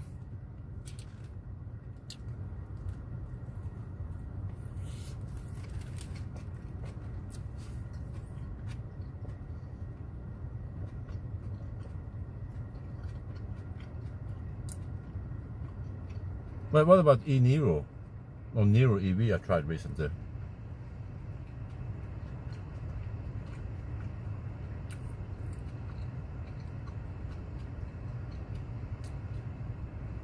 Wait, is it charging slower than usual now? 67 kilowatt, that's a little bit slow, isn't it? Isn't it supposed to be like 70 kilowatt? Wait, it's too hot? Wait a minute, is the battery too hot now? Turn off this one.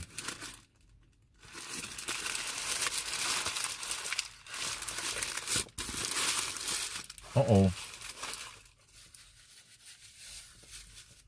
Guys, do you guys see this? I wonder if the battery, or is it slower than usual?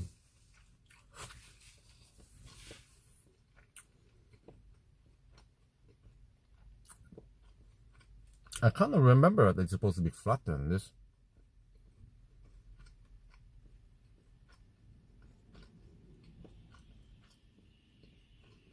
Is the battery actually too hot?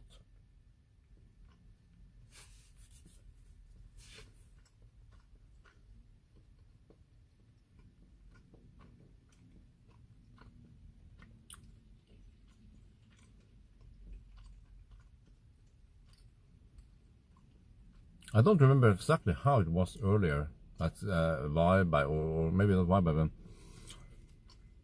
why does it have to park right next to me? Like, of all the spots available, this dude just have to park right. What's up with this? There's like a shit ton of space. It's just an ID3 just came and he had to park right next to me. He has kids also. Huh? Seriously?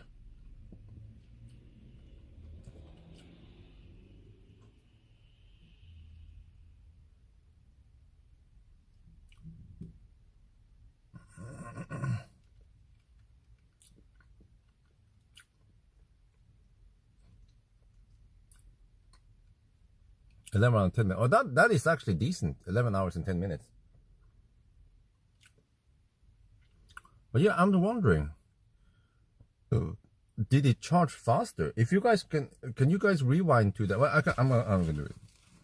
I need to rewind to check the Waterbike, first Waterbike or second Waterbike run.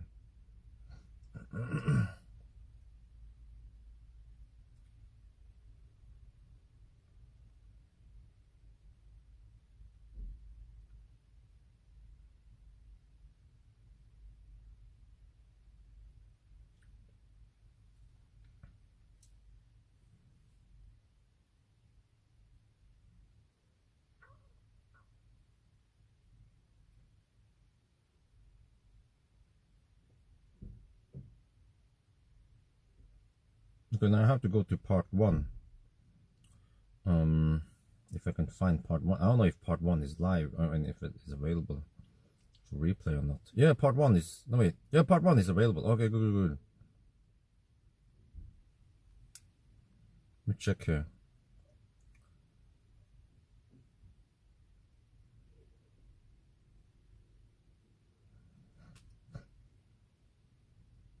No, it was out for a while.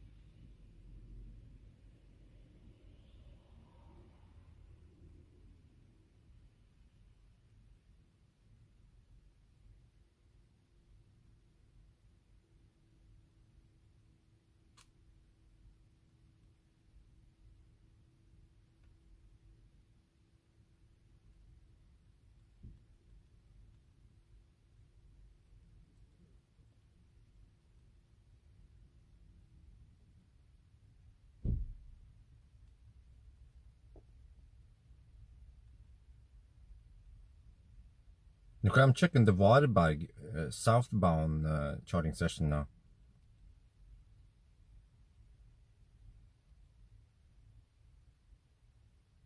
Yeah, what the heck? I was getting 68 kilowatt, but the battery was not that hot. Okay, we might have to discard this, but shit, we have too much juice then. Okay, I have to leave. I have to disconnect because this is yeah. Let me see how they do this. I just need to count when I leave. Yeah, I need to count when I leave. So we don't want to charge too much. Let's stop this.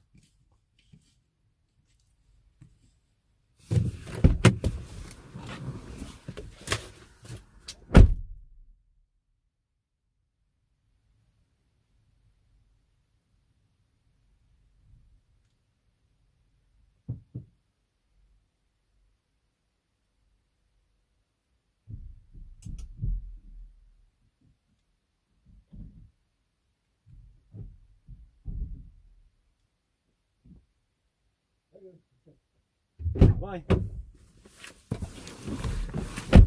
Well, actually, I kind of want to wash my hands, but I can always do this some other place. Okay.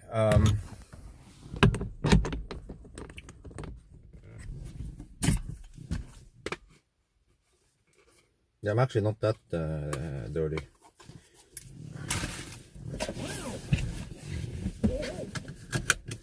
Let's see. How do you do this?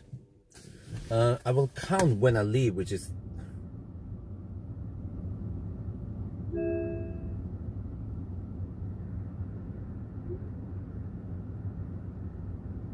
okay. I need to first shoot the video and explain what's going on, and then I calculate how much extra time I spend here. Yeah, the battery is actually too hot, so I think I need to arrive. I need to arrive at a perfect temperature.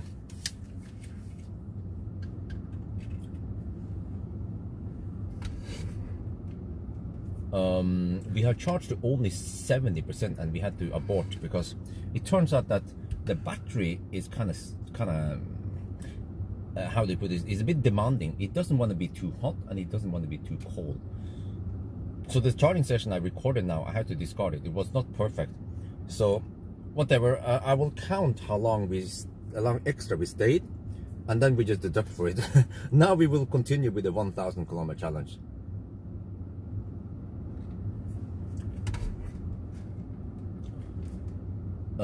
เราชาร์จถึง 70% แล้วก็ผมหยุดชาร์จเพราะว่าตอนแรกผมคิดว่ามันจะชาร์จเร็วสุดแต่ว่าปัญหานะครับคือมันร้อนไปแล้วมันชาร์จช้ากว่าปกตินะครับแล้วก็ช่างมันเดี๋ยวเราต้องไปเราต้องเทสชาร์จที่ออสโลนะครับแล้วก็ตอนนี้ผมก็แค่จะนับดูว่าเราใช้เวลาอีกมากแค่ไหนหลังจาก 50% นั่นน่ะแล้วก็จะต้องหักเวลานี่นะตอนนี้เราก็จะ จะขับ 1,000 กิโลเมตรครบ 1,000 กิโลเมตรนะครับ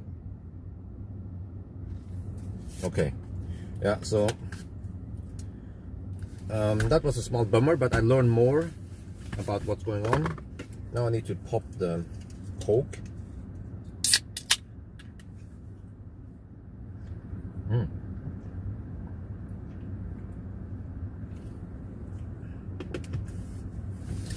Fairly cold. And then let's see. I will leave at 23:07 or 08, which means that 16 minutes extra here.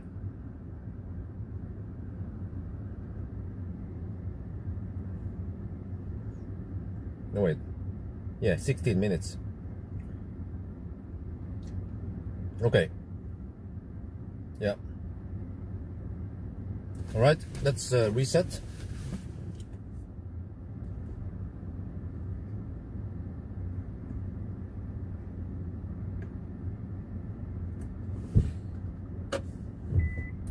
And then off we go.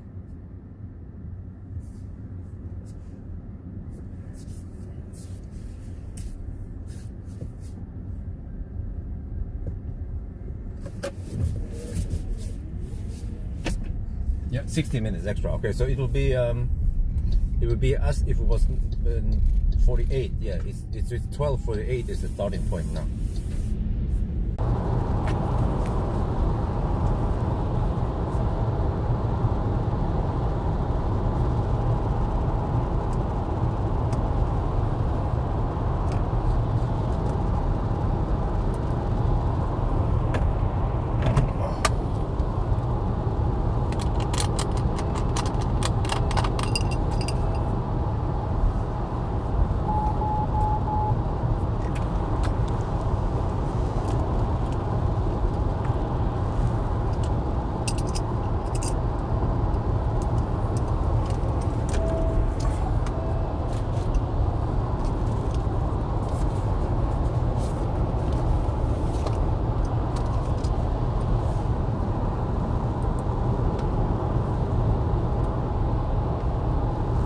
Okay, we're back.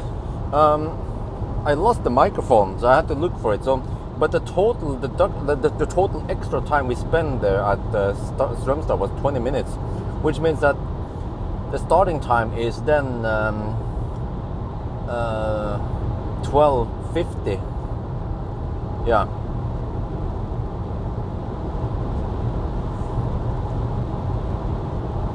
So now we have 25 minutes, so it's now 10:24. Yeah. Did all the corrections as much as I could now, correct. Yeah. We have more than enough juice, so we don't have to worry about the juice, by the way. But we have to go to 1,037 kilometers. So we should happen. That should happen near Tusenfryd.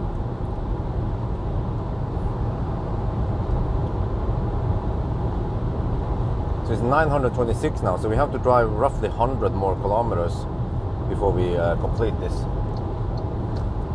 All right, let's see then. How long is it gonna take?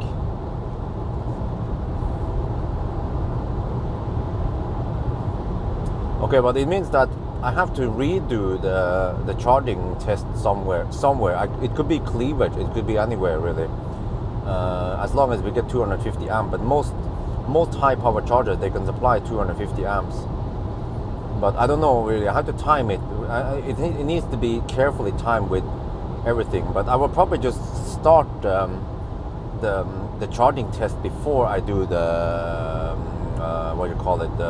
the summary. Yeah, I can yeah, so we don't have to waste time. So, but it seems like, based on what I've seen now, starting temperature should be around 22 to 25. Like 27 seems to be a bit too high. Yeah. Or I guess the problem. Oh, you know what? I know what the problem is. The problem is the max temperature. The max was too high. Min was fine. Let me turn off the battery heater now.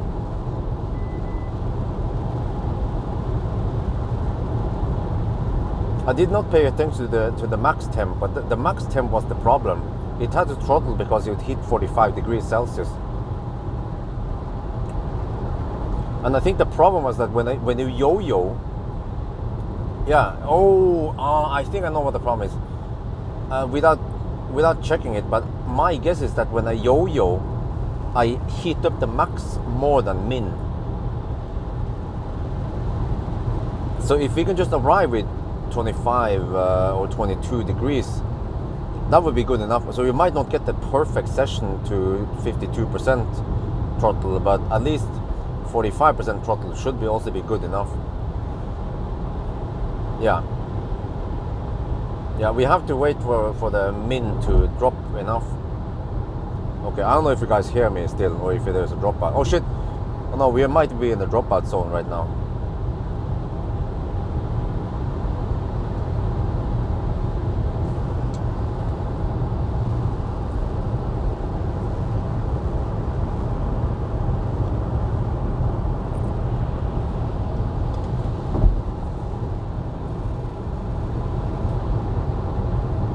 Okay, well, no, I forgot. Yeah, it's the swap. Yeah, you can hear me now, but it will be a dropout after the border change in the other direction. Okay, but okay. I know now. Yeah, I learned more, so I know how to get the perfect session. So right now, I don't care where the heck we charge. It's just more convenient to charge whatever. Maybe it will be Circle K or somewhere else. Or maybe it could even be Circle K Berge. Anywhere works right now. Yeah, but we will do another attempt for the charging test near Oslo, and we have to do the acceleration test and braking and all that stuff right after 1,000 kilometer challenge tonight. It has to happen tonight. Wait, is it raining though?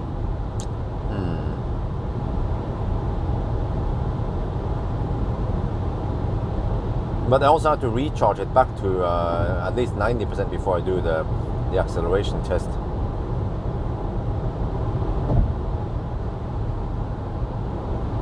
But okay, so yeah, that I think that was the problem, the yo-yoing. I didn't pay attention, but I suspect that yo-yo caused the max temp to rise too much, and that actually this car, it doesn't seem to cool down aggressively enough. Well, I'm not sure if the maybe the HVAC could have messed it up. I'm not sure. Yeah, so maybe when I do the charging test, I will not run the HVAC. I can have the car on, but I don't want to run the HVAC. Yeah. Or maybe the safest way is to actually have the car off even. Yeah, maybe I'll just keep the car off until we are almost done with the test.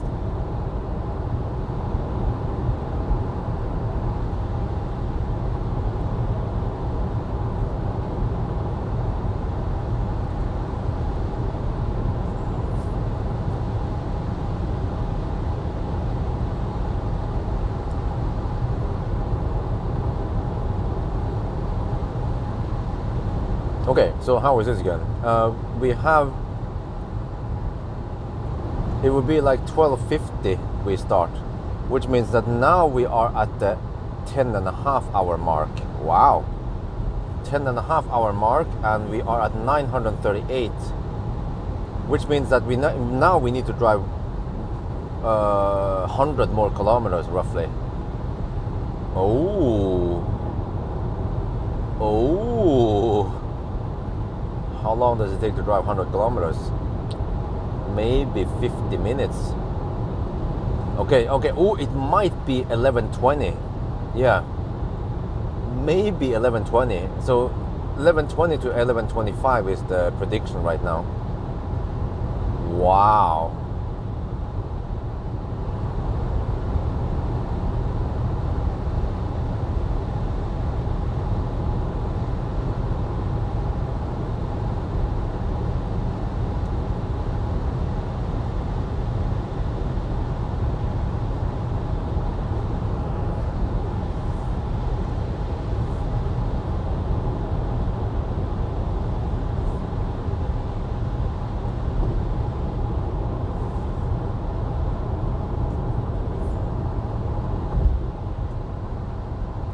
Total deduction is 50 minutes.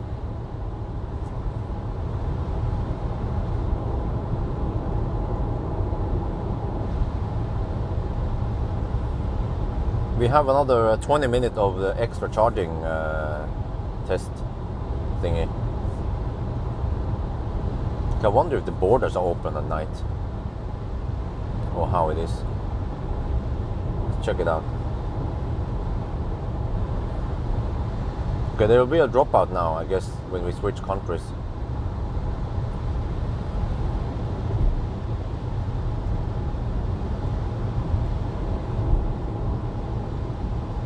I think the best deal for me is to actually start heading towards Kløfta, and then I will charge somewhere there. Maybe Kløfta, maybe Bergøy.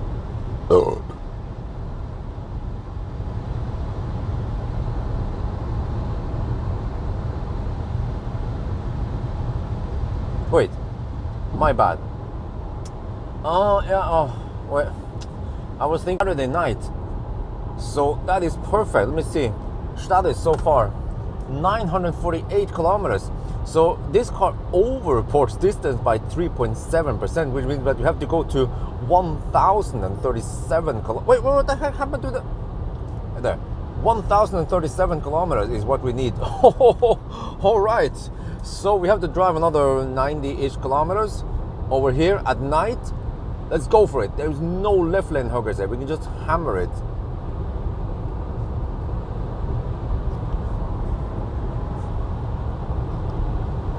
เรากลับมาถึงนอร์เวย์นะครับแล้วก็ตอนนี้นะ5 ทุ่มครึ่งนะครับวันเสาร์และถนนนี้เงียบเลยไม่มีใครเลยนะครับนอกจากเรากับโอเคมีคนนิดหน่อยนะครับแล้วก็ตอนนี้นะครับเราขับไปได้เดี๋ยวเช็คดูนะ950 กิโลเมตรนะครับแต่ว่าคันนี้มัน over report 3.7% แปลว่าเราต้องขับไปถึง 1,037 กิโลเมตร โอเคแต่ว่าแปลว่าเราต้องขับไปอีกเท่าไหร่เนี่ย87 กิโลเมตรนะครับแล้วก็ตอนนี้ก็ถนนโล่งเลยขับได้เต็มที่แล้วนะกระจายคันนี้นี่มันจะเป็นเท่าไหร่คิดว่าอาจจะเป็น11 ชั่วโมง 20 มั้งดูก่อน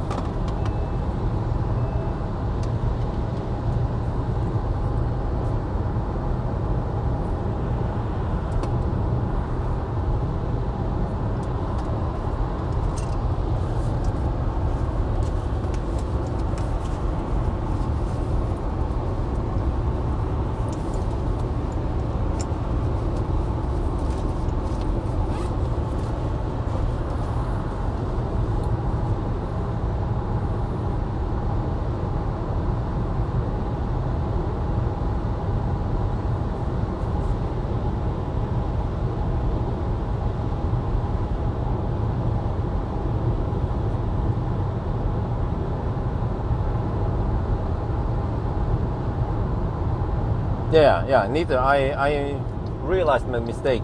The deduction is half an hour, but the starting point was 20, so I was a bit confused by my own numbers. Yeah, so the deduction is correct. Yeah, my bad.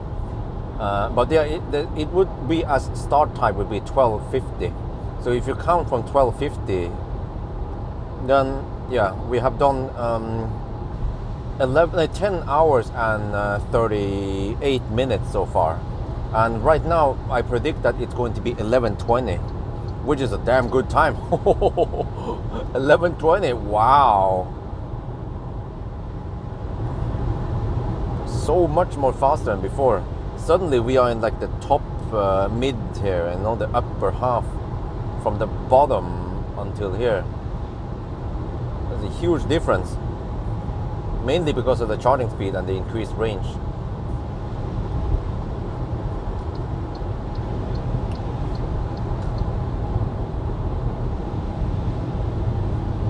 Okay, but like I need to plan ahead already, and we will probably arrive around Oslo with 20% maybe. I'm not sure.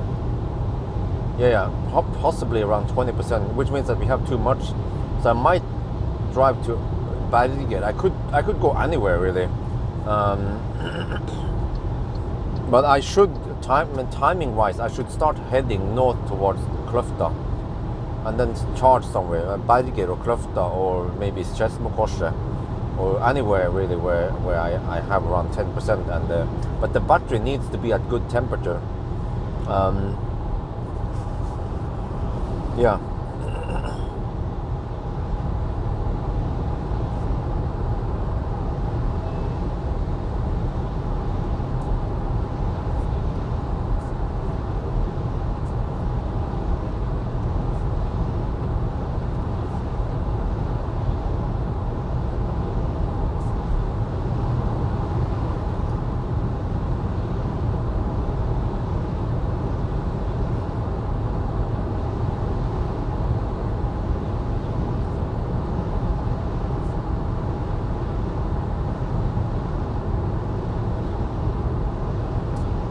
What the heck is MG Pilot doing here? Dude, MG Pilot is really drunken right now.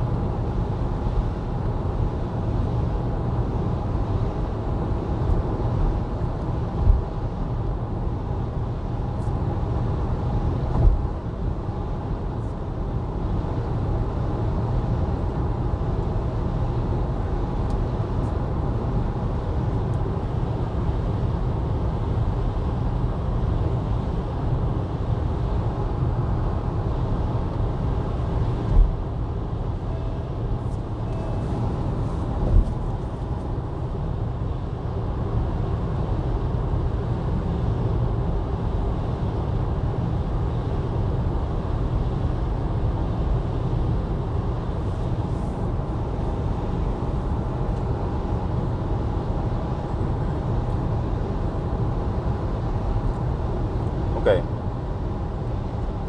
What I need to do is to keep the max temp low.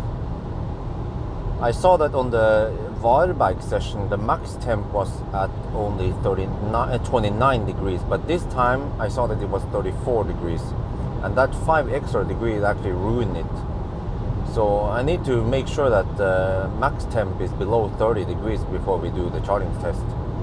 So that means no yo-yoing. Maybe yo-yoing screwed up that thing.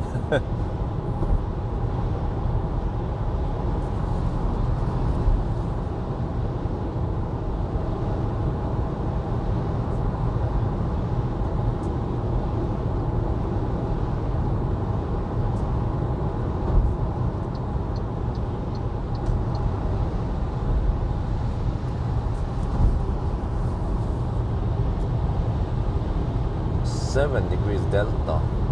What about here? 8 degrees delta. Okay. Not that much. One degree delta higher. Okay, we need to get that delta as low as possible. 7 or lower, but preferably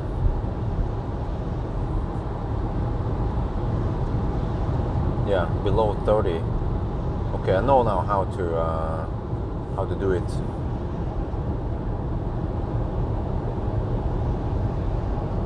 Bad reviews. What was the problem with bad? What was the problem then, according to those reviews? Or what were they complaining about?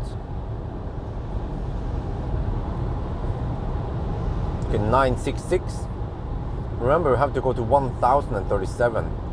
And then hopefully the 1000. Wait, since we drove a longer distance with a detour, we will actually 999 earlier in the tunnel before Tusenfryd. Maybe we drove 1-2 kilometers extra because of the detour. I'm actually more like 1 kilometer extra, I think. It was going quite parallel with the main road. Maybe not even 1 kilometer. We'll see, I guess.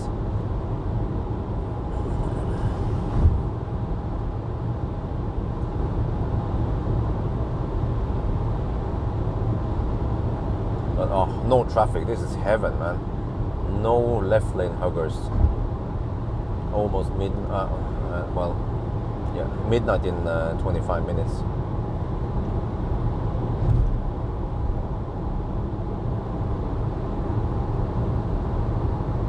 Pilot unstable. I can concur with that one. Software being old-fashioned. Yeah. Agreed. Well, actually, some parts seems modern, but some parts seems old-fashioned. But on the other hand, it's not like other cars or brands are any better, except for Tesla, I guess, and maybe Polestar and Megane E-Tech.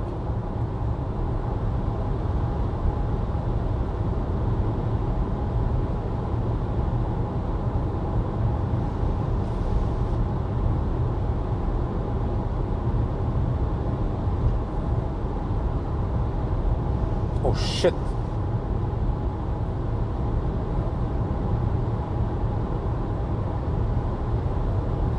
Right now we have 9.5 degrees delta.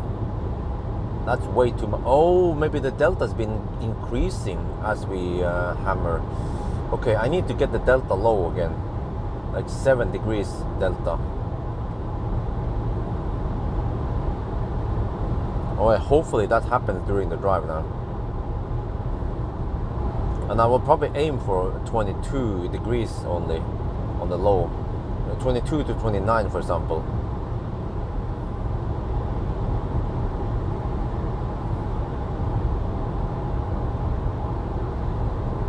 Yeah, exactly. Most legacy they already have.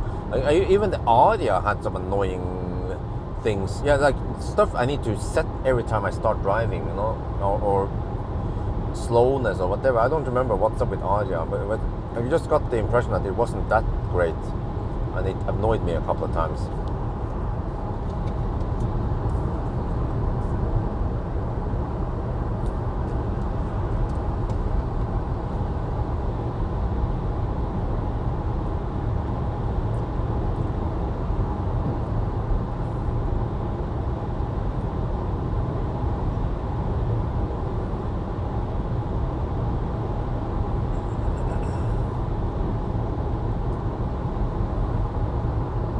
Okay, so this will be interesting. I-999, and then I keep driving past Oslo. That's kind of a little bit unusual. Yeah, and then I set up the charging session, and then I wrap up somewhere. And I already have some interior. I have that Stormbag light I can use to light up the cabin in case it's a bit too dark. I like it because it's not too big, that light. The big lantern is very nice, but too big.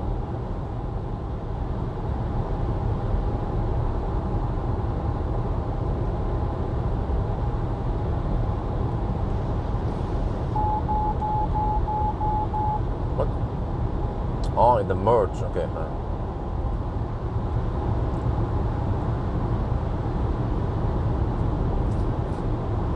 Okay, I'm pretty confident we can get a good charging session, but the temperature needs to be like in the right area. So this car is kind of picky on how hot or cold it should be. So I was wrong also that, at first I thought it liked to be hot and so on, but also I was surprised that it didn't cool down enough and so on. So, that's weird. Why the heck didn't the coolant kick in?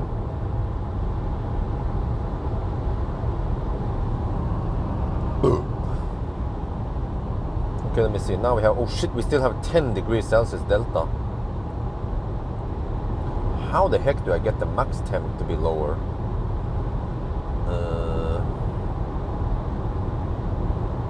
Battery heater is off, by the way.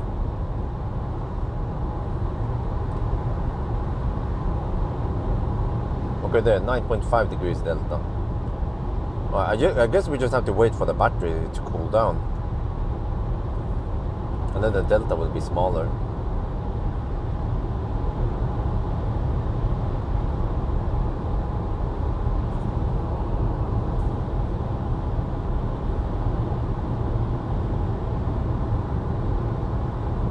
Oh yeah, I forgot.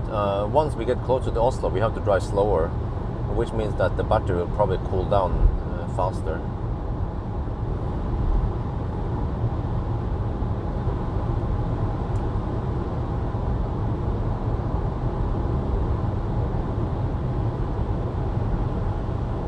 Yeah, they have chem power over here also. Man, they have chem power everywhere now. Seems like Recharge, they like chem power. Yeah, and also Me, they start using chem power.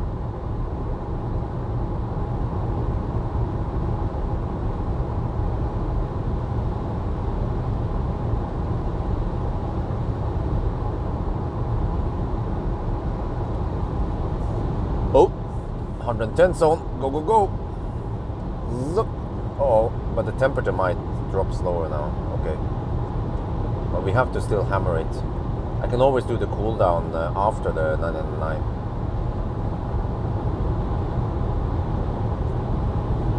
Right, 980 kilometers. Consumption 265. Wait, that means only 57 kilometers to go. Wow. But we are getting close to the 11-hour mark now in 9 minutes.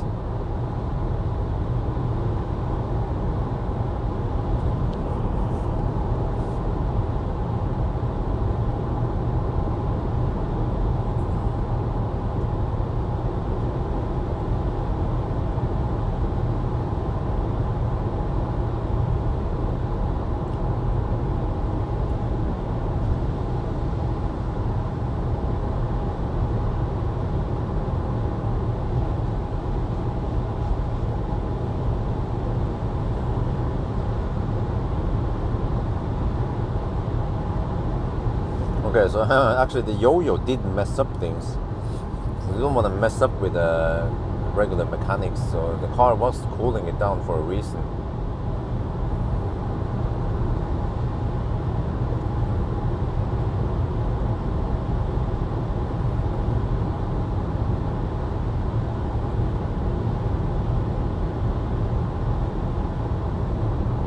Oh, I'm getting sleepy, man. Oh.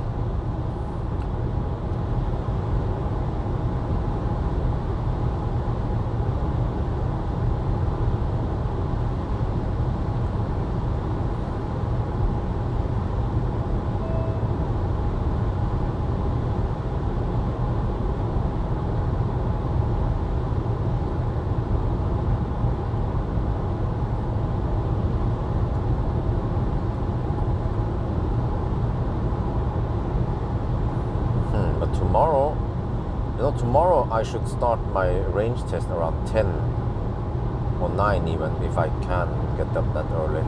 But I'll be home late tonight. Oof. I'll be home at 3 again, I guess, after all the tests. So I just have to get enough sleep and then get up tomorrow and do the range test before the traffic starts, the Sunday traffic. I'm not getting Plaid.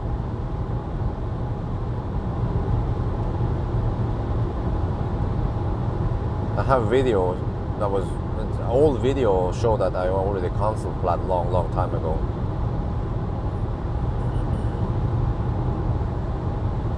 I wonder why so many people missed that video if it was important. I guess they saw that I ordered Plaid Plus, but they never saw the video where I said that I cancelled the Plaid.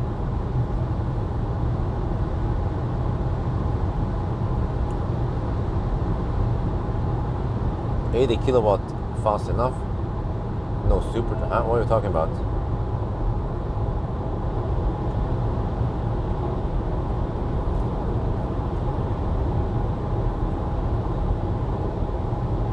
Oh shit! What the heck is this? A couple of cars. Come on, don't hug the left lane. Okay, we're down to 44%.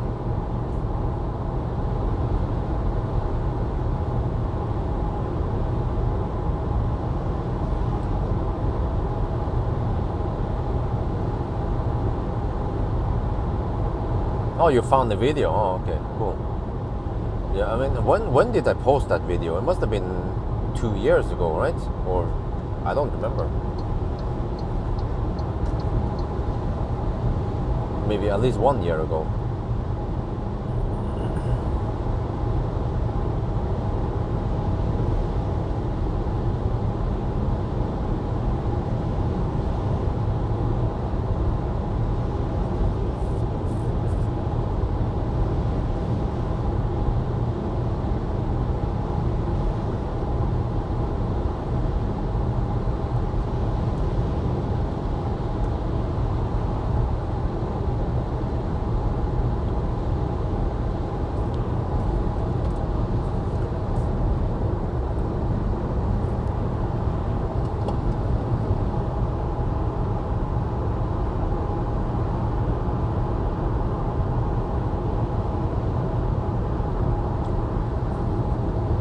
Oh, 1.5 years ago.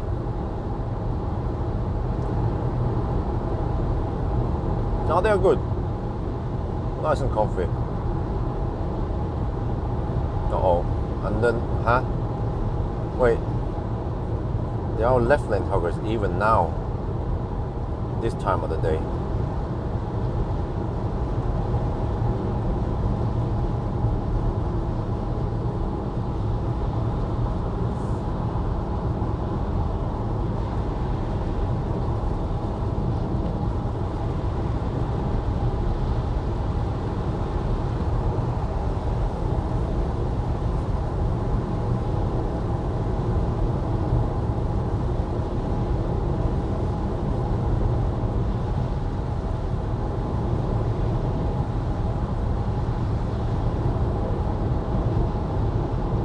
We are about to hit the 11-hour mark in 4 minutes.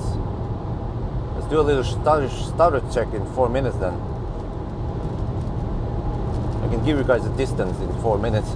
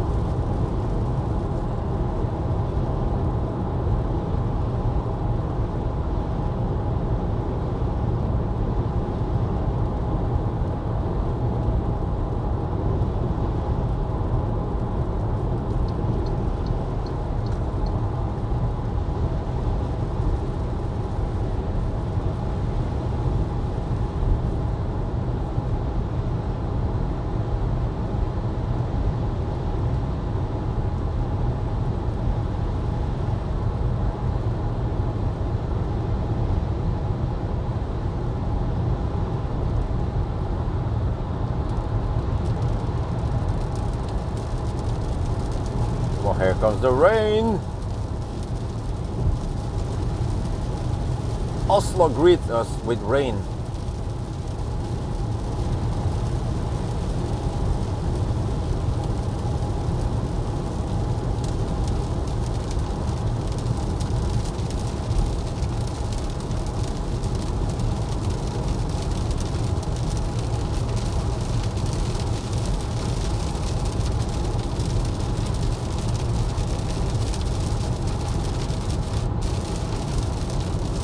What? Almost 11-hour mark now.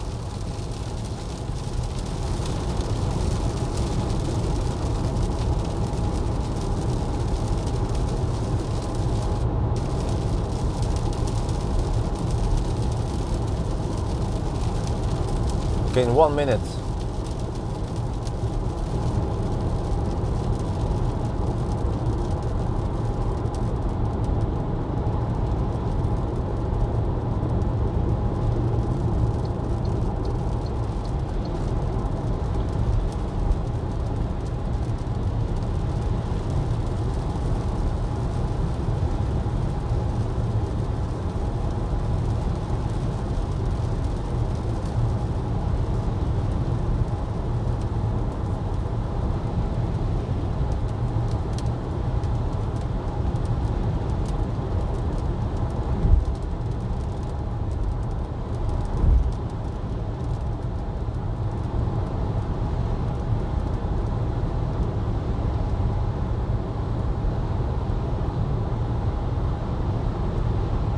There. Ha! Exactly. No. The trip meter says 1,000 kilometers, guys. Yeah, 1,000 kilometers after 11 hours. You see, this is why we need to check for distance error. Because this could have been an 11-hour run. Like, whoa, yes, oh, this car kicks ass for the Lord. And then nobody noticed that we are just at Moss. You know, it's supposed to be at Tusenfryd. Shit. You see, if we don't test things properly, if we don't take everything into account, like distance error, then actually the test becomes not accurate. So this makes me wonder, other people who test range or whatever, you know, all the other journalists, do they actually also count distance error? Maybe they don't.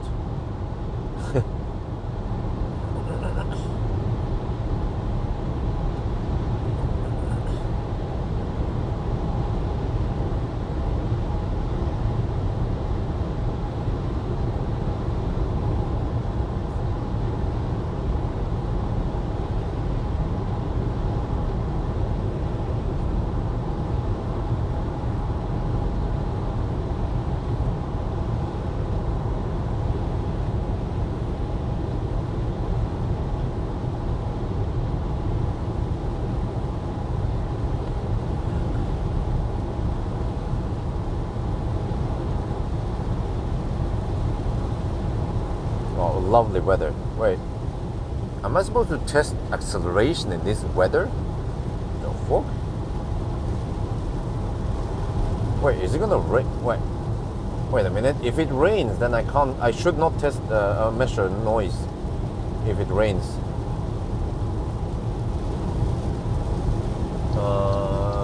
Can someone check weather forecasting around Cleavage tonight?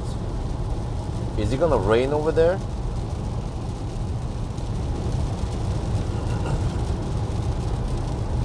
Worst case is that I have to ditch the acceleration noise test, so on, and I might need to take the headlight test tomorrow instead. Well, we'll see.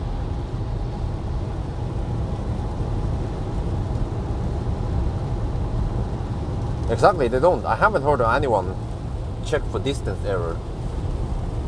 But they do, I know they do some kind of range test thingy, whatever.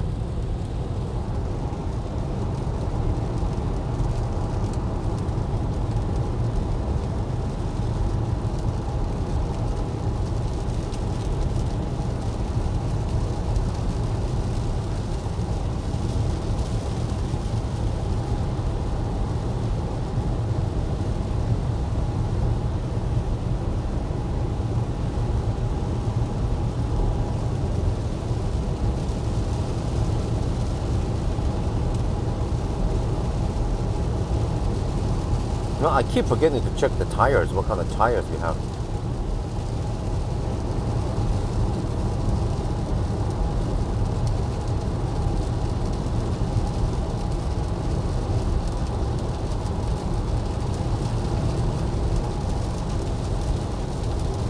Right, 1,008 kilometers. Wait, 29 kilometers to go. Oh, okay.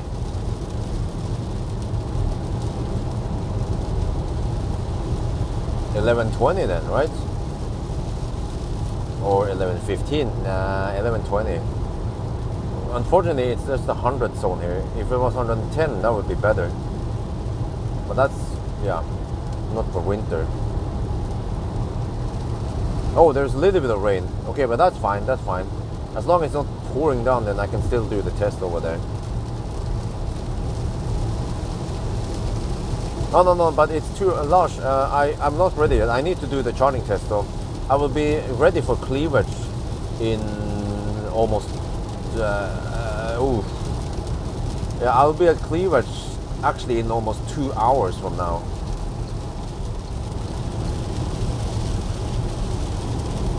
So we're gonna need to check the weather in 2 hours. But on the other hand, I need to check the weather once I'm closer to Oslo. Because if it's raining cats and dogs, then I have to ditch that test. But I need to do the charging test anyway, somewhere.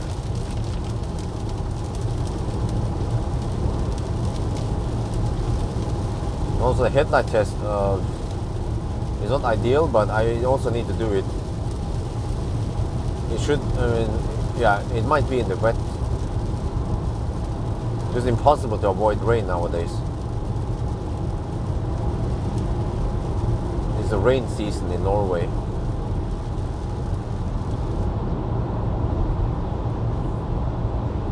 (1,011 kilometers).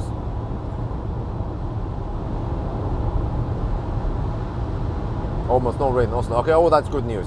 Yeah, I remember looking at the weather forecast. I was like, huh? There's not much rain in Oslo, but a little bit of rain on the way there. So that's fine. Okay. A little bit of rain. All right. That's okay. I can. Yeah. Sounds to me like we can do the test, acceleration, noise test, whatever, braking test. This car should also brake relatively short because it's a bit light. Well, actually, it was light. I forgot. It might have gained weight because of the bigger battery. Light test. Well, it might not rain, so it might work tonight. Headlight test.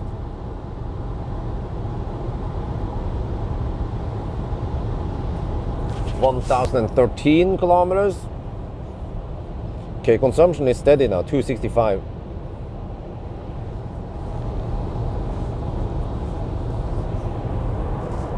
I think we have consumption numbers similar to the old ZSEV, right? I think the old one was 270 something, but I'm not sure if I did the distance correction on it or not. Because that was done a while ago.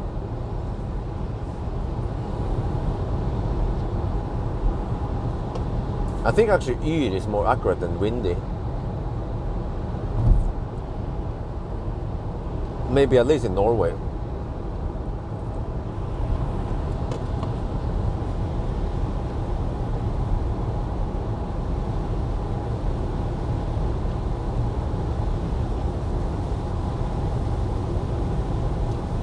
Wow, I still have 32% left.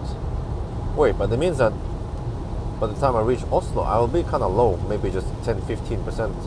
No, it should be 20%.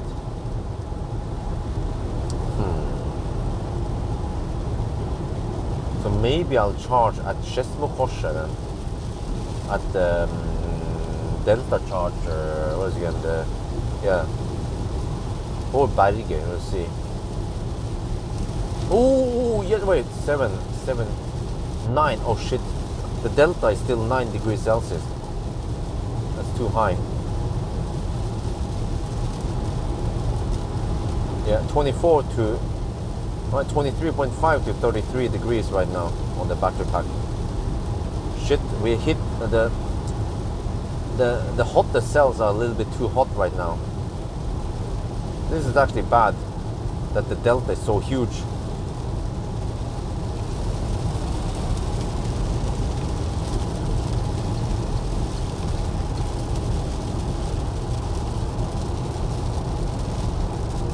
.267, okay. Maybe uncorrected. Yeah, I think that was probably uncorrected, because I think back in the days I was not that accurate on everything. I didn't take into account all the errors and whatever, you know.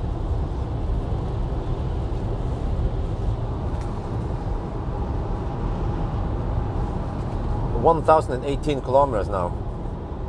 That means 19 more kilometers. Oh. But we are getting close to the 11-hour and 10-minute mark soon.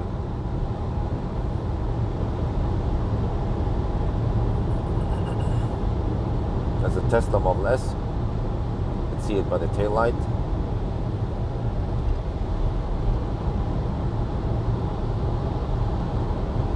Zup, yo, what's up?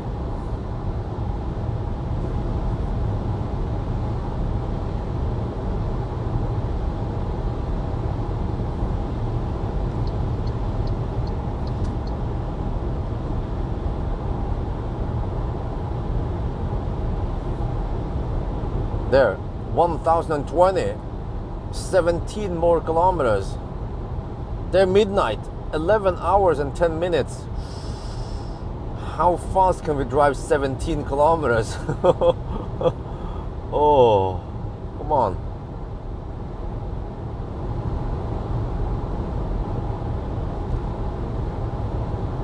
Okay, so 0.6 millimeter is probably like light rain like this, or really gentle rain. Yeah, that's fine. 1021 kilometer. Oh, come on. Well, that's the Tesla Model Y.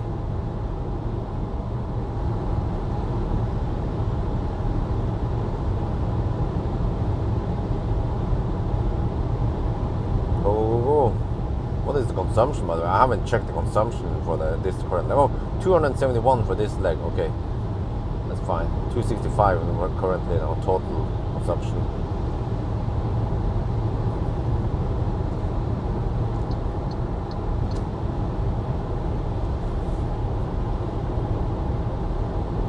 Yeah, this Model Y also has annoying lights. What the heck, man?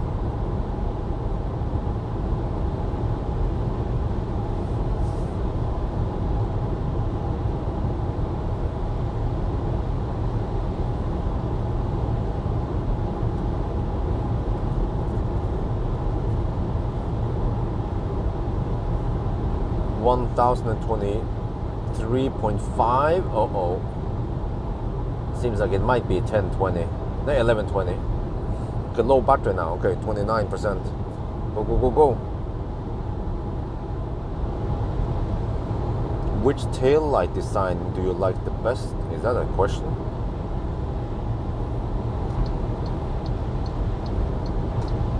Oh, but we will hit the 90 zone soon. Uh-oh.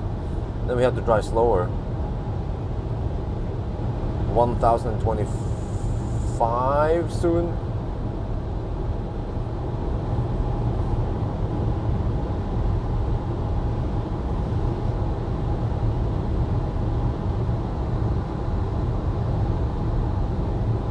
Yeah, but Yr and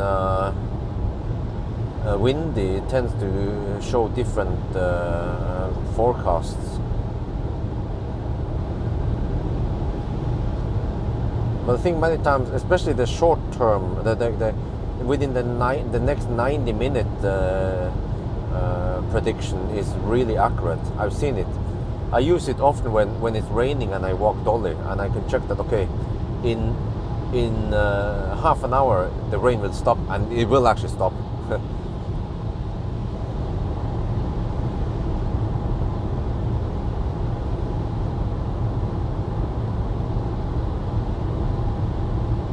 Four-lane motorway lights. Model what? Huh? What? Okay. Not sure what the heck you guys are talking about. Well, okay. Anyway, 1027 now. 10 more kilometers. Go, go, go, go. Wait. But no. There's no way we can do it within the 10:15. No, it's 11:13 right now. Yeah, there's no way we can go 10 more kilometers within so it's going to be 11:20, right? I think so. 11:20 or 11:18 or something. Because we have to slow down soon. We are running out of high-speed stretch.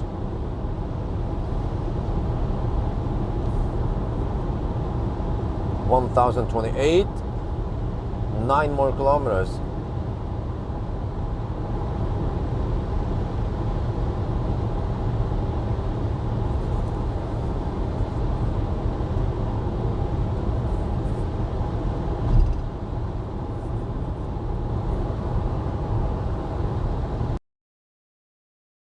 I showed it in the video earlier.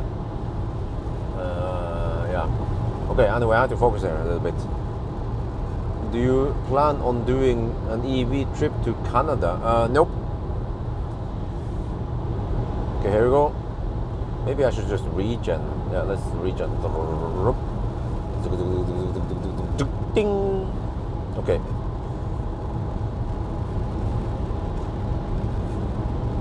Right. 1,030. 7 more kilometers.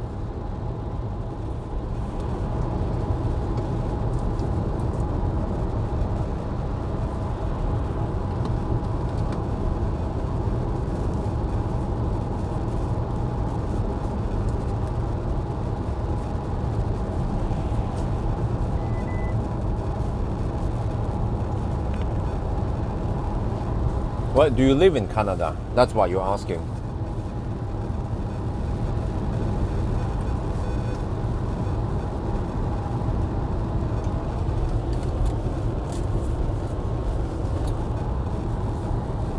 $1,031.5. Oh, that's it. 11 hours and 15 minutes. Yeah, there's no way. I mean, we can stretch it to 11 hours and 17 minutes, but there's no way we can drive 5 more kilometers within 2 minutes, unless we are on the German Autobahn or in the 120 zone. But we are not. I always wonder why people who live in that country want me to visit the country. Well, I guess I take it that's as a compliment.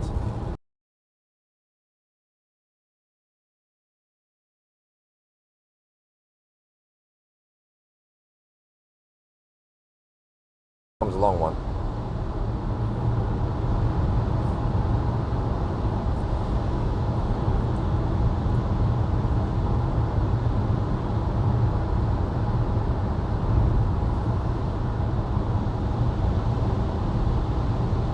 $1,034 kilometers.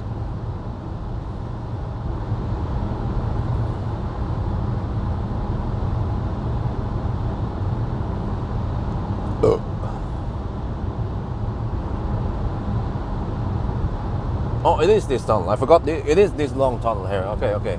Let's get ready.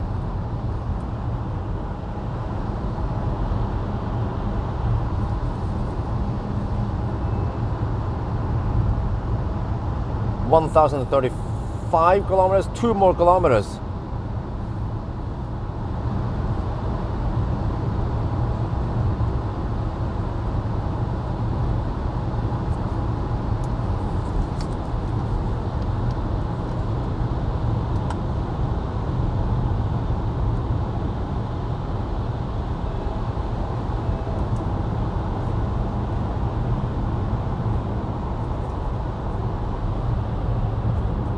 Oh man, this is annoying.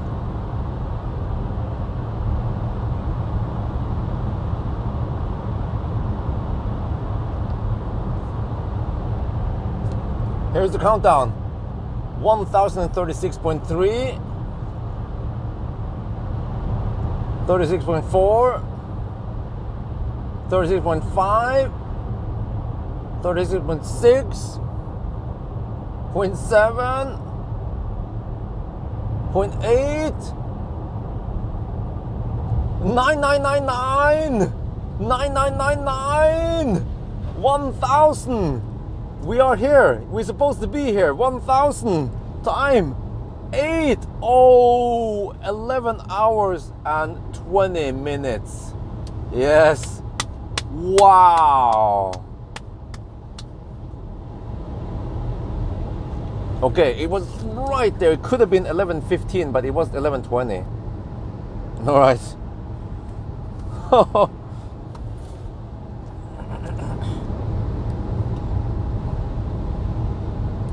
What was the consumption, by the way? Consumption was 265. Okay, 265. I recorded it anyway. Okay, we still have 24% left. So we have to go a little bit past Oslo. Or we'll see. I guess we'll see. What about temperature? Shit, still 9 degrees Celsius delta. It's too damn high, man. Now the low temp is getting a little bit cold. 11:20. Wow. That ain't bad. That ain't bad at all. Wait, guys, it's 3 hours and 20 minutes faster than the previous version. How the heck can it be 3 hours and 20 minutes faster? In summer, I guess we can be like, well, actually, the charging will be similar, so it's just consumption. Maybe 15 minutes faster.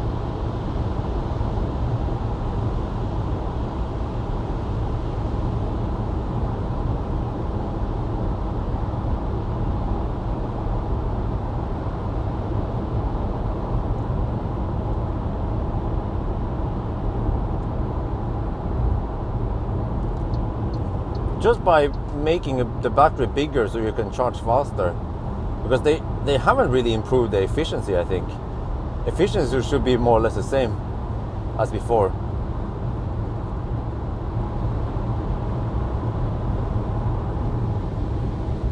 But it's mainly the charging curve, because if they just increase the battery without improving the charging curve, then it will still kind of semi-suck.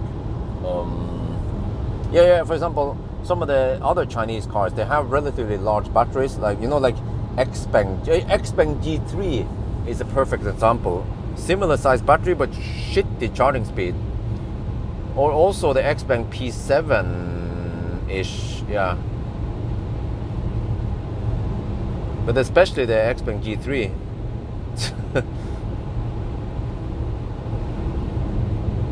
But just the fact that it pumps in 85, 88 kilowatts for a long time and then still maintains 70 kilowatt for a while, 75, that makes it fast-ish. Too bad that this version is not available in Thailand. Thailand gets the 50 kilowatt hour version. I guess I will also document that one, because by the way, maybe in other countries, in Norway you only get the big battery as far as I know. But what about other countries? Which countries do you get the small 50 kilowatt hour battery? Because I should also test that one in Thailand, test the charging and everything. Yeah, there are some 200 amp chargers in Thailand, and maybe that is fast enough for that battery.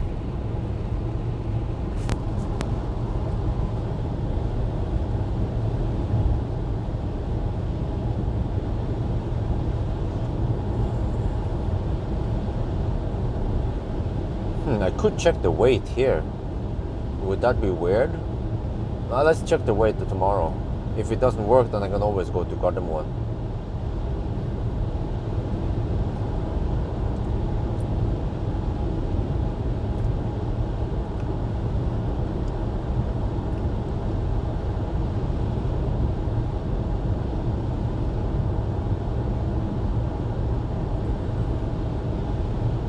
Shit, the temperature delta is still 9 degrees Celsius. How the heck do I cool down the max temp?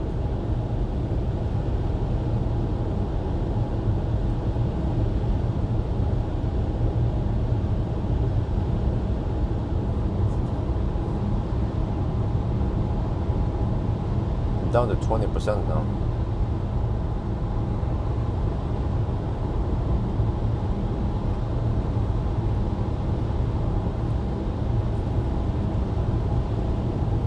And I remember the Xpeng P7 was hovering at only 75 kilowatts. That was kind of sucky. Wait, is the ZS EV faster than Xpeng P7?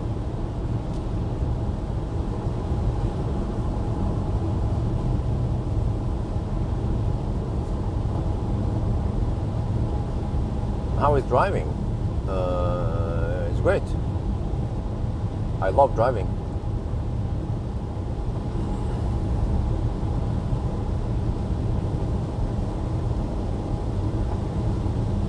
Germany has both words, okay.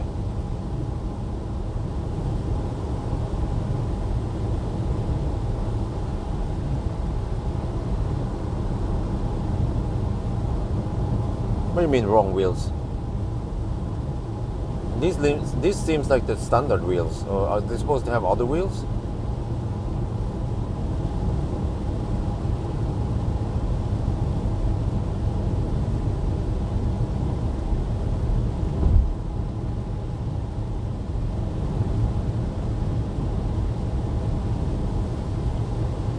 I'm not sure how the heck I'm gonna do this.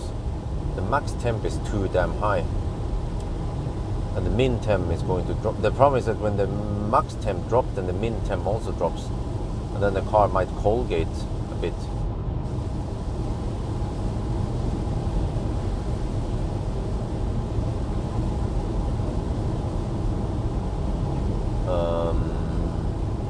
Unless I could just start with 20 degrees in the low end. and then it will be like 29 degrees in the high end. But then it might throttle at 45% rather than 52%. But ideally, I need max and min to be very close rather than the huge gap we have right now.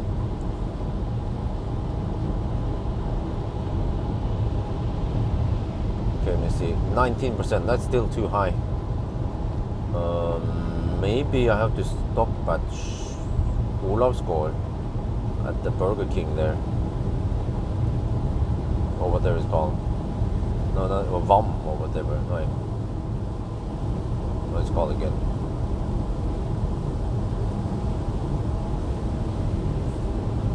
Wait, it's raining in Oslo. What?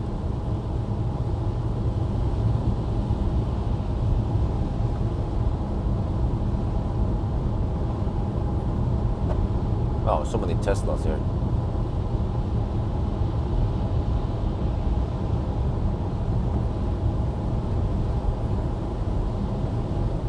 Okay, I don't know about the wheels, man. Why it's like that?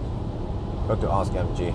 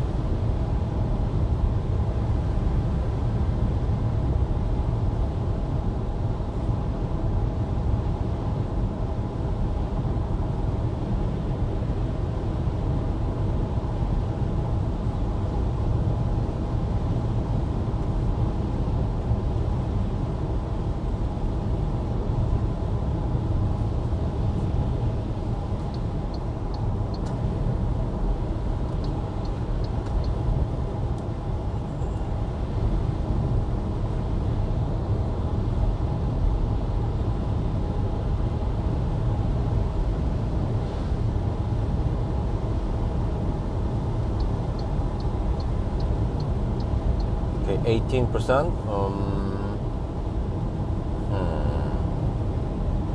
Yeah, that would be too high for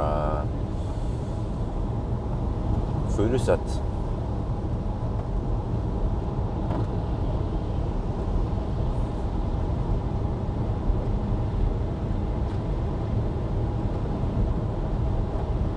Okay, finally it's starting to drop. 8.5 degrees delta now. But ideally I want to have it to 7 degrees or lower delta.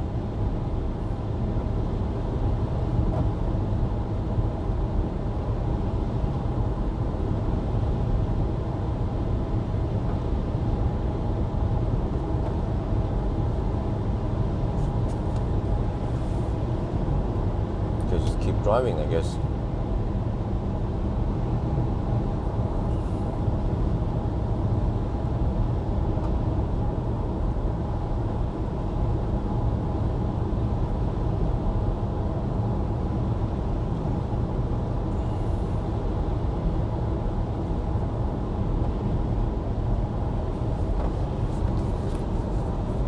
Oh no, still 9 degrees delta. Ah.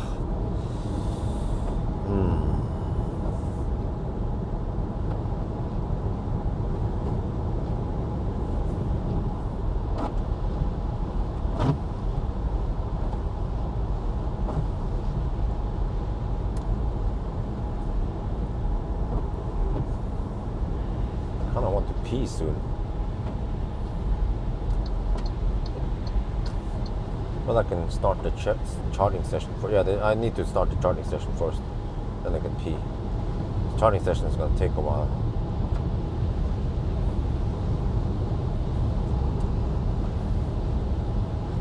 Right, so we are here. Well, we're back in Oslo now. 20 minutes past midnight. That's not too bad. Yeah, mainly because the car was faster than I expected. But if I didn't waste 20 minutes at the charging session, then yeah, well, I needed to charge extra anyway. So I lost maybe like 15 minutes there, so that's still not too big deal.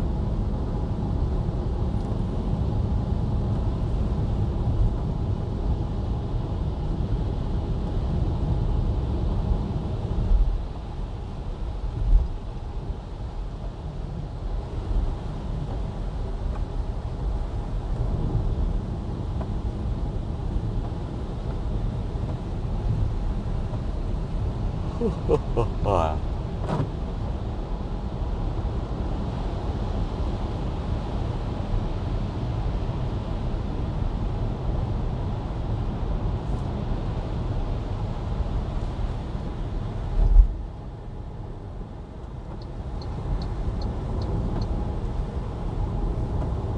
is the chat bugged again?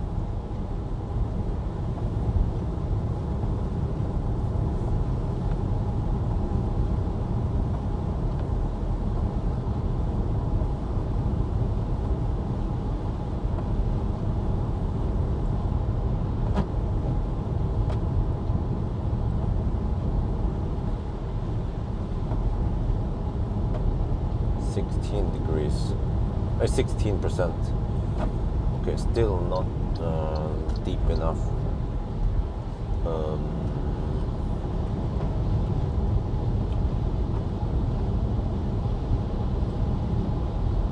I guess we just keep driving towards cleavage.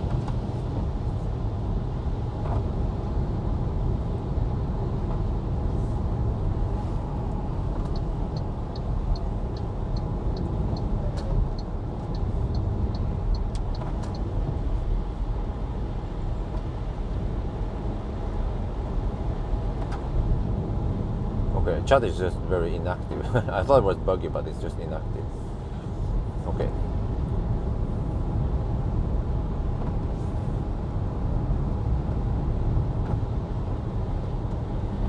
All right, let's go.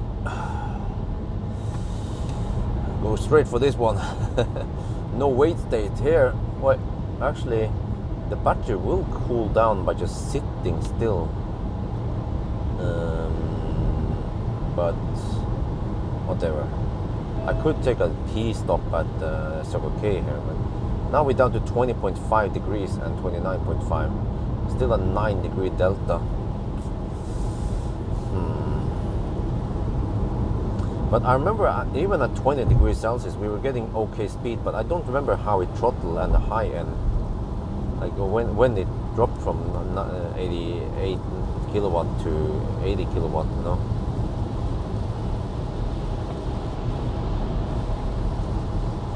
What? But it's raining a lot here. When the heck is it supposed to stop?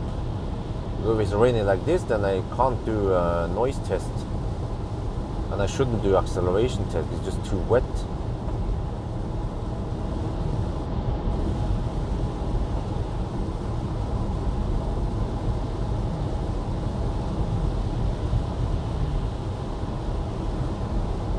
%15 now.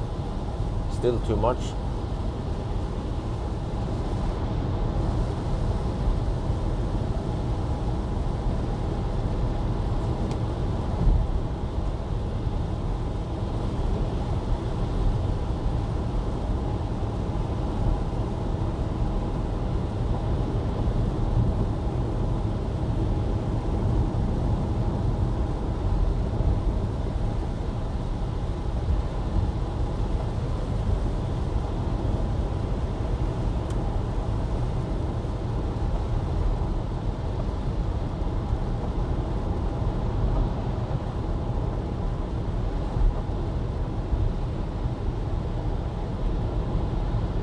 %14.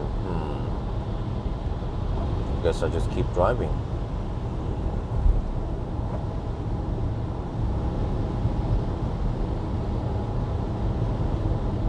Oh wait, maybe for charging the max temp will go up less than the... Wait, how does that work? Max temp versus min temp for charging.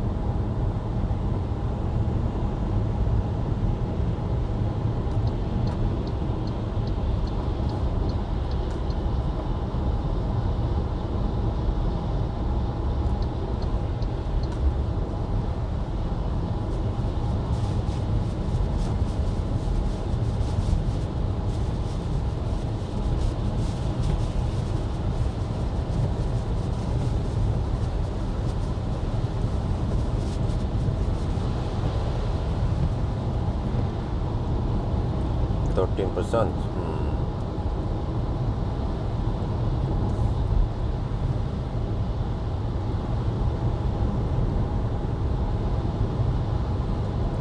Olavsgård would be perfect, right? Might arrive there with a little bit less than 10%. Wonder if that Burger King is still open. No, it's probably closed. But Skedsmokorset might be too far away, or I will go a little bit deep if I go Skedsmokorset. And then Cleavage is probably too far away again. There's a little bit detour from the main road to go to either Skedsmokorset or the other one there, Kvam, or whatever it's called, Kvam. Or it's by the hydrogen refueling station. How much for this car? 350k. Front chartboard, yeah, it kind of sucks.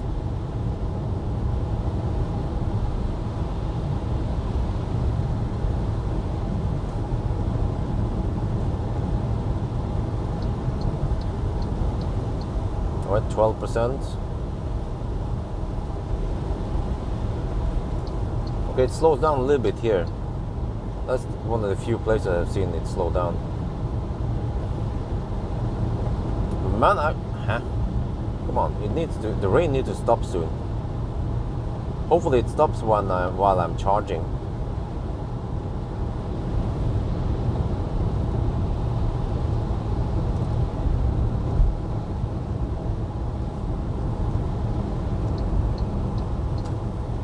Okay, here it also slows down. That's a bit annoying.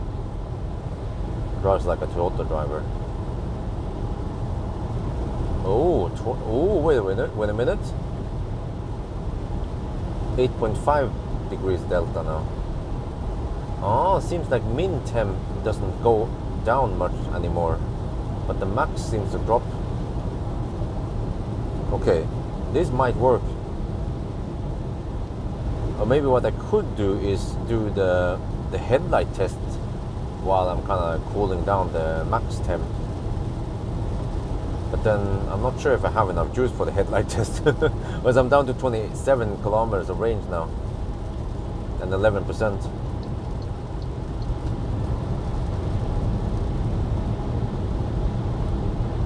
So it's grønn kontakt mer at whatever it's called, WAM. And that should give me 250 amp. Yeah, that one is plenty powerful enough. Well, as long as I'm not sharing with anyone. Just hope that nobody plugs in next to me while I'm testing.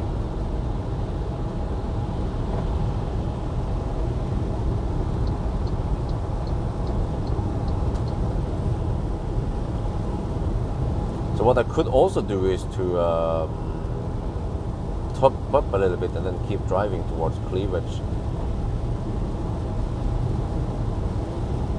Delta temp, I look at min temp and max temp. Min temp is 20.5, max temp is 29. 29 minus 20.5 is 8.5 degrees. That's the delta I'm talking about.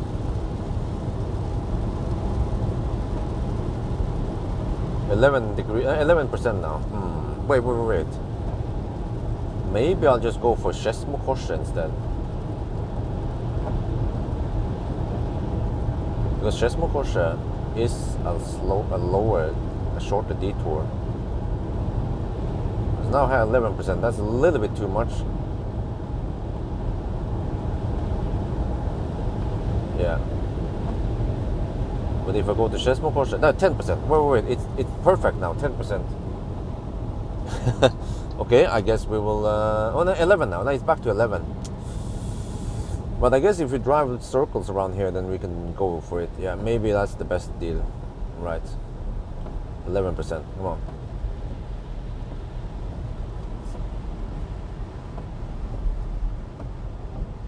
Well, but the max is still kind of high. It's 29 now.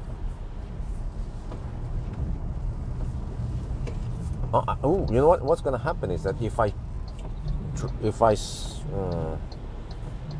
stand still, then the max and min might drop. But then if I start driving, then the min will go up. Or I'm not sure. Okay, now we are down to 10%. All right, this is good enough. Then we can just record it. Hopefully, this is good enough. 20 and 29 degrees. But previously at Strömstad, then I started with 27 and 34 degrees. Oh, 28.5 now. Oh, perfect. Challenge finished a while ago. So yeah, now we are 5.5 degrees colder on the min, and I think that will do magic. The only minus is at the no, not the min. 5.5 degrees colder on the max. But I bet that the Burger King here is closed for the night. Well, is it? Wait. Maybe this is the one that is open 24/7. Well, it seems open. I mean, it's lit up and everything. Okay, I almost never come here for juice because it's a weird detour from the main road. 28.5 and 20 degrees now. Okay, let's just go for it and plug it in and whatever. Yeah. Wait. What the heck is this? This is not going to contact. This is some other provider. Okay, here's going to contact. Okay, no one is charging there. Right, let's go for it. Wait, can I pee over here?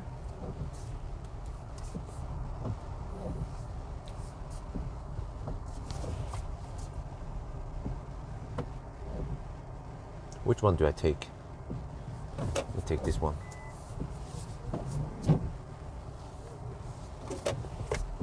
Wait.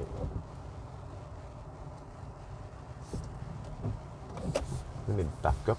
No, let's go nose in. It's kind of clumsy, but let's do this one. Oh wait, so maybe I want to cool. Oh shit, 19.5 degrees now. Uh-oh. It might not be optimal temperature. 19.5. Let's go for it.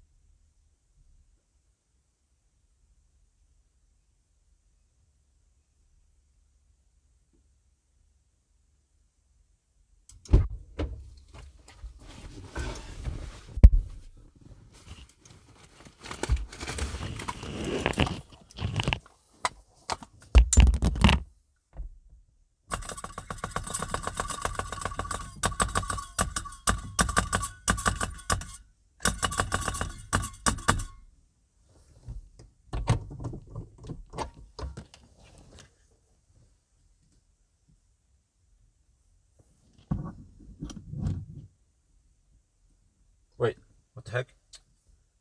Charging stop. Jesus, man.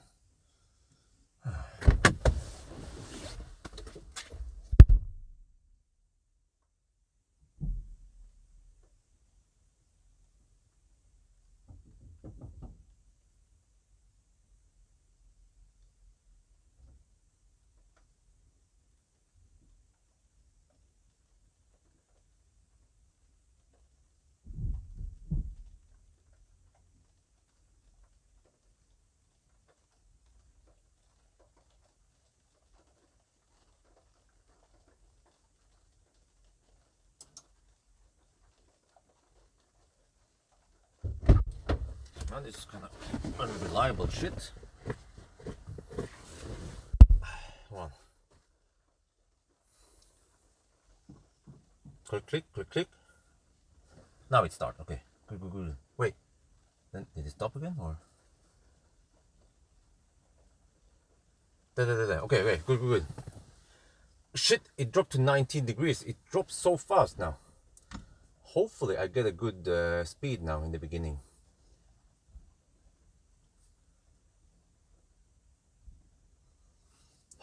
Come on. If I can just get 80 kilowatt, I'm not sure if we can keep this one or not, or if we have to discard it also.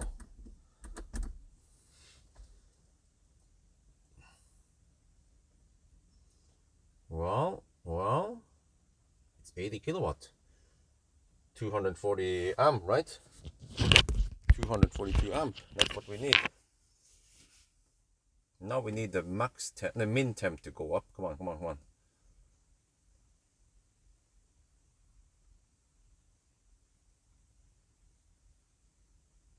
Right, 240. So far so good. Yep, min is going up. And the max is not too high yet. This might work. But we will have to see when it throttles then. And then, is the Burger King open? Let me check here. Let me check on Google.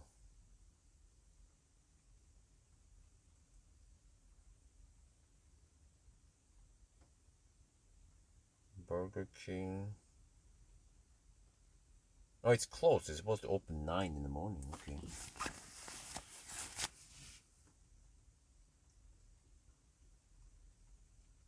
Okay, but I have to look at the number of amps. If the number of amps is 242, then that's maximum.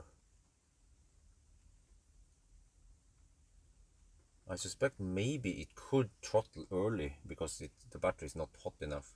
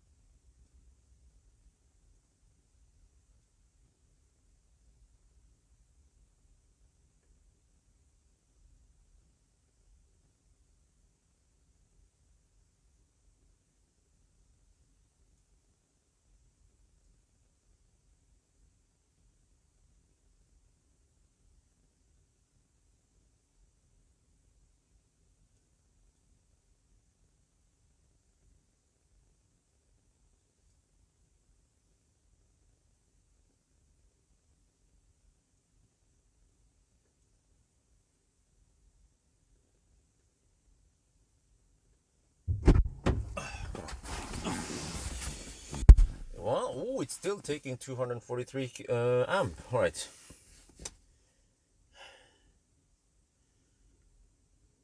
Well, that works for now. We just have to see when it throttles, I guess. Yeah. So you have to add a roughly 2% to. We are roughly at 21% state of 20% state of charge now.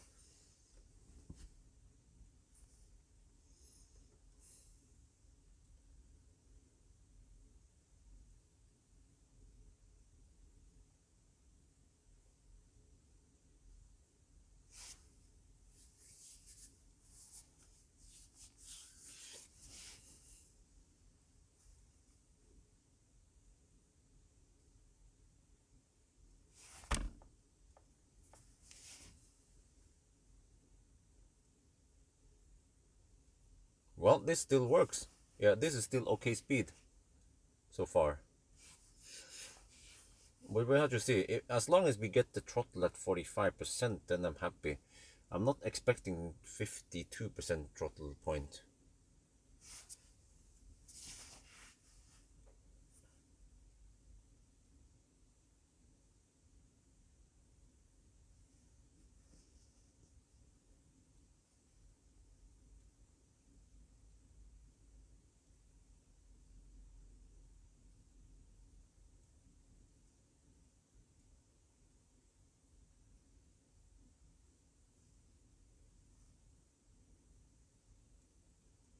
Okay, I don't dare to fire up any heater yet. Even though it might not affect it at all, but okay. Maybe I'll just do my wrap up now. Yeah.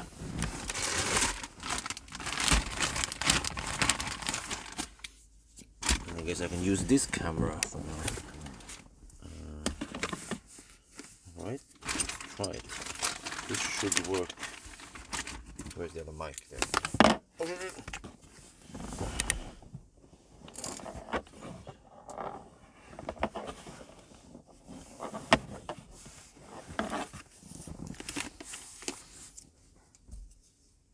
Wait, is that a slight throttle? 240 amp. It's supposed to be 242. That could be a slight throttle. Man, this is so hard. Because if this is the case, then I need to... Whoa! Wait a minute.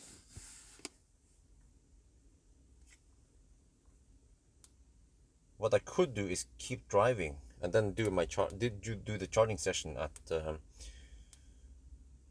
Kløfta or somewhere else instead, or even what's it called again, Neskollen. It could look like a slight throttle.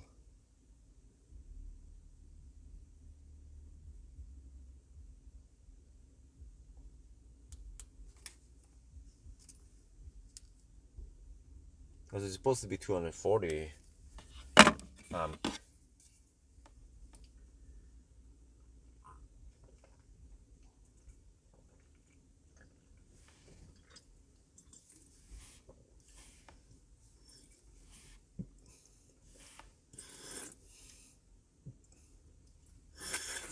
.242 amp, I mean.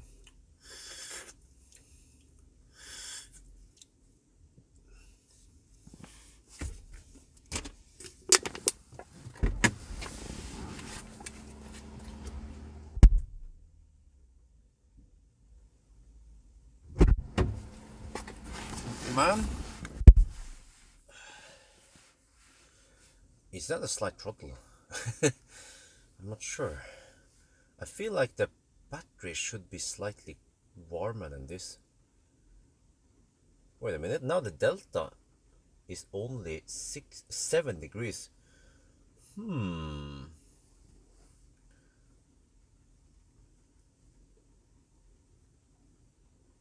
Seems like charging is the way to go to get the delta low. Wait, 240, no. Let me quickly check previous sessions. 241 is close to max. Okay, I think it's still good for now, but okay. Let me see, the Y-bike session.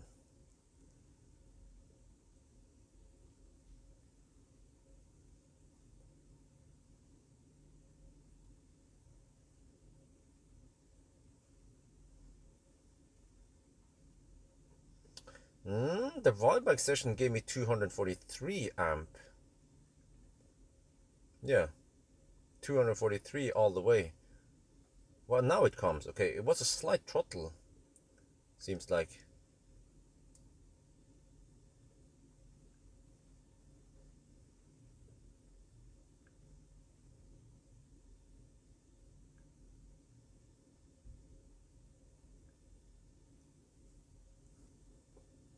But by the end of the day, we have to see when the big throttle comes.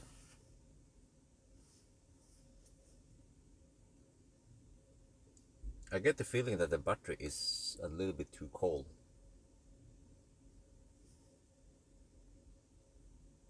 Wait, what's the cooling? No, the cooling is on the charger, not on this car. So the car is actually not running any cooling yet.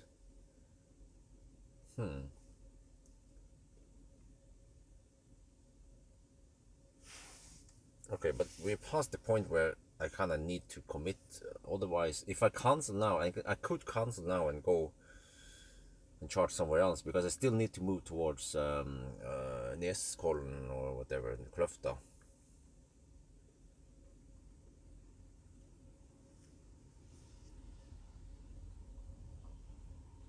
Okay, let's see now. So it should throttle at 42% on this display, right? Or yeah, we'll see. Come on, 243. That's pretty much max for now.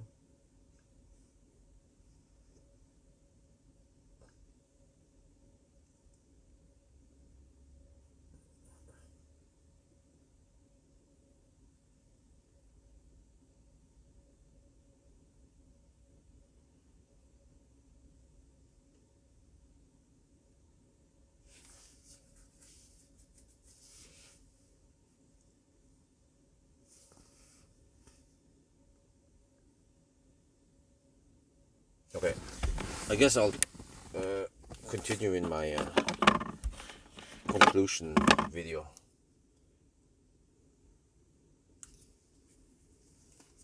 Let's see, maybe I can just put it there. Will that work? Yeah, it will kind of work. Oh, it will work, kind of. Yeah, okay. That works. All right, good. Add some extra lights and we are good. There, wait. There, I guess.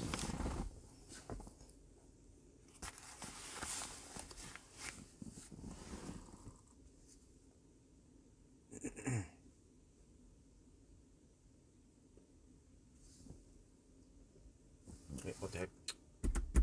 Oh, jeez. Okay.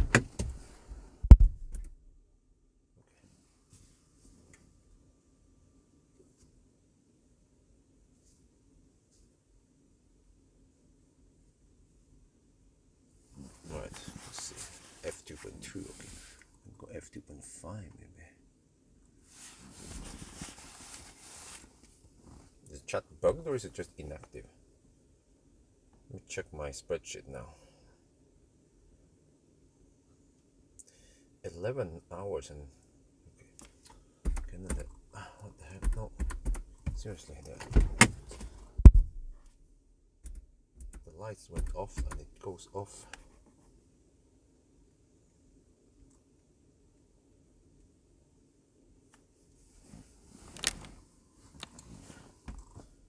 All right, now we're doing another attempt of the charging session, but okay. Anyway, so 11 hours and 20 minutes. How fast was it? Well, if you look, the old one, the old ZTEV with a smaller battery was 1440. So we actually have a 3 hour. What the heck, man? Oh, gee. Oh, this car just wants to pause everything. Let me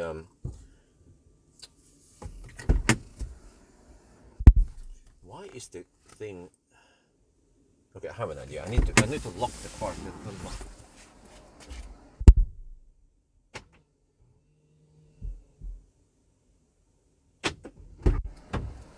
This one should keep the thing alive for a bit, hopefully, or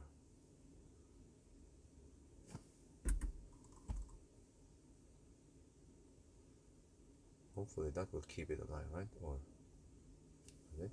It's this one, right? Okay.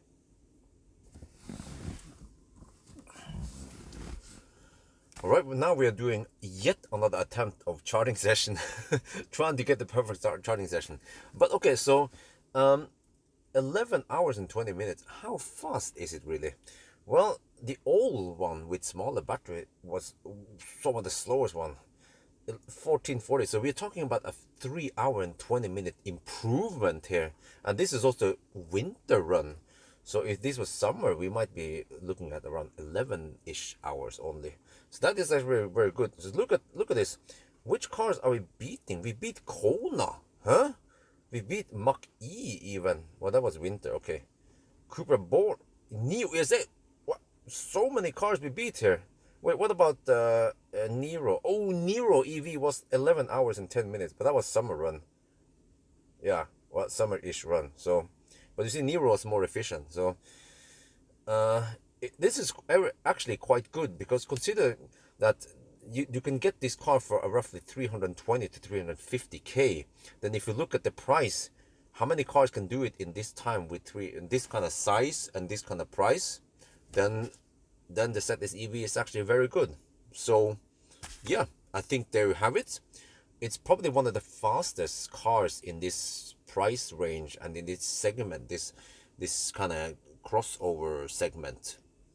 Yeah. And then what else is there to say? Yeah, I think that's gonna be it. I hope you guys enjoyed this video. As always, thank you for watching and talk to you later.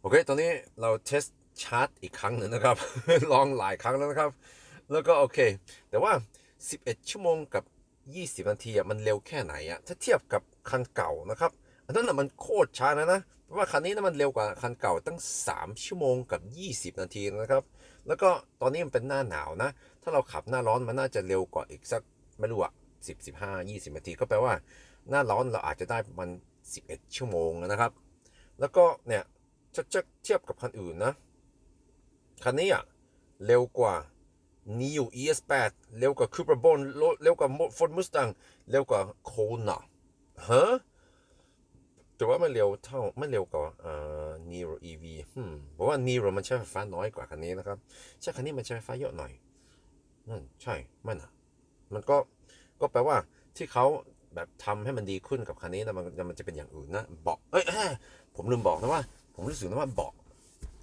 ของ ZS EV รุ่นใหม่เนี่ยมันดีกว่าอันเก่ามันรู้สึกมันแข็งมันยังไงก็ไม่รู้นะแต่ว่าคันนี้มันนุ่มสบายดีนะครับเบาะนะแล้วก็อย่างอื่นด้วยไฟก็รู้สึกว่าดีขึ้นหลายอย่างนะกับคันนี้มันดีขึ้นนะแต่โดยเฉพาะแบตเตอรี่มันดีกว่าอันเก่านะครับนั่นแต่ว่ามันคงจะใช้ไฟฟ้าพอๆกันนะเหมือนอันเก่าแต่ว่ามันก็ยังดีกว่านะอย่างอื่นนะถ้าเรารวมทุกอย่างนั่นแหละผมก็ว่า ZS EV รุ่นใหม่นี่แหละเขาไม่ใช่แค่เปลี่ยนดีไซน์นิดหน่อยเขาเปลี่ยนแปลงอะไรตั้งเยอะเลยนะทำให้มันดีกว่าเดิมนะก็ถ้าคุณคิดดูว่าอยากจะซื้อรุ่นเก่าหรือว่าซื้อรุ่นใหม่นะก็ผมก็ว่าอันใหม่นะมันดีกว่าตั้งเยอะนะครับโอเคคงจะเป็นแค่นี้นะครับขอบคุณที่คุณดูวิดีโอนะแล้วก็เราก็ปากกันใหม่สวัสดีครับ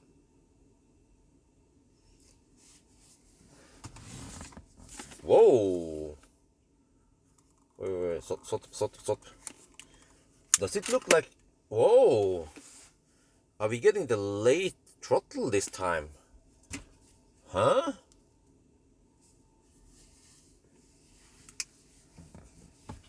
Could seem like it. Whoa! I think we have close to 50% now. I don't dare to... Can I see the thing now? No. I can look on the charger maybe. Quickly look.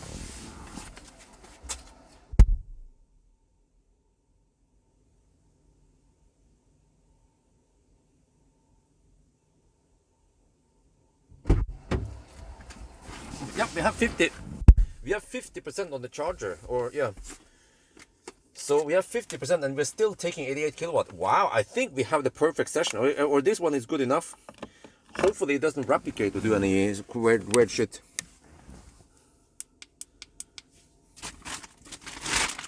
We might keep this session here.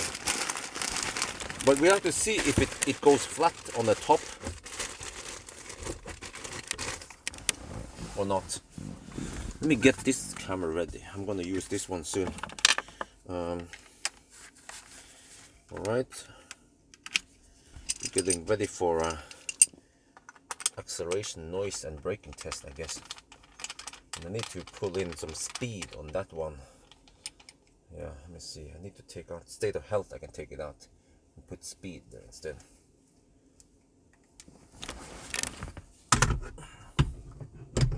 Oh, finally I got a good enough session I can keep. There comes the throttle at 52%. Yes, that's fine. Okay, that's fine. Now we just have to see. Wait, is this the point where I can fire up the heater, or will it mess up the session? Okay, I don't. I mean, I can wait a little bit. It's not that cold yet in here. I can wait until we are close to 90% before I fire up the car. And I can actually fire up the car without firing at the heater yet. But okay, I will just keep it like this for now. Wait a minute. Wait, how was that again? Earlier when it throttled, did it throttle to 75 kilowatt or did it throttle to 80 kilowatts? I can check the wild bike session again. Let me see, part 1, where is it?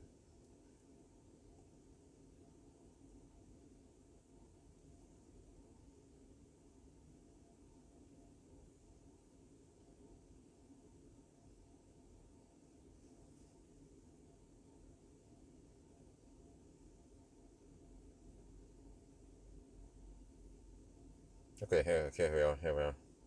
Oh, okay, it did actually throttle to 75 kilowatt. Okay. Well, Lars, do you know for sure that it will mess up I mean, please explain, why will the heater mess up the charging session? I'd like to know. Are you just assuming or do you know for sure?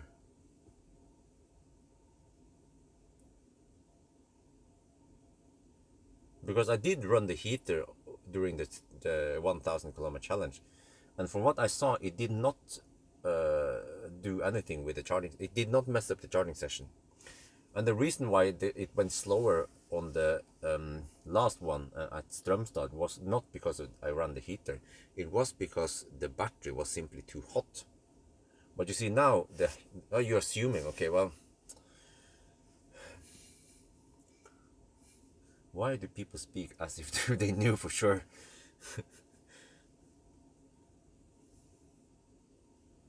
Well, the problem at the previous session was that the max here was at 45 degrees.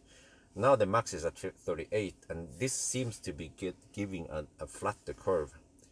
Actually, right now you see that the delta is low.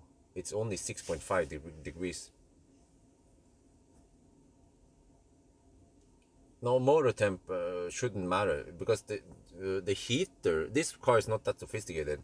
If you fire up the heater, it'll fire up the PTC.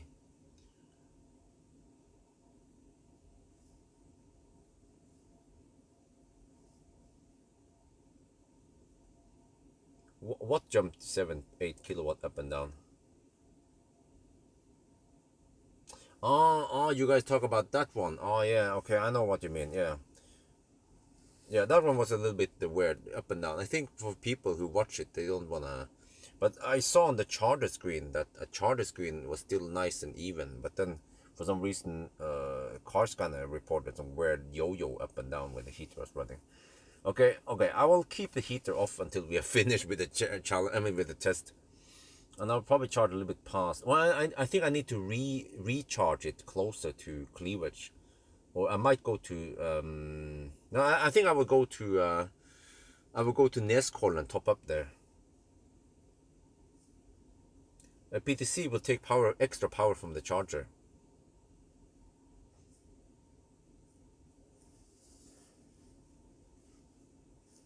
But hopefully now we get that nice and flat curve. It's just that I don't see the battery percent. I just have to assume that it's around 2% higher than the state of charge here. So we should be at 59% now, right now.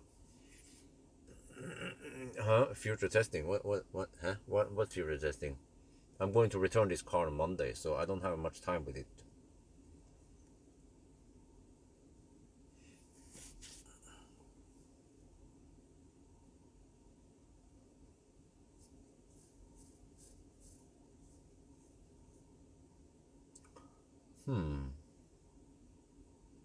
But this is interesting. Now the delta is just... It seems like during charging, the min here goes up more than the max. Turning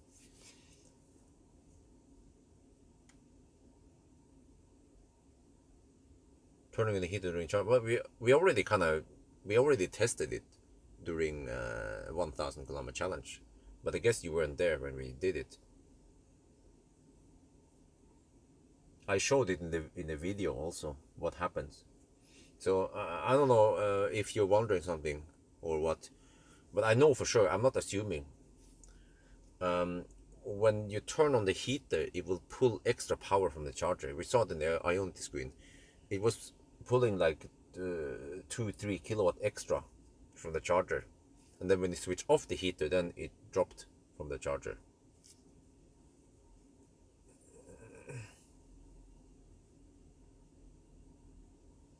Okay, but on a good session, we're supposed to get 75 kilowatt fairly flat. And it seems like we're getting it now. So this one should be better than the Strømstad session. Let me check. I can go back to the Strømstad session and check how that one was.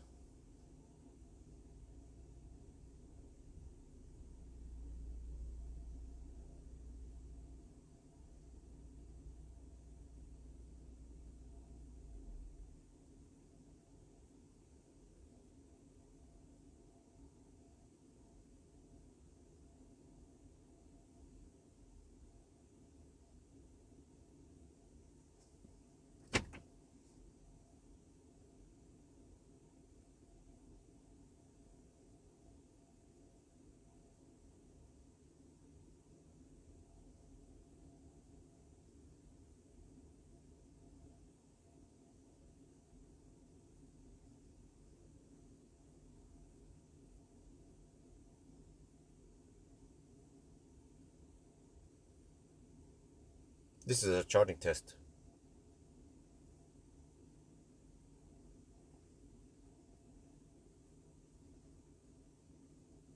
Oh, what the heck is this? It's throttling.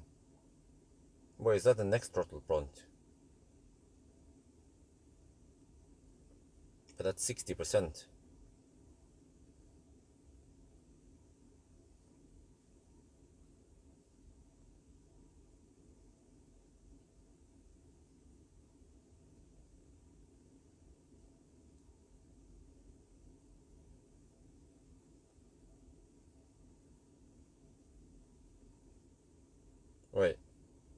Wait a minute. Are we supposed to charge faster than this? Let me check the. I can check the Helsingborg session then. Wait, do we have it? No, we don't. Oh no, we have it here. Okay, in the Helsingborg session, it was also 68 kilowatt. Okay, similar to this one, right? So it means that this should be the optimal session then. Let me check the Varberg session.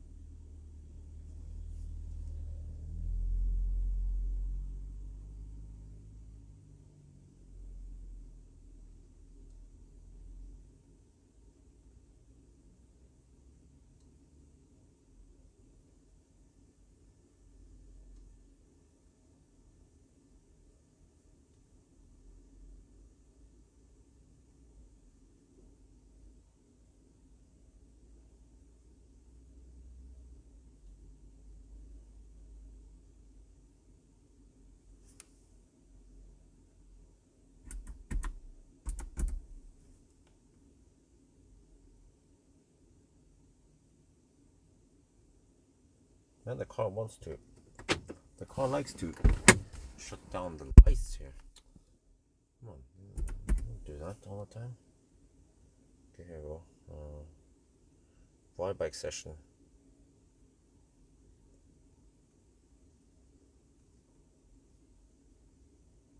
Wait, is this the Varberg session? I think so. Wait. No, wait. No, this is. Where the heck is this? Man, the lights. Oh, whatever.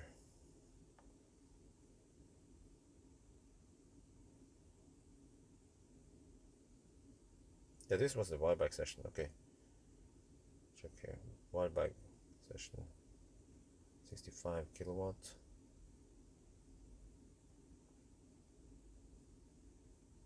Yeah, oh, it was hot. Yeah, similar temperature, 63. Yeah, similar temperature. Yep, this is right on par with the Varberg session earlier. 66, 68, yeah. pretty much on par with it. Okay. I hear that the new Model 3Y came with no parking proximity center. Yeah, that's also what I heard. Is it real? Yeah, I think so, unfortunately.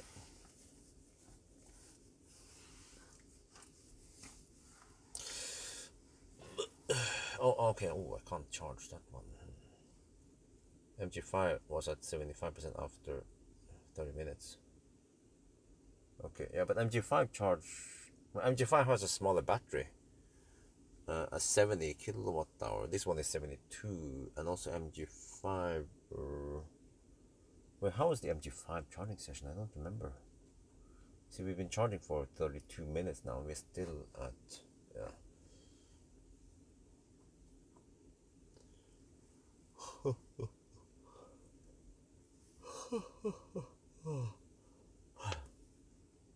It's getting a little bit cold in here.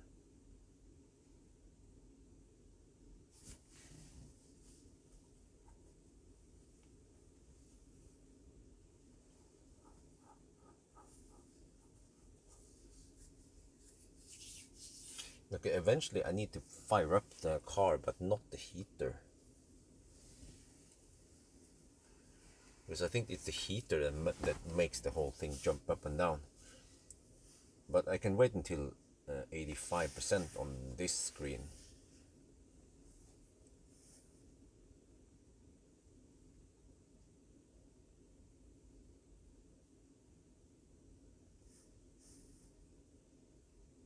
Oh, what's the time now? 1 at night. Oh shit, I still have to go to Cleveland and do my test. At least it stopped raining.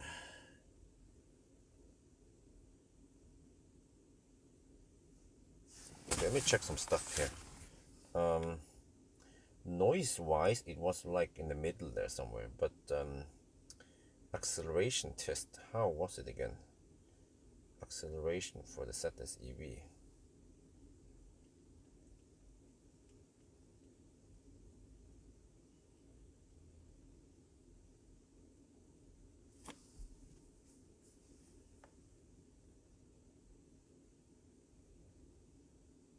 There, MG ZS EV.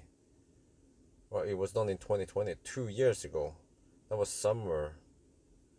Because so the old one was supposed to do it in 8.2 seconds, and I did it in 7.9 seconds. But the old one was 145 horsepower. Okay, what about now?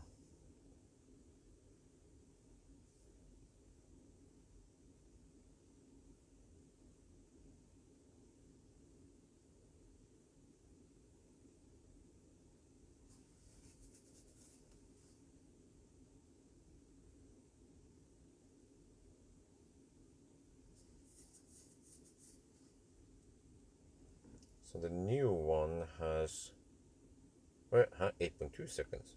Really? Oh, is this the old one? Oh, okay, new one. Huh, really? They claim 8.6 seconds, but 130 kilowatt. 177 horsepower. Oh, that's a lot more. Huh. Okay, 130 kilowatt. Well, I was getting 130-ish. Peak 140, but mostly 130, yeah.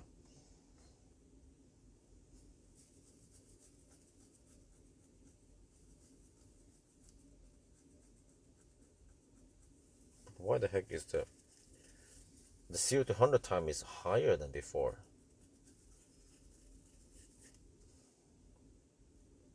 Check Google Maps here. Do we have any stau or anything? Closed road, anything?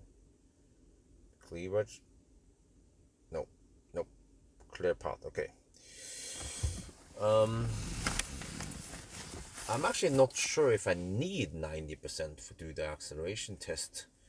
As long as I get 130-ish kilowatt, then that's good enough.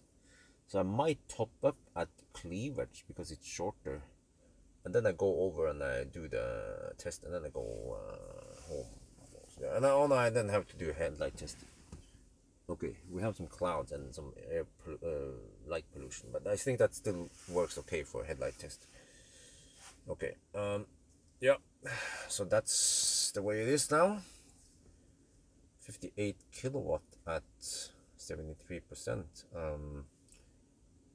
Yeah, we have never gone this high. Well, actually, no, we went for 75% at wild bike. Yeah, it's right around here. Let me check wild bike session again then. If I still have it here.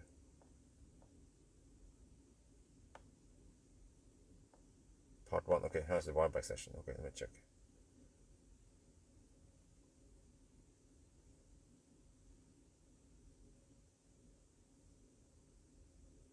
At 73%, I was getting 69 kilo. Whoa, really?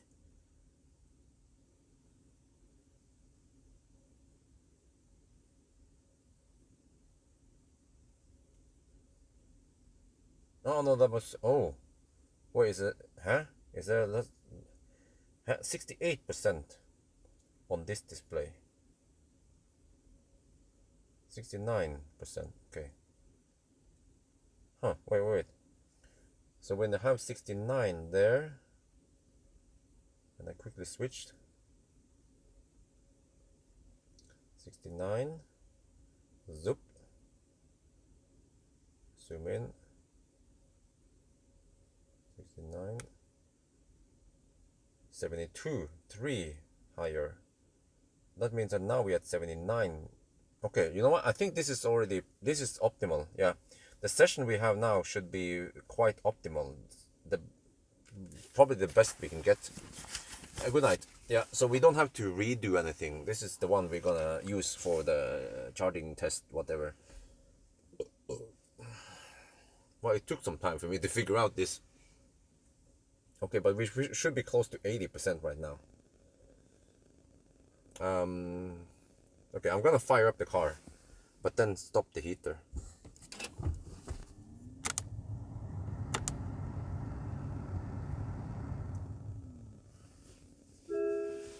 Alright, there we go. And now we are charging the stuff. Alright, that's good. And we are not messing up the charging session. Okay, there. I want to see the charging. Okay, we had 80% on the display, on the car's display. Yeah, okay. Oh, the temperature starts creeping up a little bit, but still not the problem. But it's not doing any active cooling. Isn't that a bit weird? But it's not too hot yet. I guess maybe 45 degrees is the critical temperature where it starts throttling.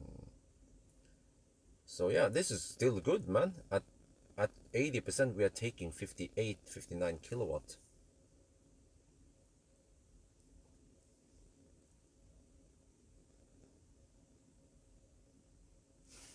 Can I use seat heaters? Oh yeah, I can. Okay, good.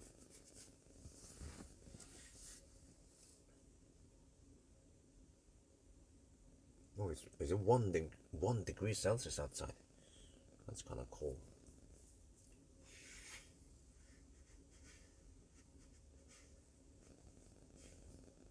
Okay, so we should finish in about I don't know, 5 minutes or.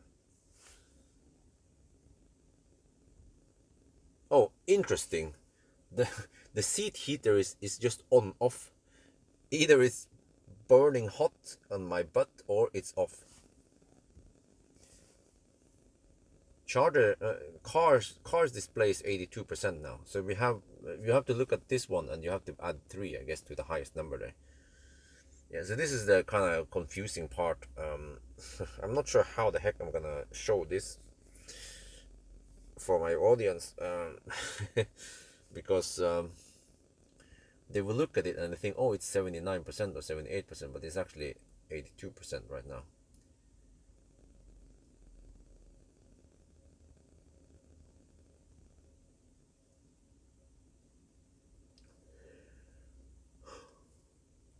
Oh,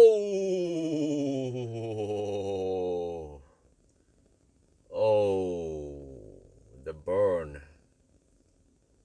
Oh, we found the Achilles heel of the MG. Uh-oh. How long is this gonna take, man? Oh, just want to go home and sleep soon.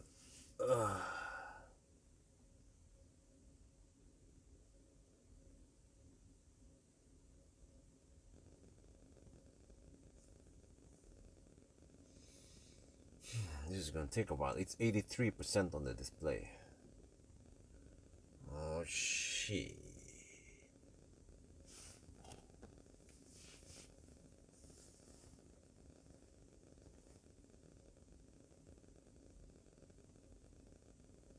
Well, it was going quite fast until 82%, and then poof.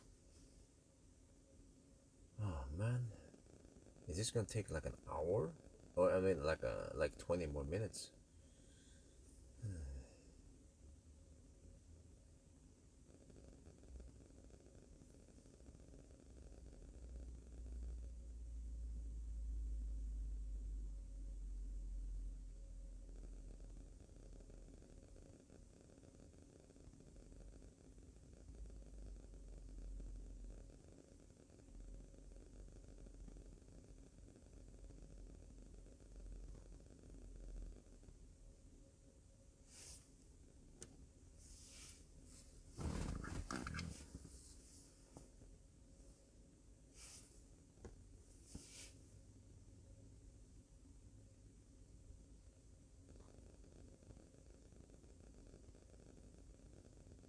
Man, it hasn't moved. It's still stuck at 83%. Come on.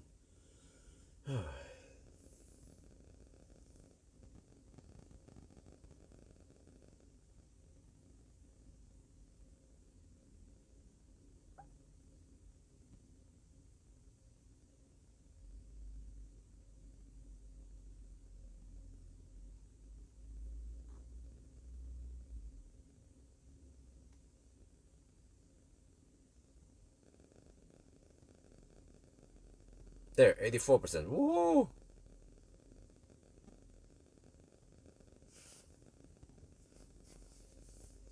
Now, what happens if I fire up the heater? Let's try it, right? Okay, let's try. See what happens. Then it jumps up and down like that. Well, a little bit.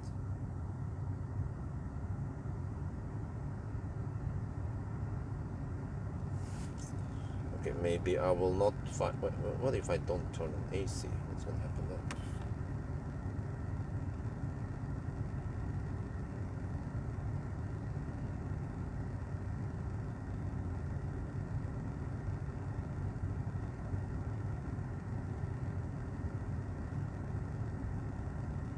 It still goes kind of up and down like that. Okay. I guess I'll turn off the heater then.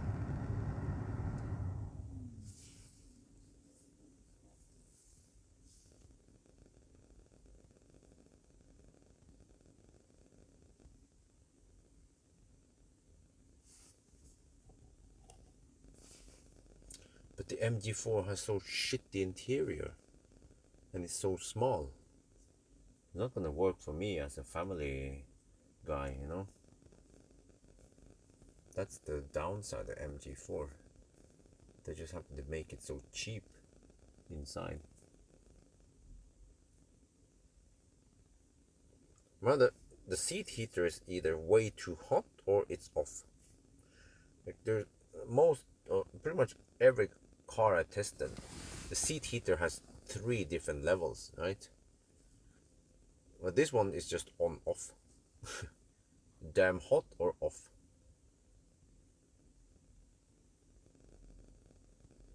%85 now. Oh, come on. This is gonna take forever, man.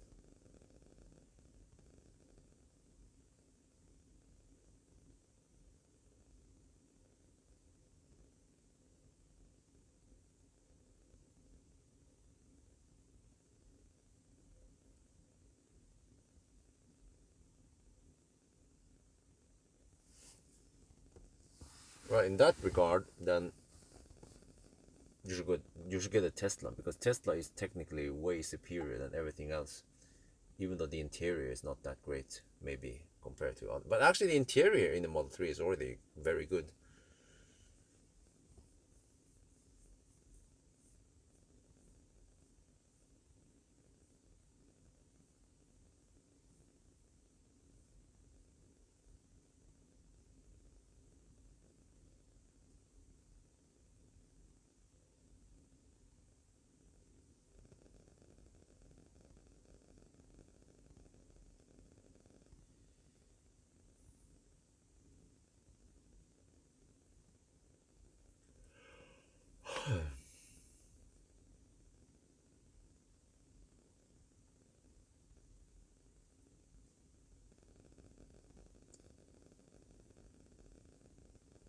almost double the price.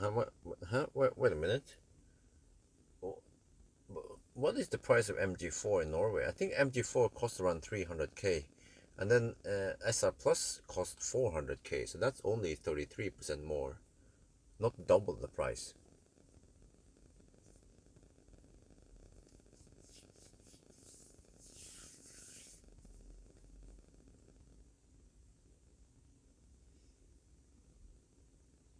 And then the MG4, I mean, then the SR Plus is just way better. Like you have motorized lift gate, you have way nicer interior, you have way faster charging, you have way more range.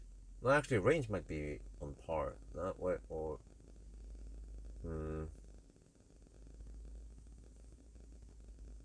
86%. Oh, come on. Where's it? Which one? MG4 or what?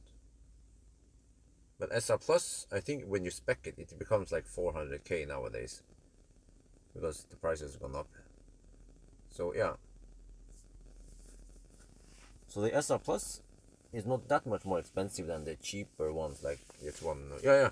Actually, if you don't need a space, then you can get this MG for 350k, or you can slap down 50k more and you get Model 3 SR Plus. And for me, I take the SR Plus any day. 500 kilograms only. SR Plus can Tesla can pull 1,000 kilograms.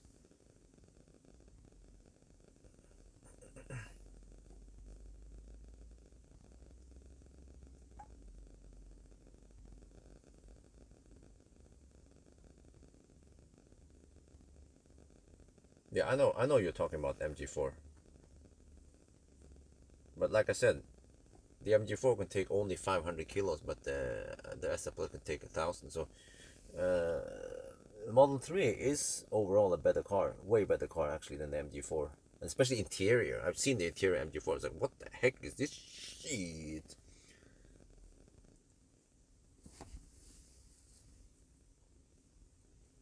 And also space in the MG4, like it was so cramped in the back there and in the seat and everything. It was like, wow, it was so cramped. But in the Model 3, it is actually fairly spacious for a compact car like Model 3.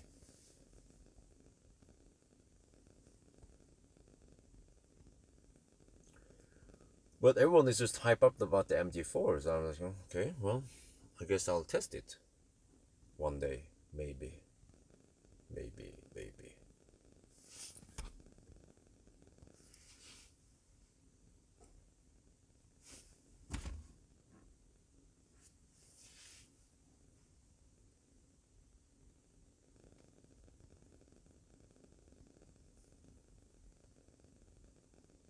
Yeah, so 35k versus 50k is not double.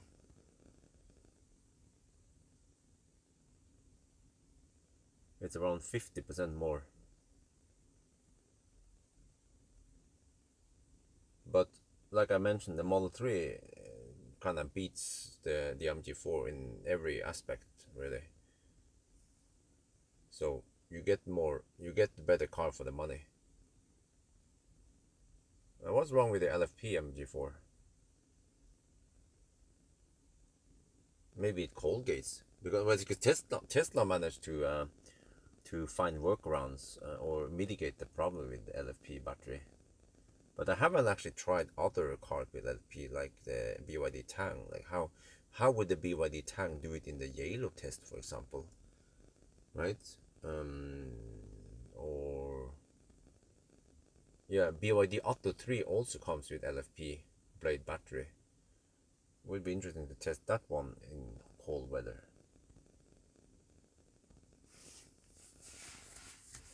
Charging very slow, really, but the Model 3 LFP battery charges quite fast, very impressive, you know, SR Plus.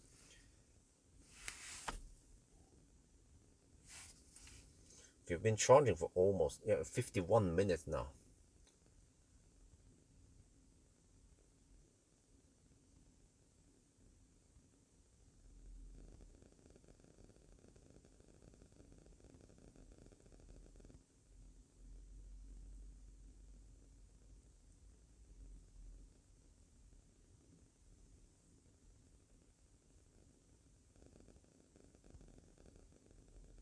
No, I don't agree. The customer service it's more like it's location based, because Tesla is so big. So you will of course find bad customer service, but you will also find excellent customer service at Tesla. And then does it mean that the MG customer service is outstanding? I'm not sure about that. I'm not convinced.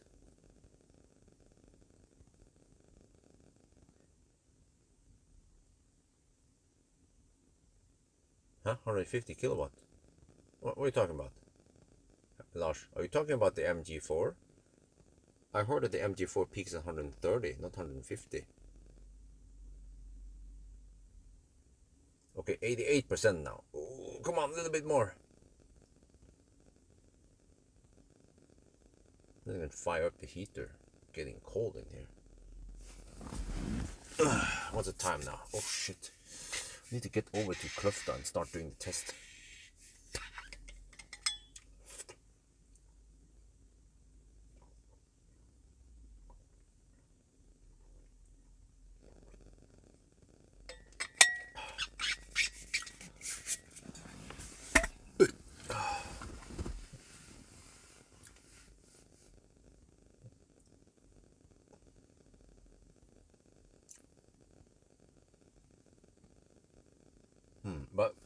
But the 142 kilowatt, was that what the charger reported?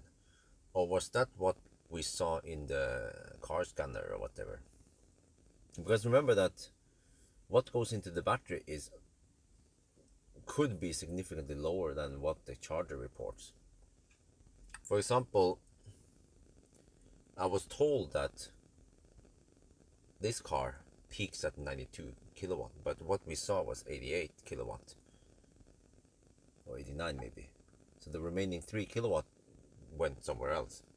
Heat loss or cooling or something.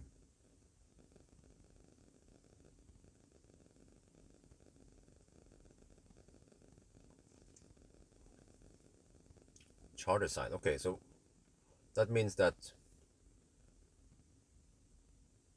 it's probably not 142 kilowatt that goes into the battery.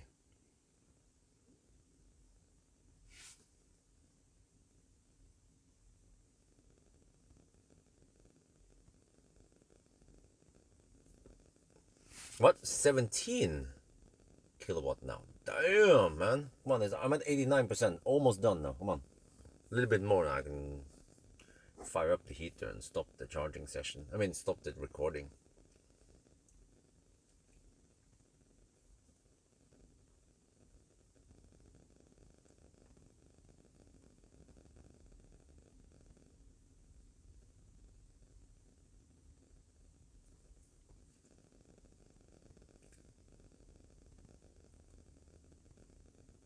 Well, I know it has a flat charging curve until 50%. I mean, I heard about it.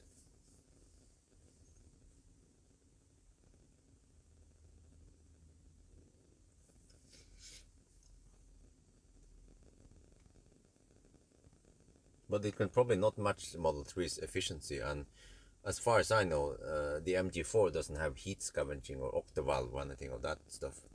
And we don't know about how it can preheat the battery or stuff like that. So most likely the Model 3 is technically a superior car than the MG4, even though it might charge fast. But it's like brute force, you know, it just charges fast. But yeah, how efficient is really MG4? There, 90%. Oh, finally. Okay, I'm just gonna let it tick for a little bit more before I stop the session here. I mean, stop the recording session. But I need to kind of get rid of the fog in here before I start driving. Alright, let's move this stuff away and get ready. Now I need to figure out how to... Okay, I need to set some new variables.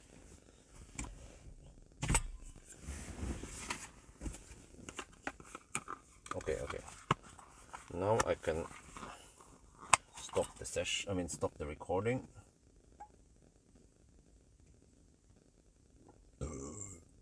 And then I can upload it.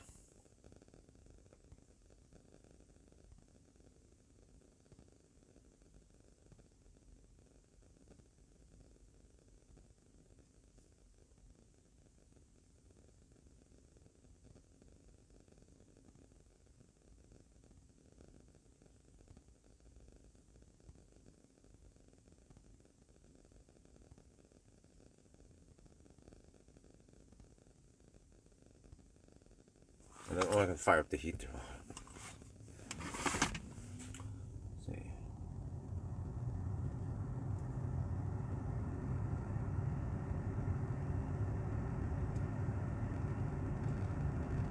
Alright. And now we can disconnect. Yeah, because we shouldn't charge more, it's just a waste of time over here.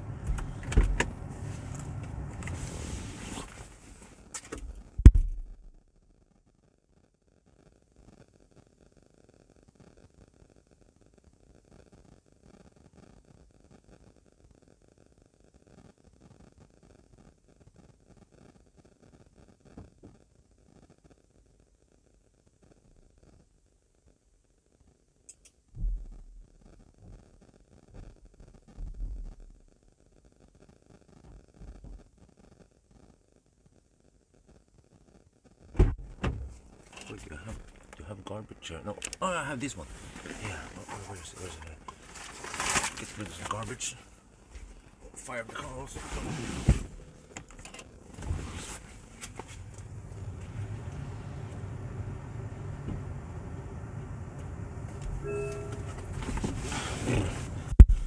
Oh. No, I didn't pay attention to the kilowatt hour for the charger. Alright, let's prepare. I need to get the numbers up and running here on the car scan. Let me see. I guess I'll move some stuff around.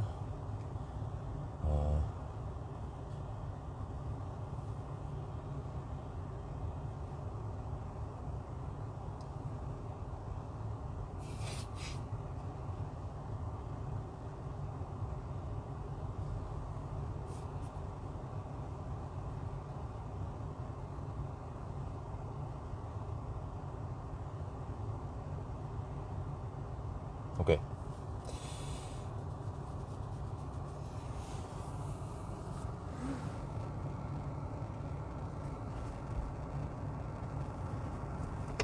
Okay, let me see. I guess we are ready now to go. Yeah, we cleared most of the stuff.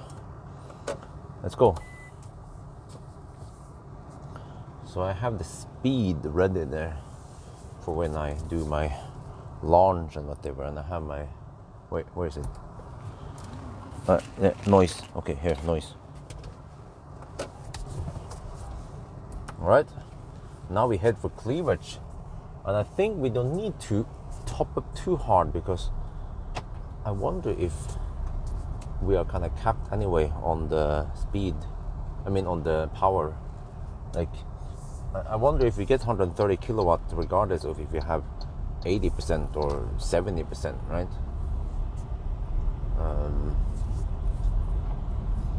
But maybe just for the heck of it, I could just go over to Neskollen and top up there.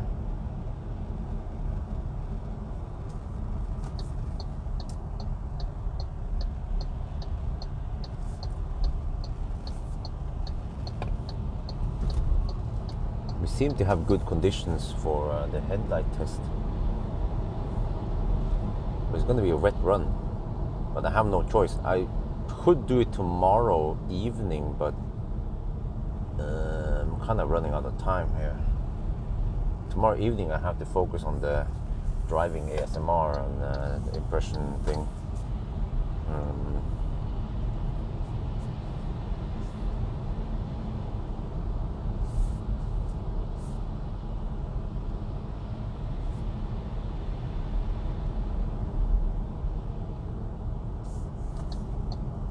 iX3 and a fat e-tron in front of me.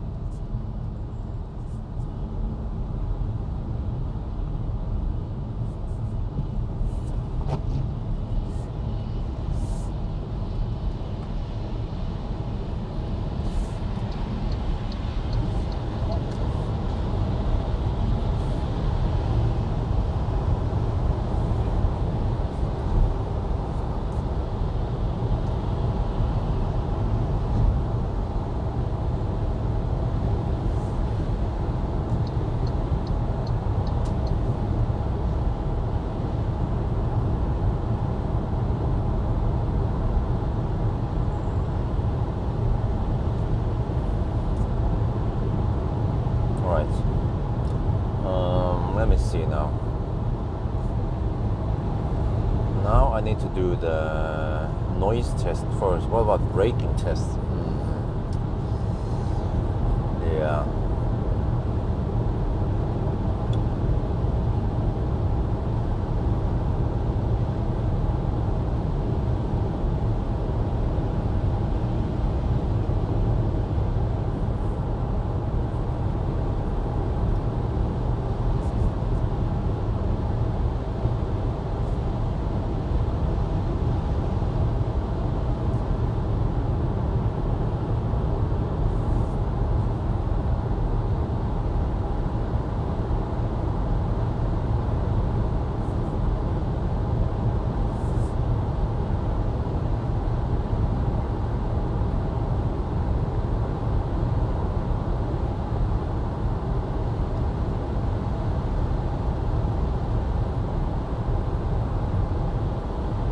That was kind of funny.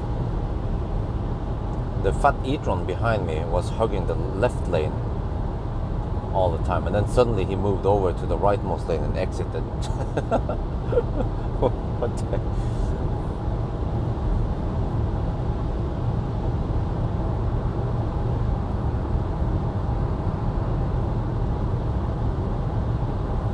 Oh, but you have wet roads.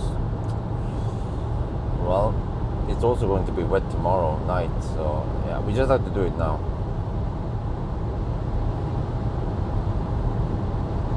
Hopefully it's not soaking wet at cleavage.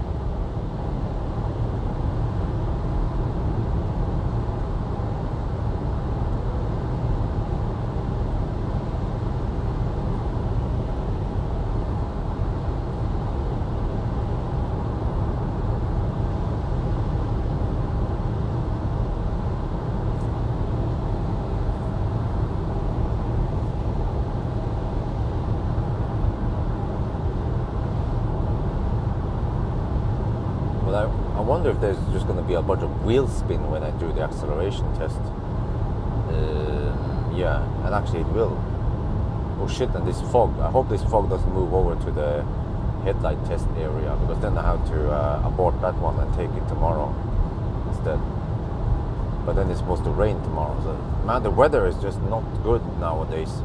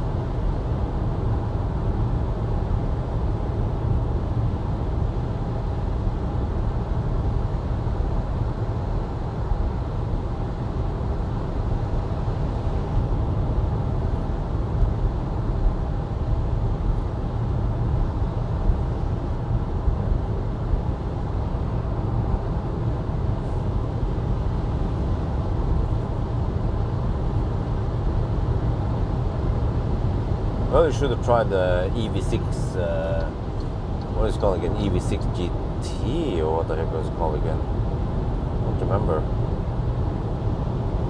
That one was schnell.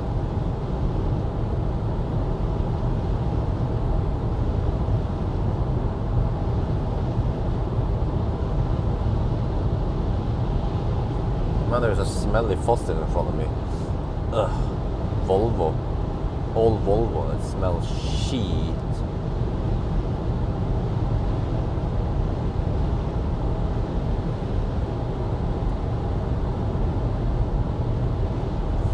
just have to get past that Volvo.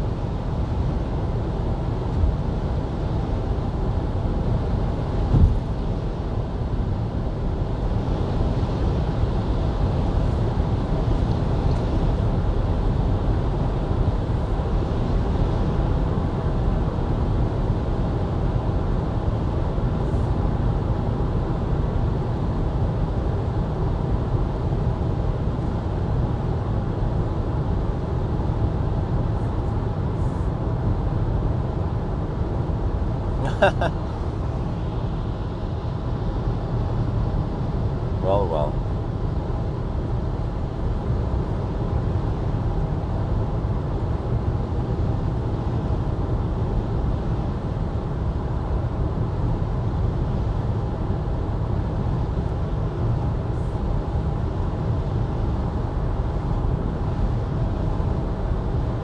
It's actually kind of wet on the road, which is not optimal.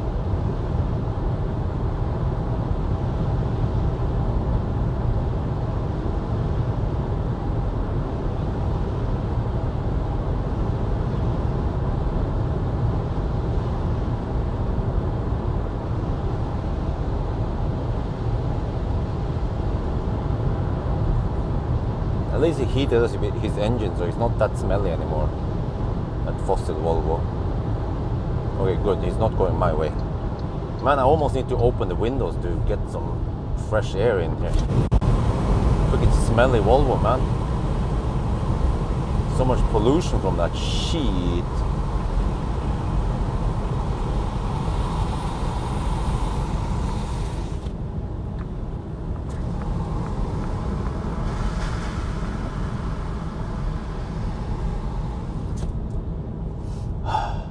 Slightly better. Okay, let me see. Wait, where were we? Noise test now. Oh, I almost forgot. I need to bring out the draggy here. Shit. Hang on. Man, it's wet over here. Shit. How is this gonna work?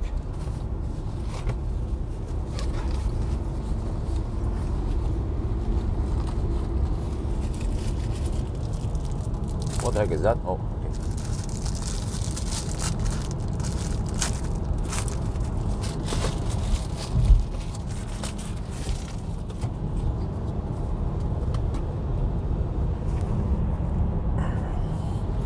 Well, let's just go for it, I guess. Oh no, it's, oh man, it's wet.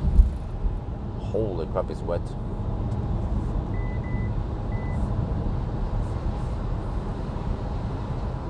This is not optimal.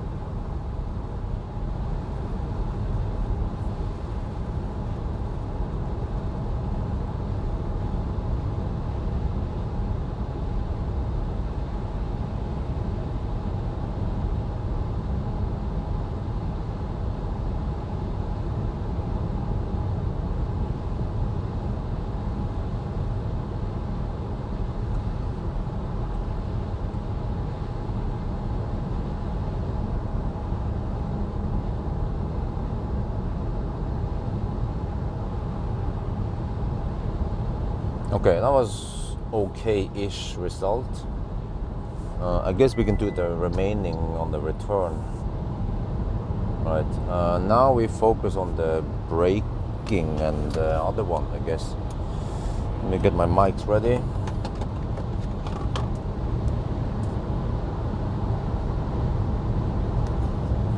No, not this one. Oh, shit, wrong microphone.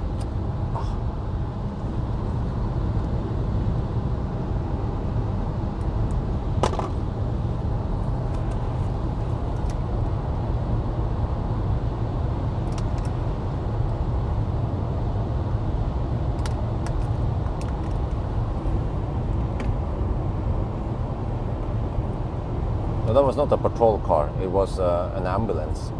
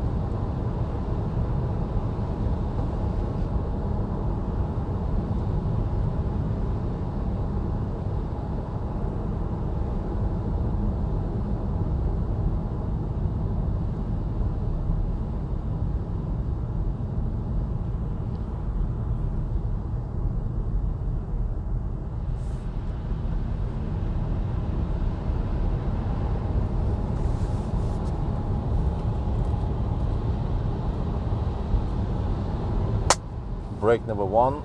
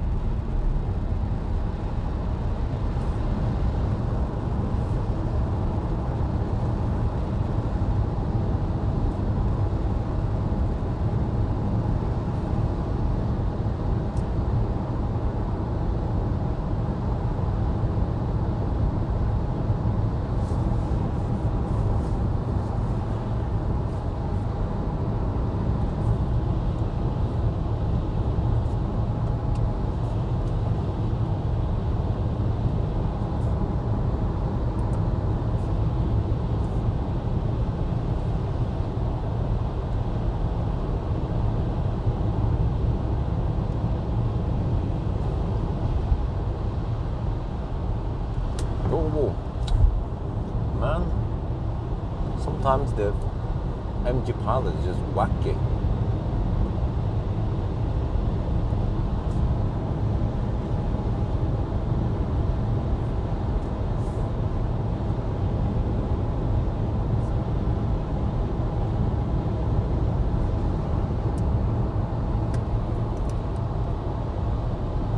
Okay, so just for the heck of it, I'm gonna top up a little bit at the Neskollen.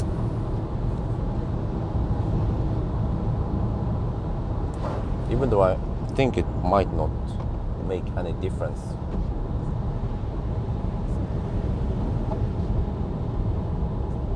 But whatever, just top up a little bit. I need to prepare some stuff anyway.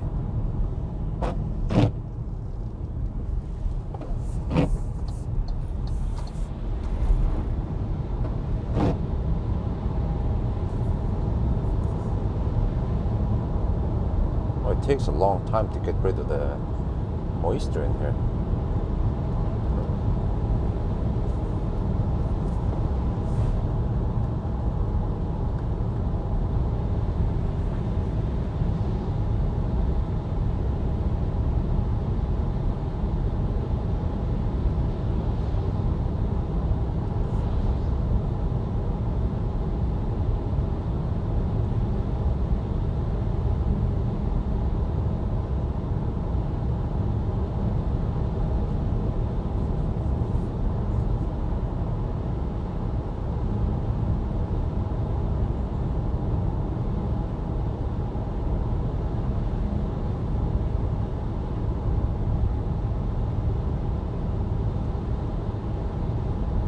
Oh yeah, maybe I'll film.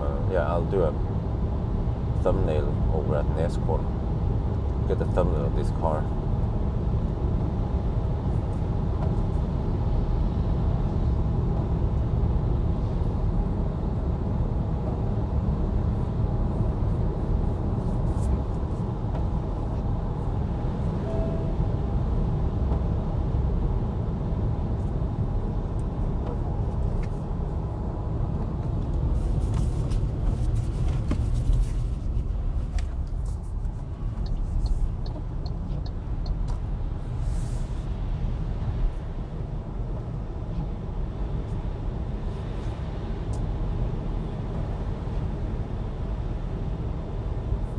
guess I should be in sport mode, right, for the acceleration test.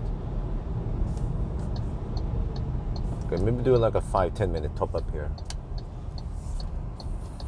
Should still be getting okay speed since we have okay temperature and everything.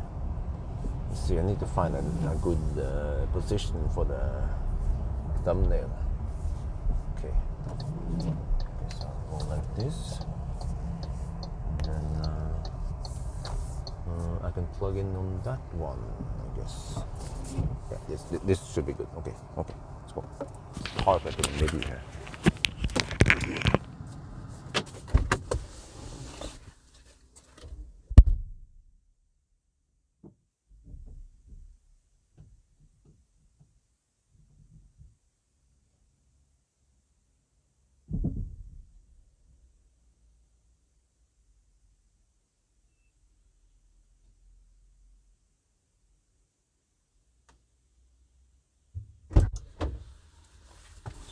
Okay, let me see.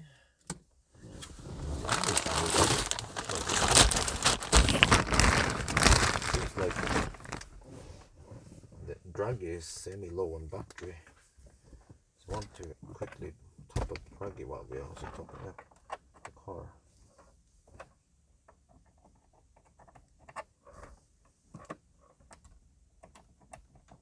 But USB-A is so stupid because you need to try to plug it in like 5 times before you find the right direction. Because the first time was already the right direction.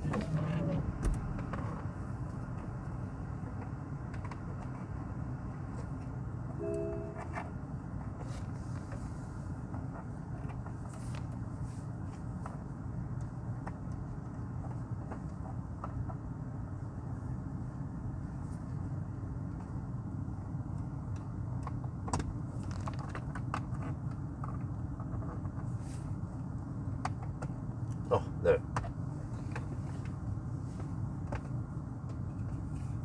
Reaction time should be included. Nope, not really.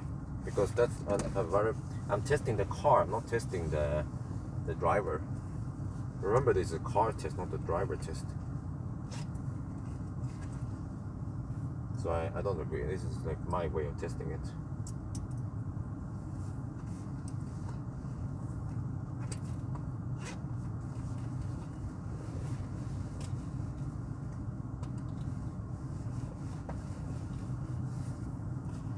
Okay, I'm getting 57 kilowatt, 59 kilowatt.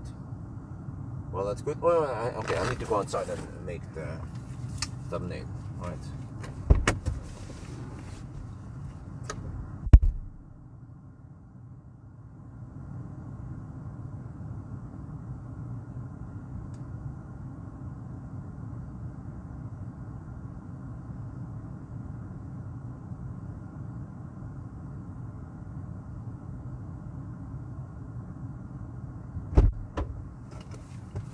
Alright,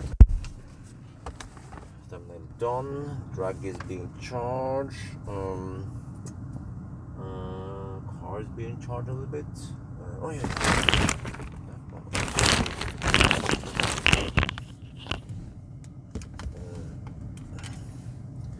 the microphone is, okay, needs to be topped up, okay, so just a quick 10-minute top up here, just to make sure we have the most power, and then I guess we'll go into sport mode and start some launch tests. What about lights? What about it?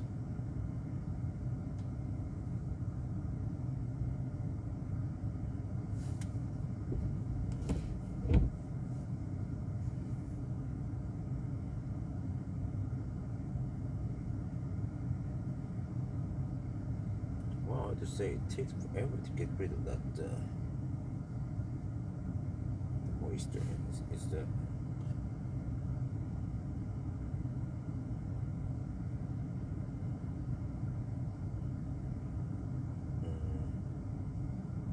AC not running? AC is running, but it just gets rid of moisture really slow. Okay, whatever. Yes, as long as it's not visible in the camera, then I don't care. Okay, now it drops to 30. Well, now it drops to 30 kilowatt. Oh, okay. We're at 84%. Yeah. I think we're good to go then again. It's a quick top up.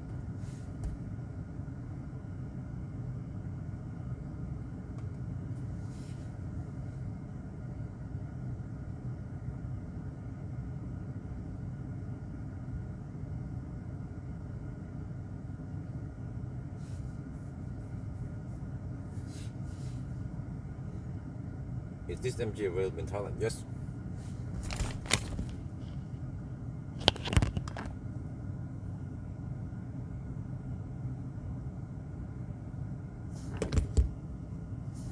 Okay, I have to pack the shit again. Well, I guess I could charge this after I'm done. Yeah, let's do that instead. Okay. Hopefully drag has enough juice. Hopefully the microphone has enough juice. Right. I guess we get ready for some more pumping. Then I have to go into sport mode. Get the mic ready. Alright, okay, I'm ready now. Yeah, 85% on the display. Okay, it's good enough. Let's go.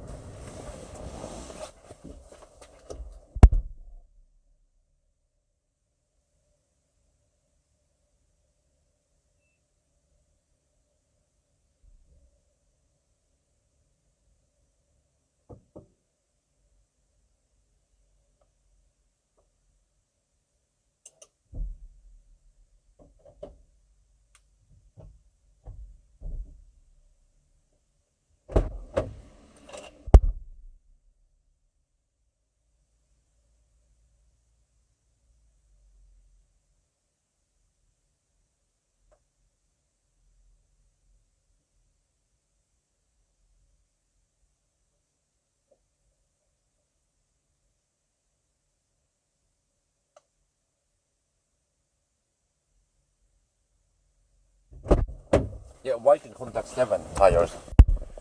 17-inch. Alright, let's see.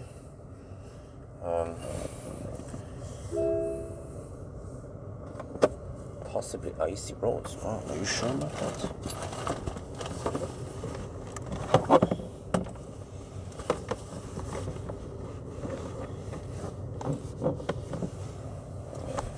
Right, yeah, let me filter out some stuff here.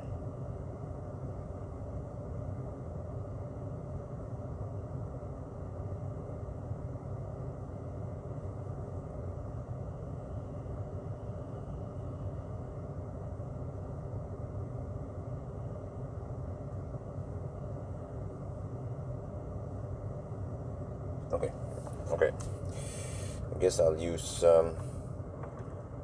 sport mode then. See how it is now. Yeah, 17-inch.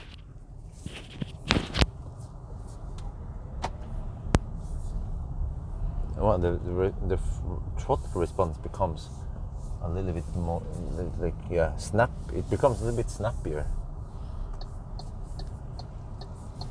I hope it doesn't just spin out of nothing. Like, well, it still tries to grip. Okay, that's good.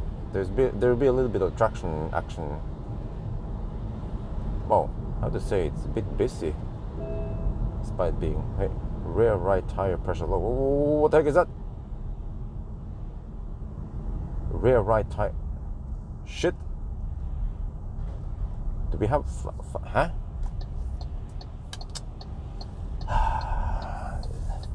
Do we have a flat tire?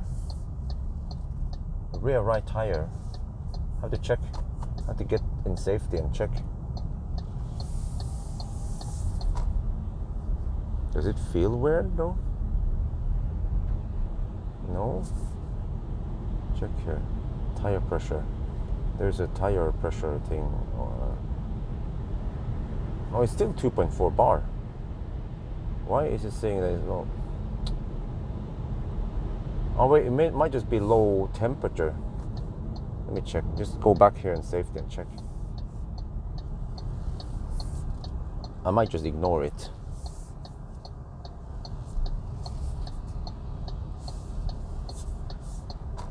Rear right tire low, huh? Oh, let's get into the light and check here. Still says 2.4 bar. Oh, well, the other one's a 2.5. I'll probably just ignore it.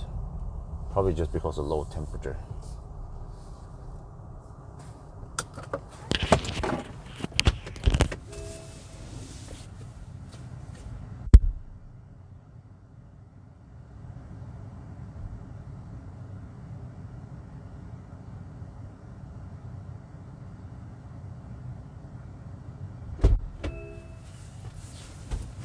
Yeah, okay, I just checked it. It's just slightly lower than optimal, maybe.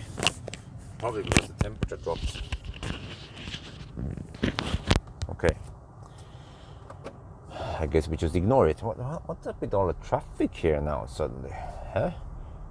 2 at night? What? Huh? What? 2 at night on a Saturday? What's up with this? I mean, I come here because I want to test when it's empty. What are you guys doing? You guys should be in bed.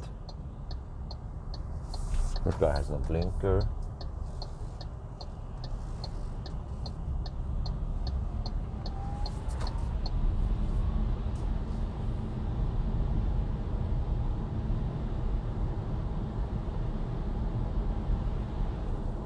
Yeah, they are good. Just slightly under a little bit. Wait, maybe I should check the time, but I can't do it over here. I have to go to gas station, maybe fill up a little bit. 2.4 bar. I don't know how much they should be at, but they don't seem to be that low anyway, like visually.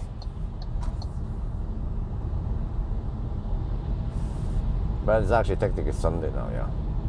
But usually it's supposed to be really empty now, 2 at night. Maybe not on a Saturday, yeah. Or Saturday night.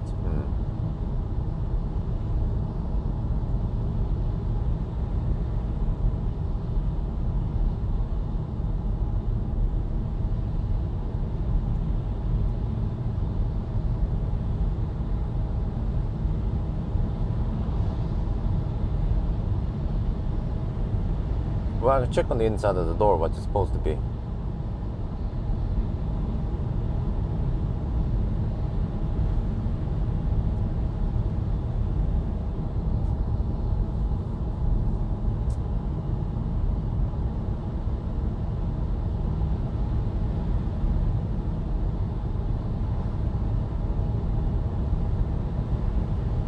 Wow, why the heck is it so busy over here right now?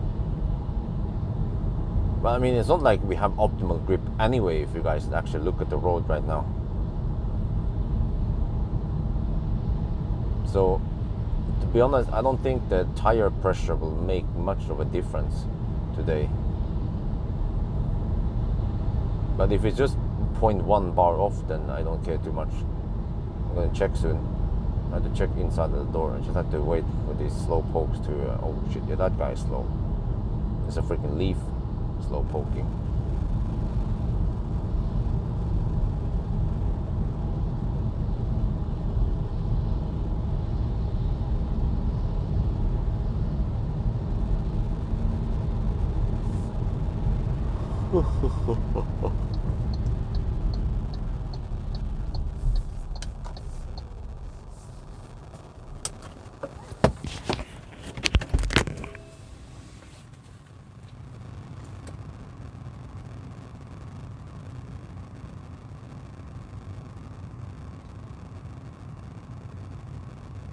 There's, when it's open this side, maybe the other.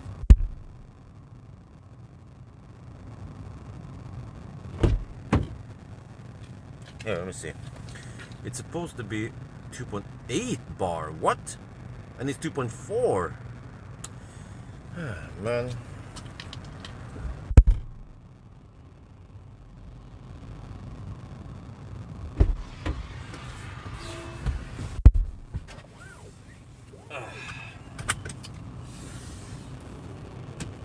Okay, I should have checked this. My mistake. Because most of the time it is correct. But it's actually way off right now.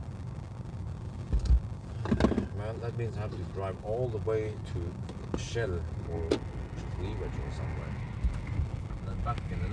And then I already have juiced up a lot.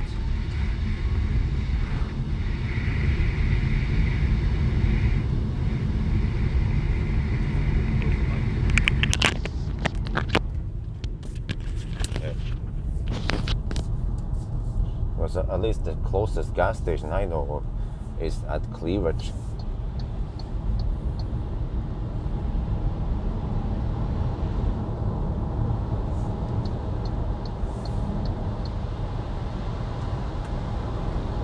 That's probably why the speedometer was so much off. When I think about it.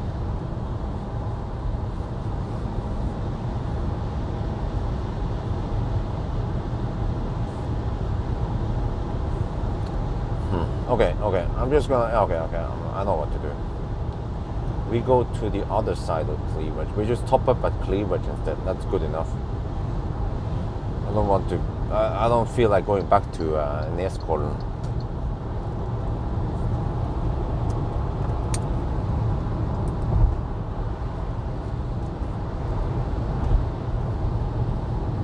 And this test suddenly took a lot extra time.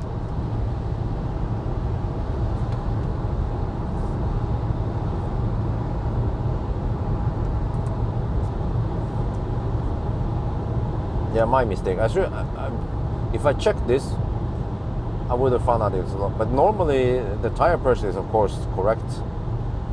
But this time it was lower. So it was actually lower for the whole 1,000 kilometer challenge. But I think it doesn't matter too much.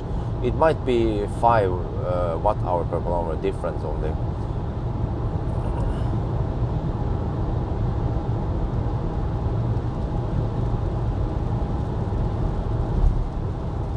Most of the high consumption was due to wind and drag and wet roads anyway.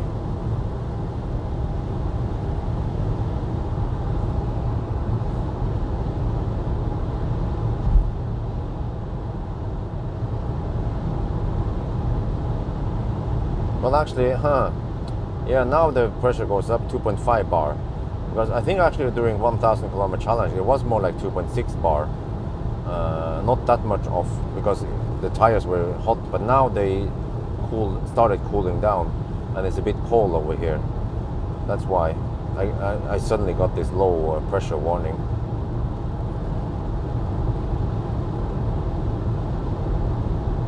I guess we can do another braking test then on the return. Yeah.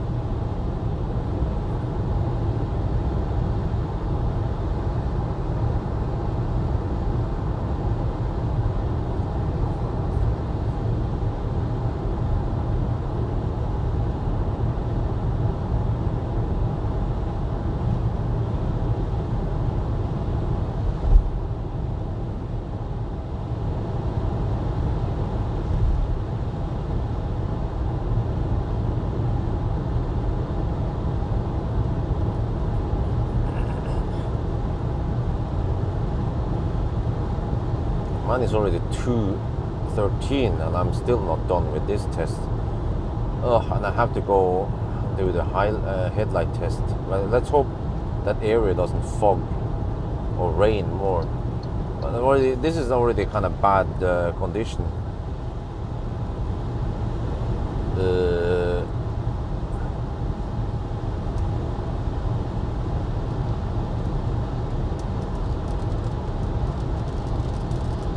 You know what? I'm just gonna cancel the whole thing here.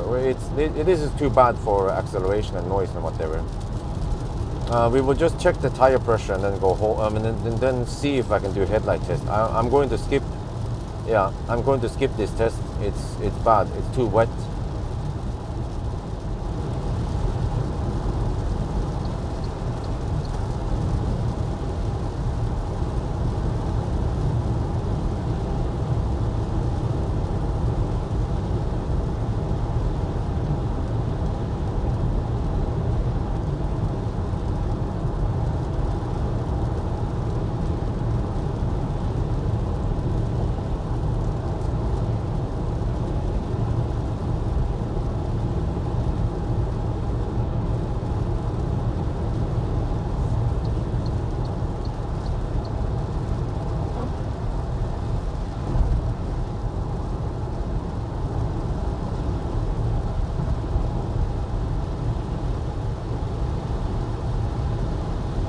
Okay, that means I need to measure the distance again tomorrow with the correct tire pressure.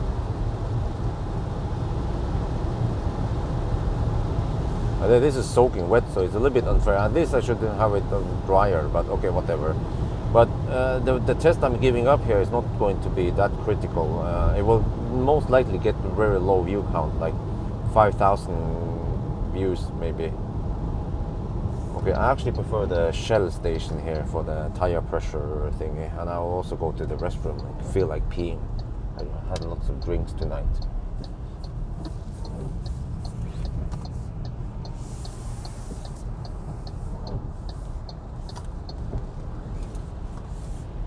Okay, and I have the tire pressure monitor thing with me. Let's see. There's the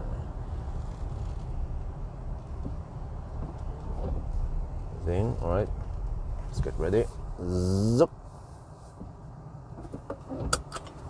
All right, then bring out the Biltema thingy, and it's supposed to be 2.8 bar, and they are 2.5 to 2.4. Okay, let's go fix it.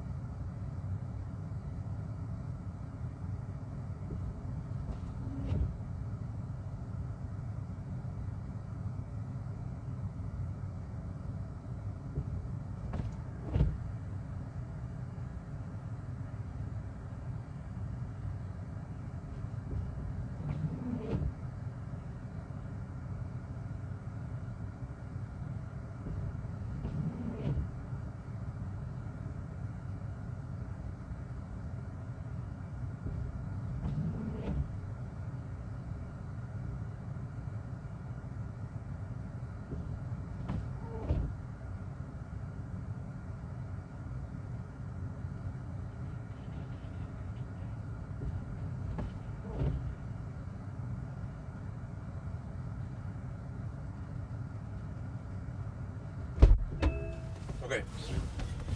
I fill them all up to 2.9 bar now. Okay, I can see in the display, 2.9. Because the tires are warm-ish, so when they cool down, they'll be 2.8. Okay, now and then, what?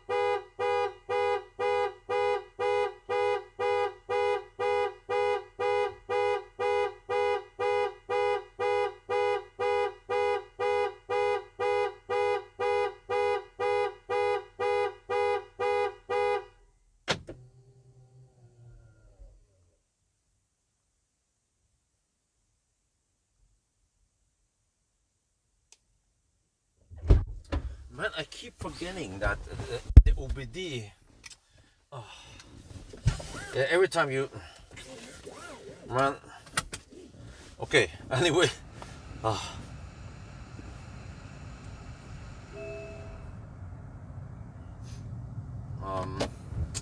Let's get the heck out of here, man.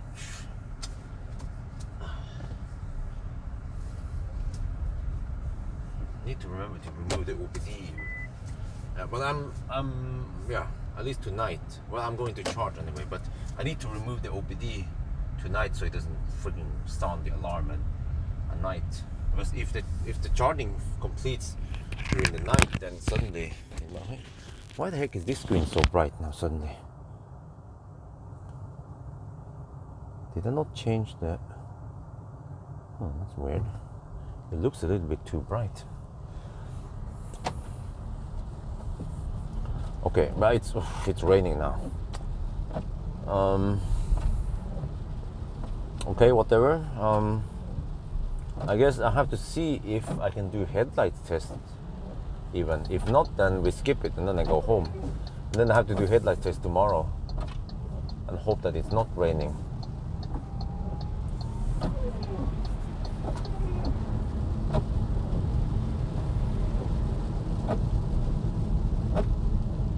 Okay, but we have okay juice now, so we can start with 100% tomorrow. Just have to heat up the garage for the night, so we have nice and warm battery, hopefully. Well, actually, the battery is already nice and warm, so it stay kind of warm-ish for tomorrow. So I have 22 and 30 degrees on the battery pack now. Then we just juice up, charge up the car.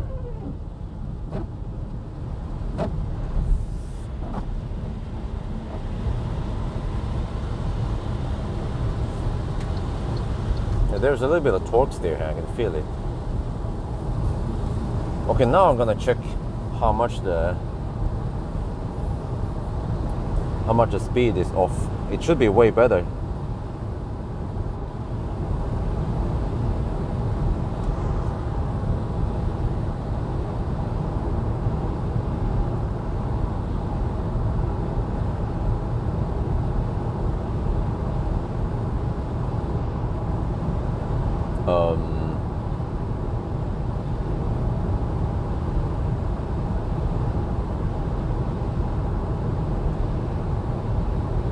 It's still way off.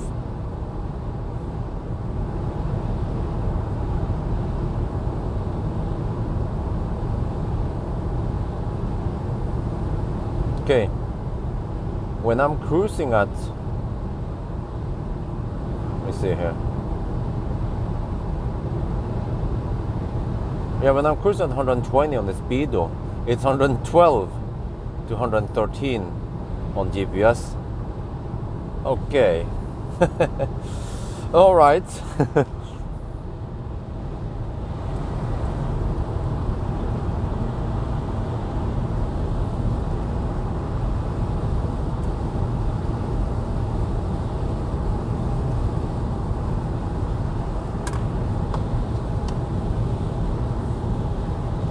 If it's raining over at the yeah.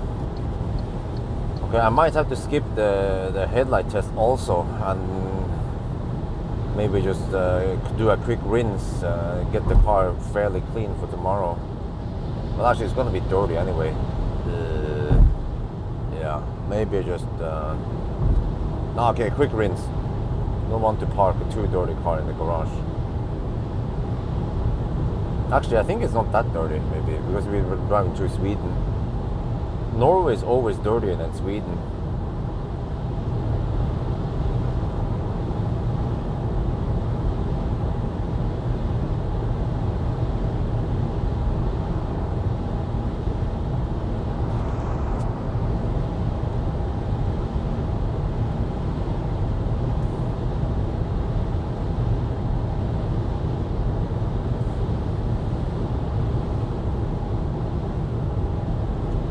Tire pressure now, 2.8 bars, all of them. Okay, 2.9 and 1, right.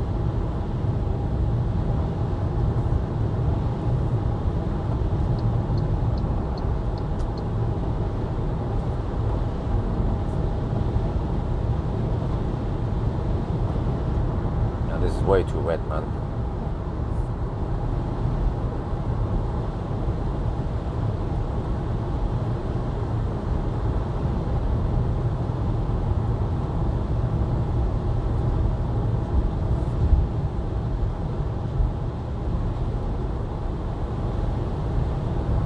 I suspect that the headlight test area is also raining now.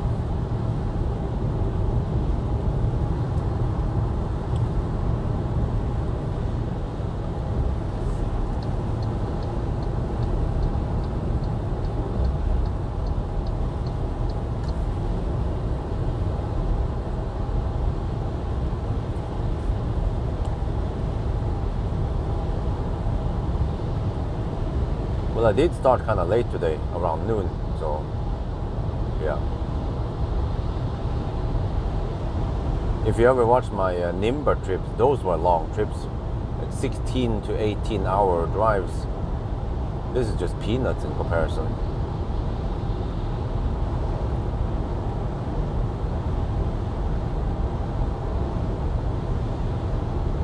Ionity, huh? What about Ionity?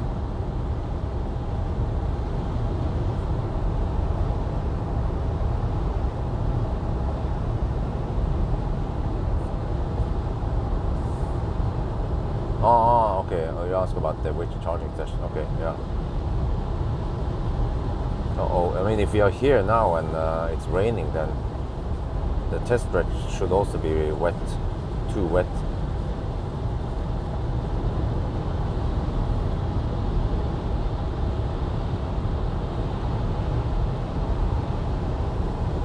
Okay. I have to check the weather forecast for tomorrow, but tomorrow is the last day with the MG.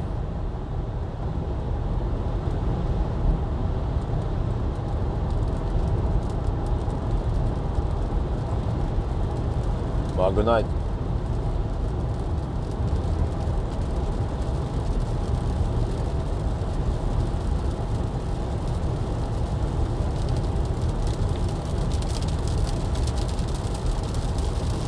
There's no way I'm gonna do headlight test now.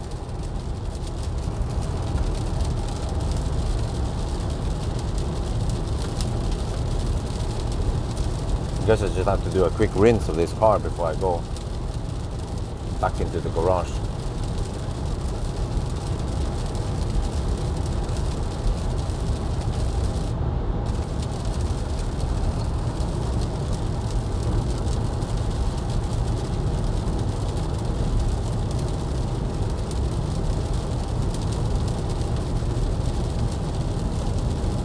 But I suspect that they fill up the air, the tires were filled up versus 20 degrees Celsius maybe. And now that it's colder, then of course the pressure drops.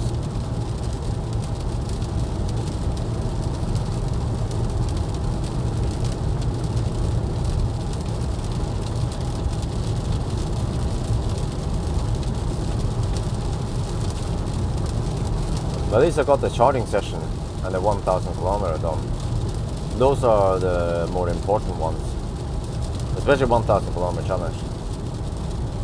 So, but it would be great to get the headlight test.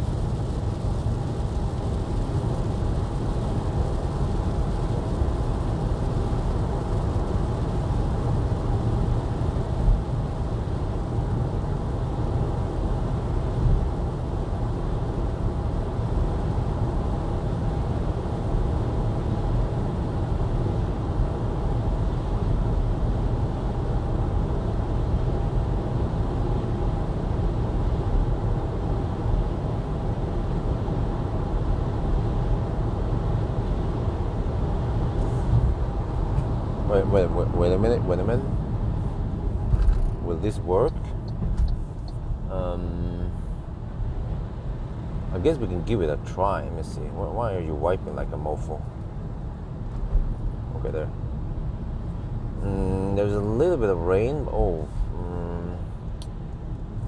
I guess it could work. Let me check here. I mean, it's not optimal, but can we still see anything?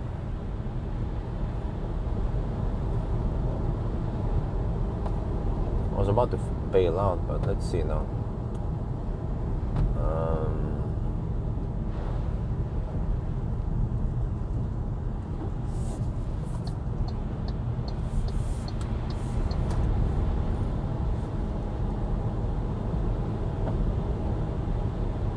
Okay, it's not optimal, but this is what you have to expect nowadays anyway. Let me just get over there to the starting point and check out something. I need to check the weather forecast for tomorrow evening, night. See if it's any better tomorrow. And I can consider, yeah. Let's see. But man, this is, yeah.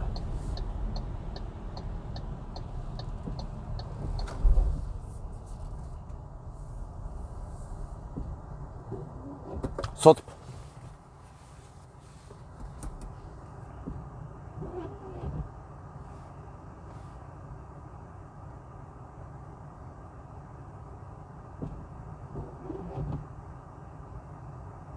Okay, it's kind of raining now. Right, and tomorrow it's also gonna rain. Oh shit, okay. I need to do the range test early in the morning. Oh, nope, it's going to rain even heavier tomorrow, right? Okay, I have to do it now, that's it. This is my only chance. If I don't do it now, then I don't have time for it. It's now or never.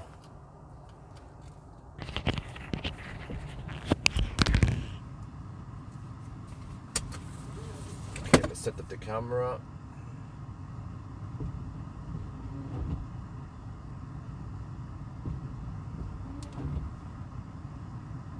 Right, do the thumbnail.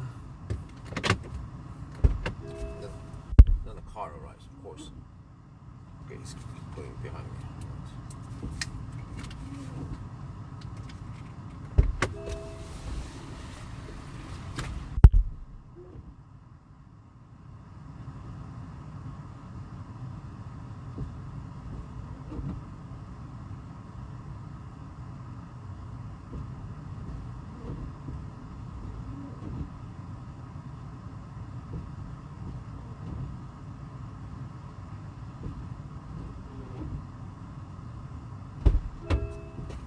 It's actually not that dirty, but I still want to rinse him. Okay, that's it. Let's do the headlight test.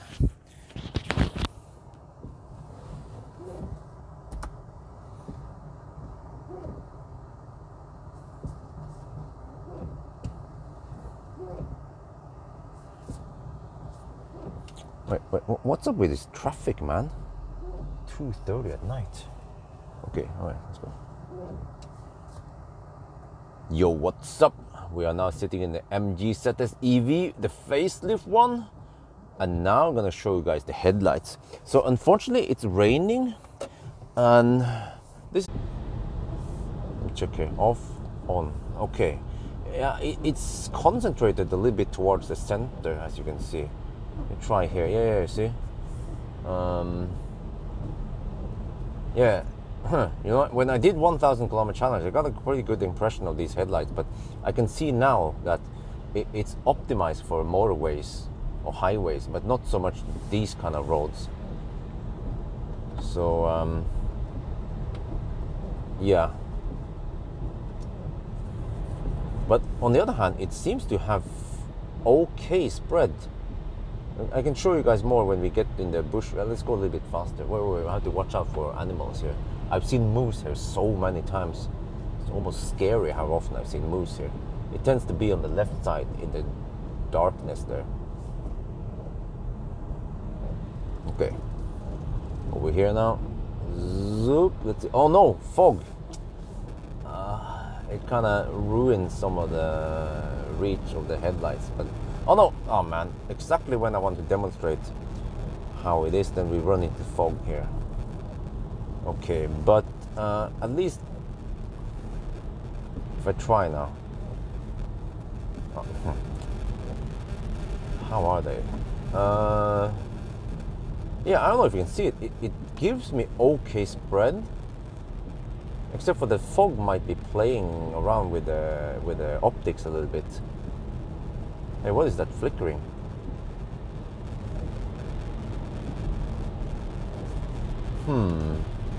Yeah, what is that flickering?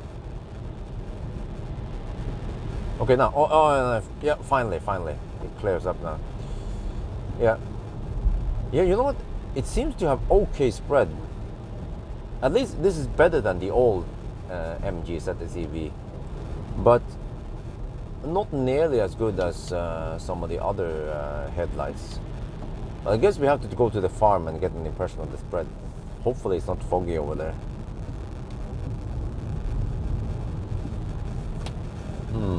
Yeah, how are they? They are... Yeah, there is like, okay, center-ish with a little bit to the sides and up. So this will actually be the last headlight test I will do this year. Yeah, and then I'll go to Thailand, and then I come back in the mid of February. Oh, School zone in 150 meters. wait, which other car was it that bugged me about this school zone? And then people said, I said, there's no school. And then some people said, no, there might be horse riding school. No, there isn't. It's just incorrect data, incorrect map data. Yeah, where's the school supposed to be? Well, anyway, let me do the farm test. Try to reveal the spread. Okay, let me see. Oh, it's snowy over there also. Right, let's see. Zoop. Yeah, you see? Ooh, it's not just that little dot in the middle. It is actually spreading fairly good. Huh? Okay. Let's see, how is the turning circle with this one? Oh.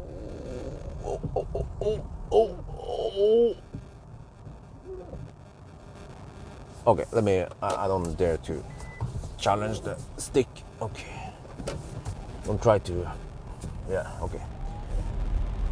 Yeah, but I don't know. Oh, School zone in 150 meters. Shut up, woman. How did I turn off that woman?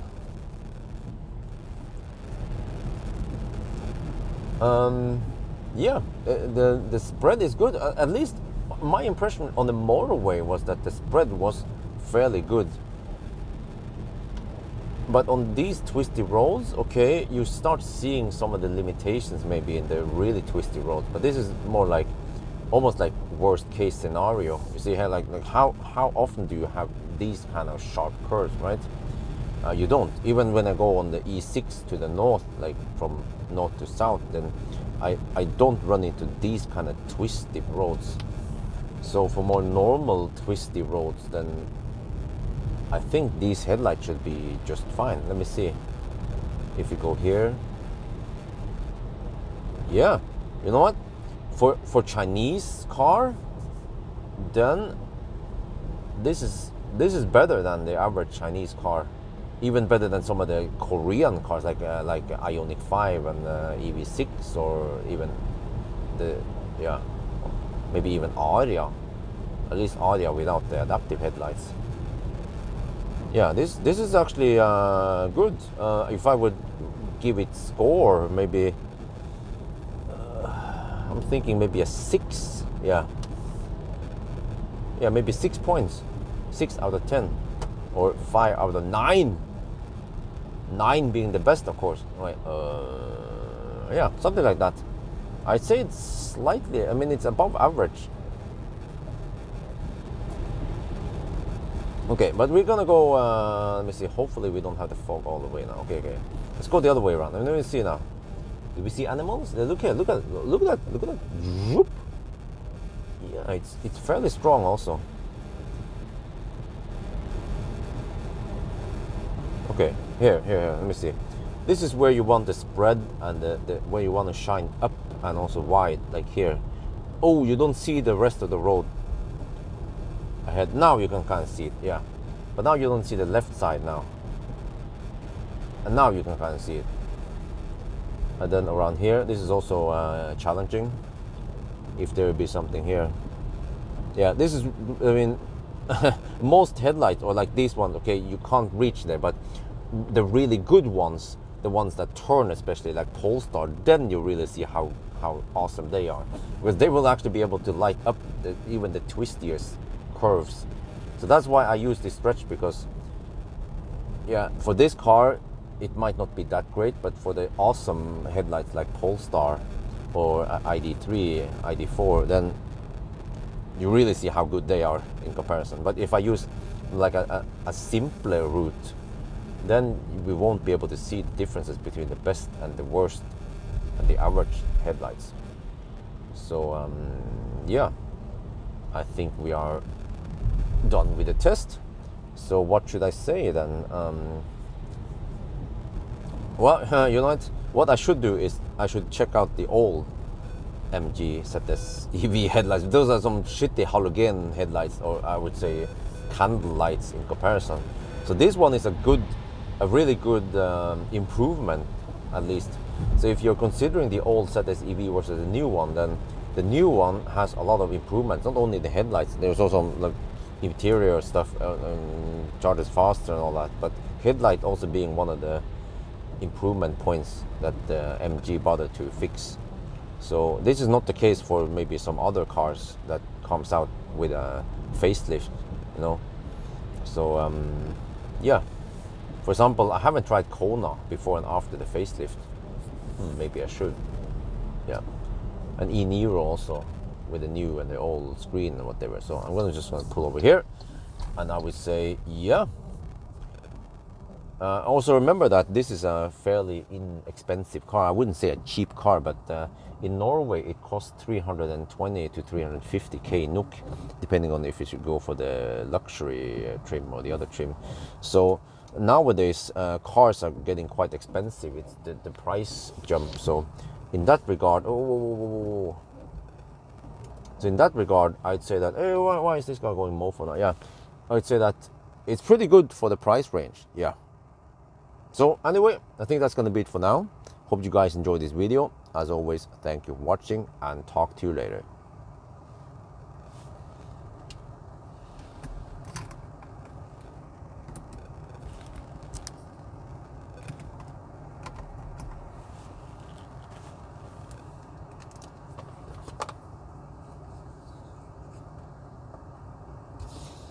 All right, this one is done. Let me just stop that one. Okay, zoop. They need to charge it. Might as well just leave everything here. Okay, for tomorrow. All right. Okay, let's go.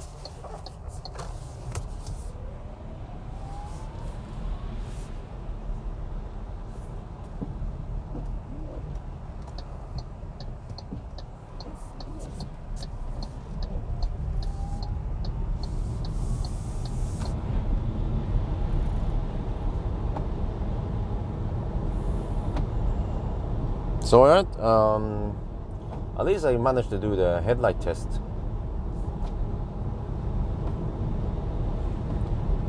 So I guess I can quickly edit it and post it. I don't need to edit it. Yeah, the headlight test goes unedited, but I just need to post the thumbnail stuff. Okay, yeah. So yeah.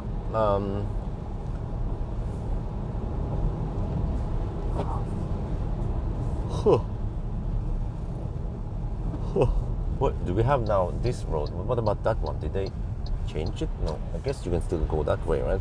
You can go two ways now to Oslo.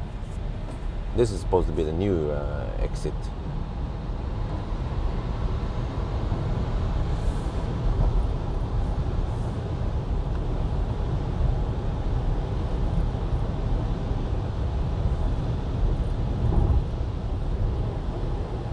Oh, that's the old MG ZS EV.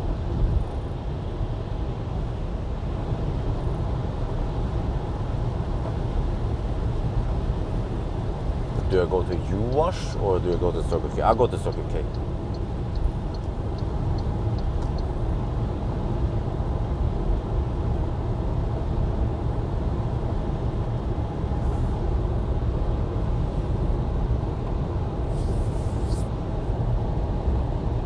Huh? Is the Model 3 really 450k? I thought it was 400k.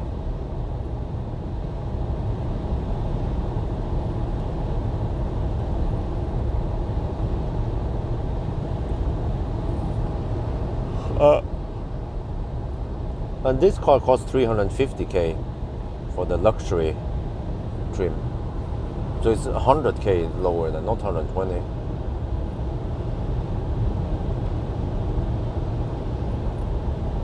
Okay, but the car is not that dirty. So, but I guess I'll just rinse it anyway. Because after 1,000 kilometer challenge, you tend to pick up a little bit of dirt here and there. Shit, it's almost 3 at night now. Oh man. But I should start the range test around 10-ish tomorrow.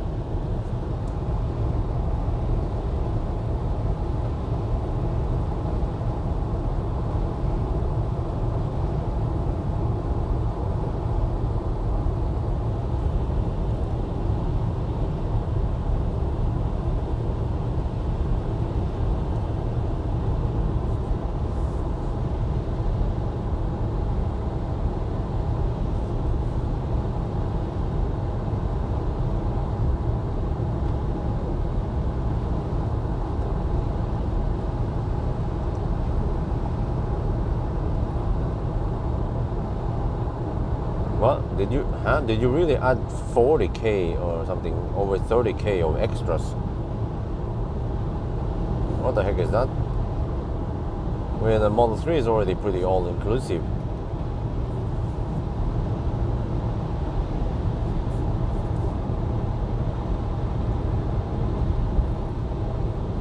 Unless you added like paint color and rims and stuff, but I don't really usually count those items.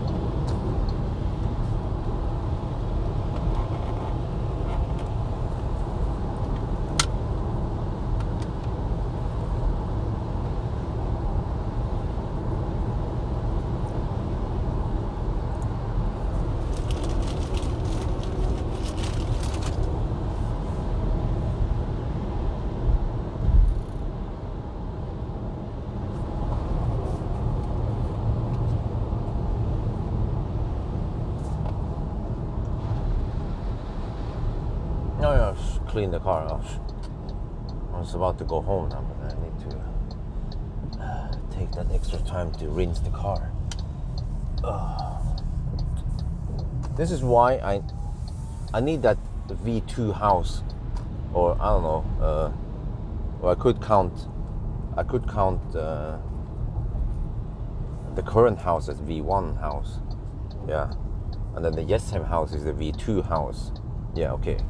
And then my future house is going to be the V3 house. And in the V3 house, I want to have a garage under the whole house. Big ass garage, like 150, 200 square meters of garage. And I want to have a washing corner, yeah, in the V3 house.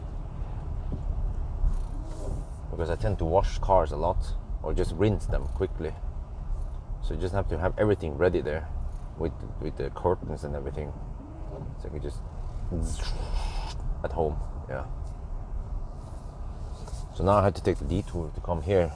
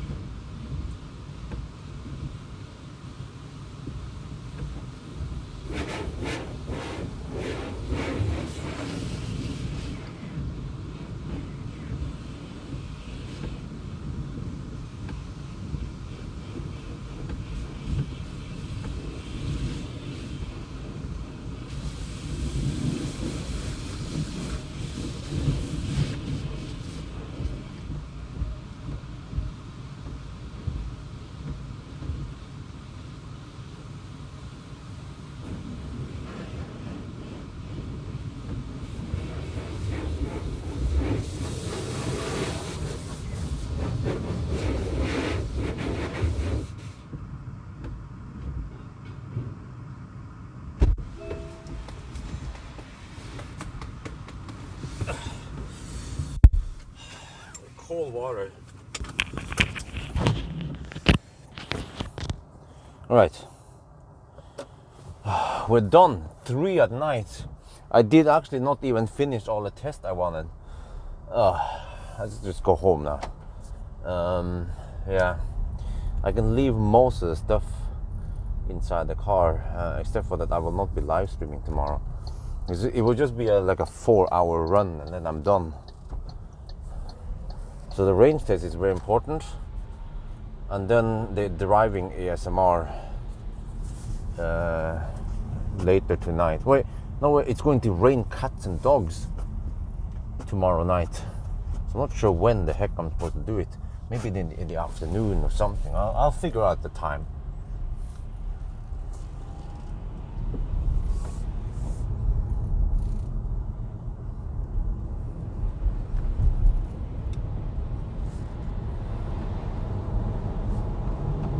Dude, there's a freaking dude walking on the street. Okay, that's scary, man. That's freaking scary. What the heck are you doing? Jesus, man.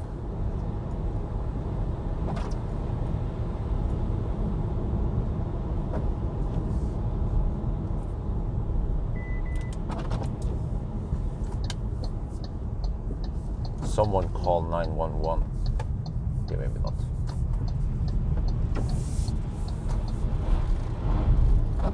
Oh, it's still a fun car to drive. Next live stream, next week sometime. I'm not sure when. Wednesday or what the heck is that? Oh, it's a dude.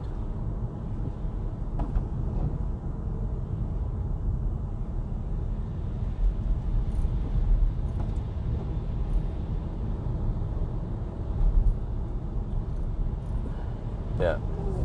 After Wednesday, I think.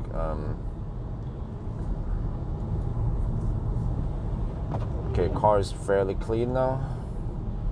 Ready for the range test tomorrow. It's going to be a wet range test, but that's the winter range test right there. Okay. So I guess I'll try to dry out the car a little bit. Run the dehumidifier in the garage. Get it ready. What the temperature in the battery pack already dropped to 16.5 degrees. It drops quite fast.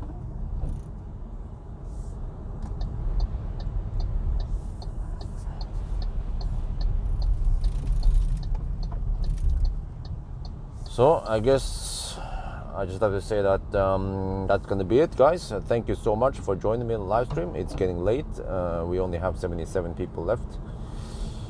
So yeah, just need to pack my shit. No, it was a long day. We achieved some stuff, and we did not achieve some other stuff, which is a bummer. But that's just how it is with weather. Now I'm hungry. Need to eat some fjolan when I come inside the house. So I guess I'll talk to you guys next week, and thank you so much for joining me, keeping me awake.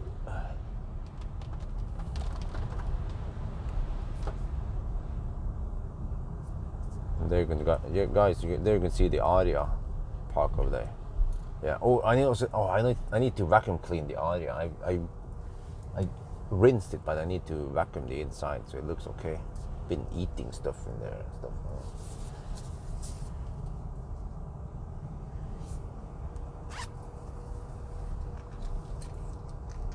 So yeah, ZS EV, man. I mean, for you guys who don't know, it's like, it wasn't that great. Well, it was actually okay. If you look at the list, 11 hours and 20 minutes is actually quite legit. It's beating even some of the other, yeah, like it's beating more expensive cars like e-Niro, for example, which is like a competitor. So in that regard, then 1120 is decent for this price range, this size car and everything. And it's a big improvement over the 14 hours and 40 minutes. It's amazing how much just better charging speed and better range does, because you can then just, yeah, whatever. Okay, anyway. I'm getting tired. Just gonna park in the garage and get some sleep.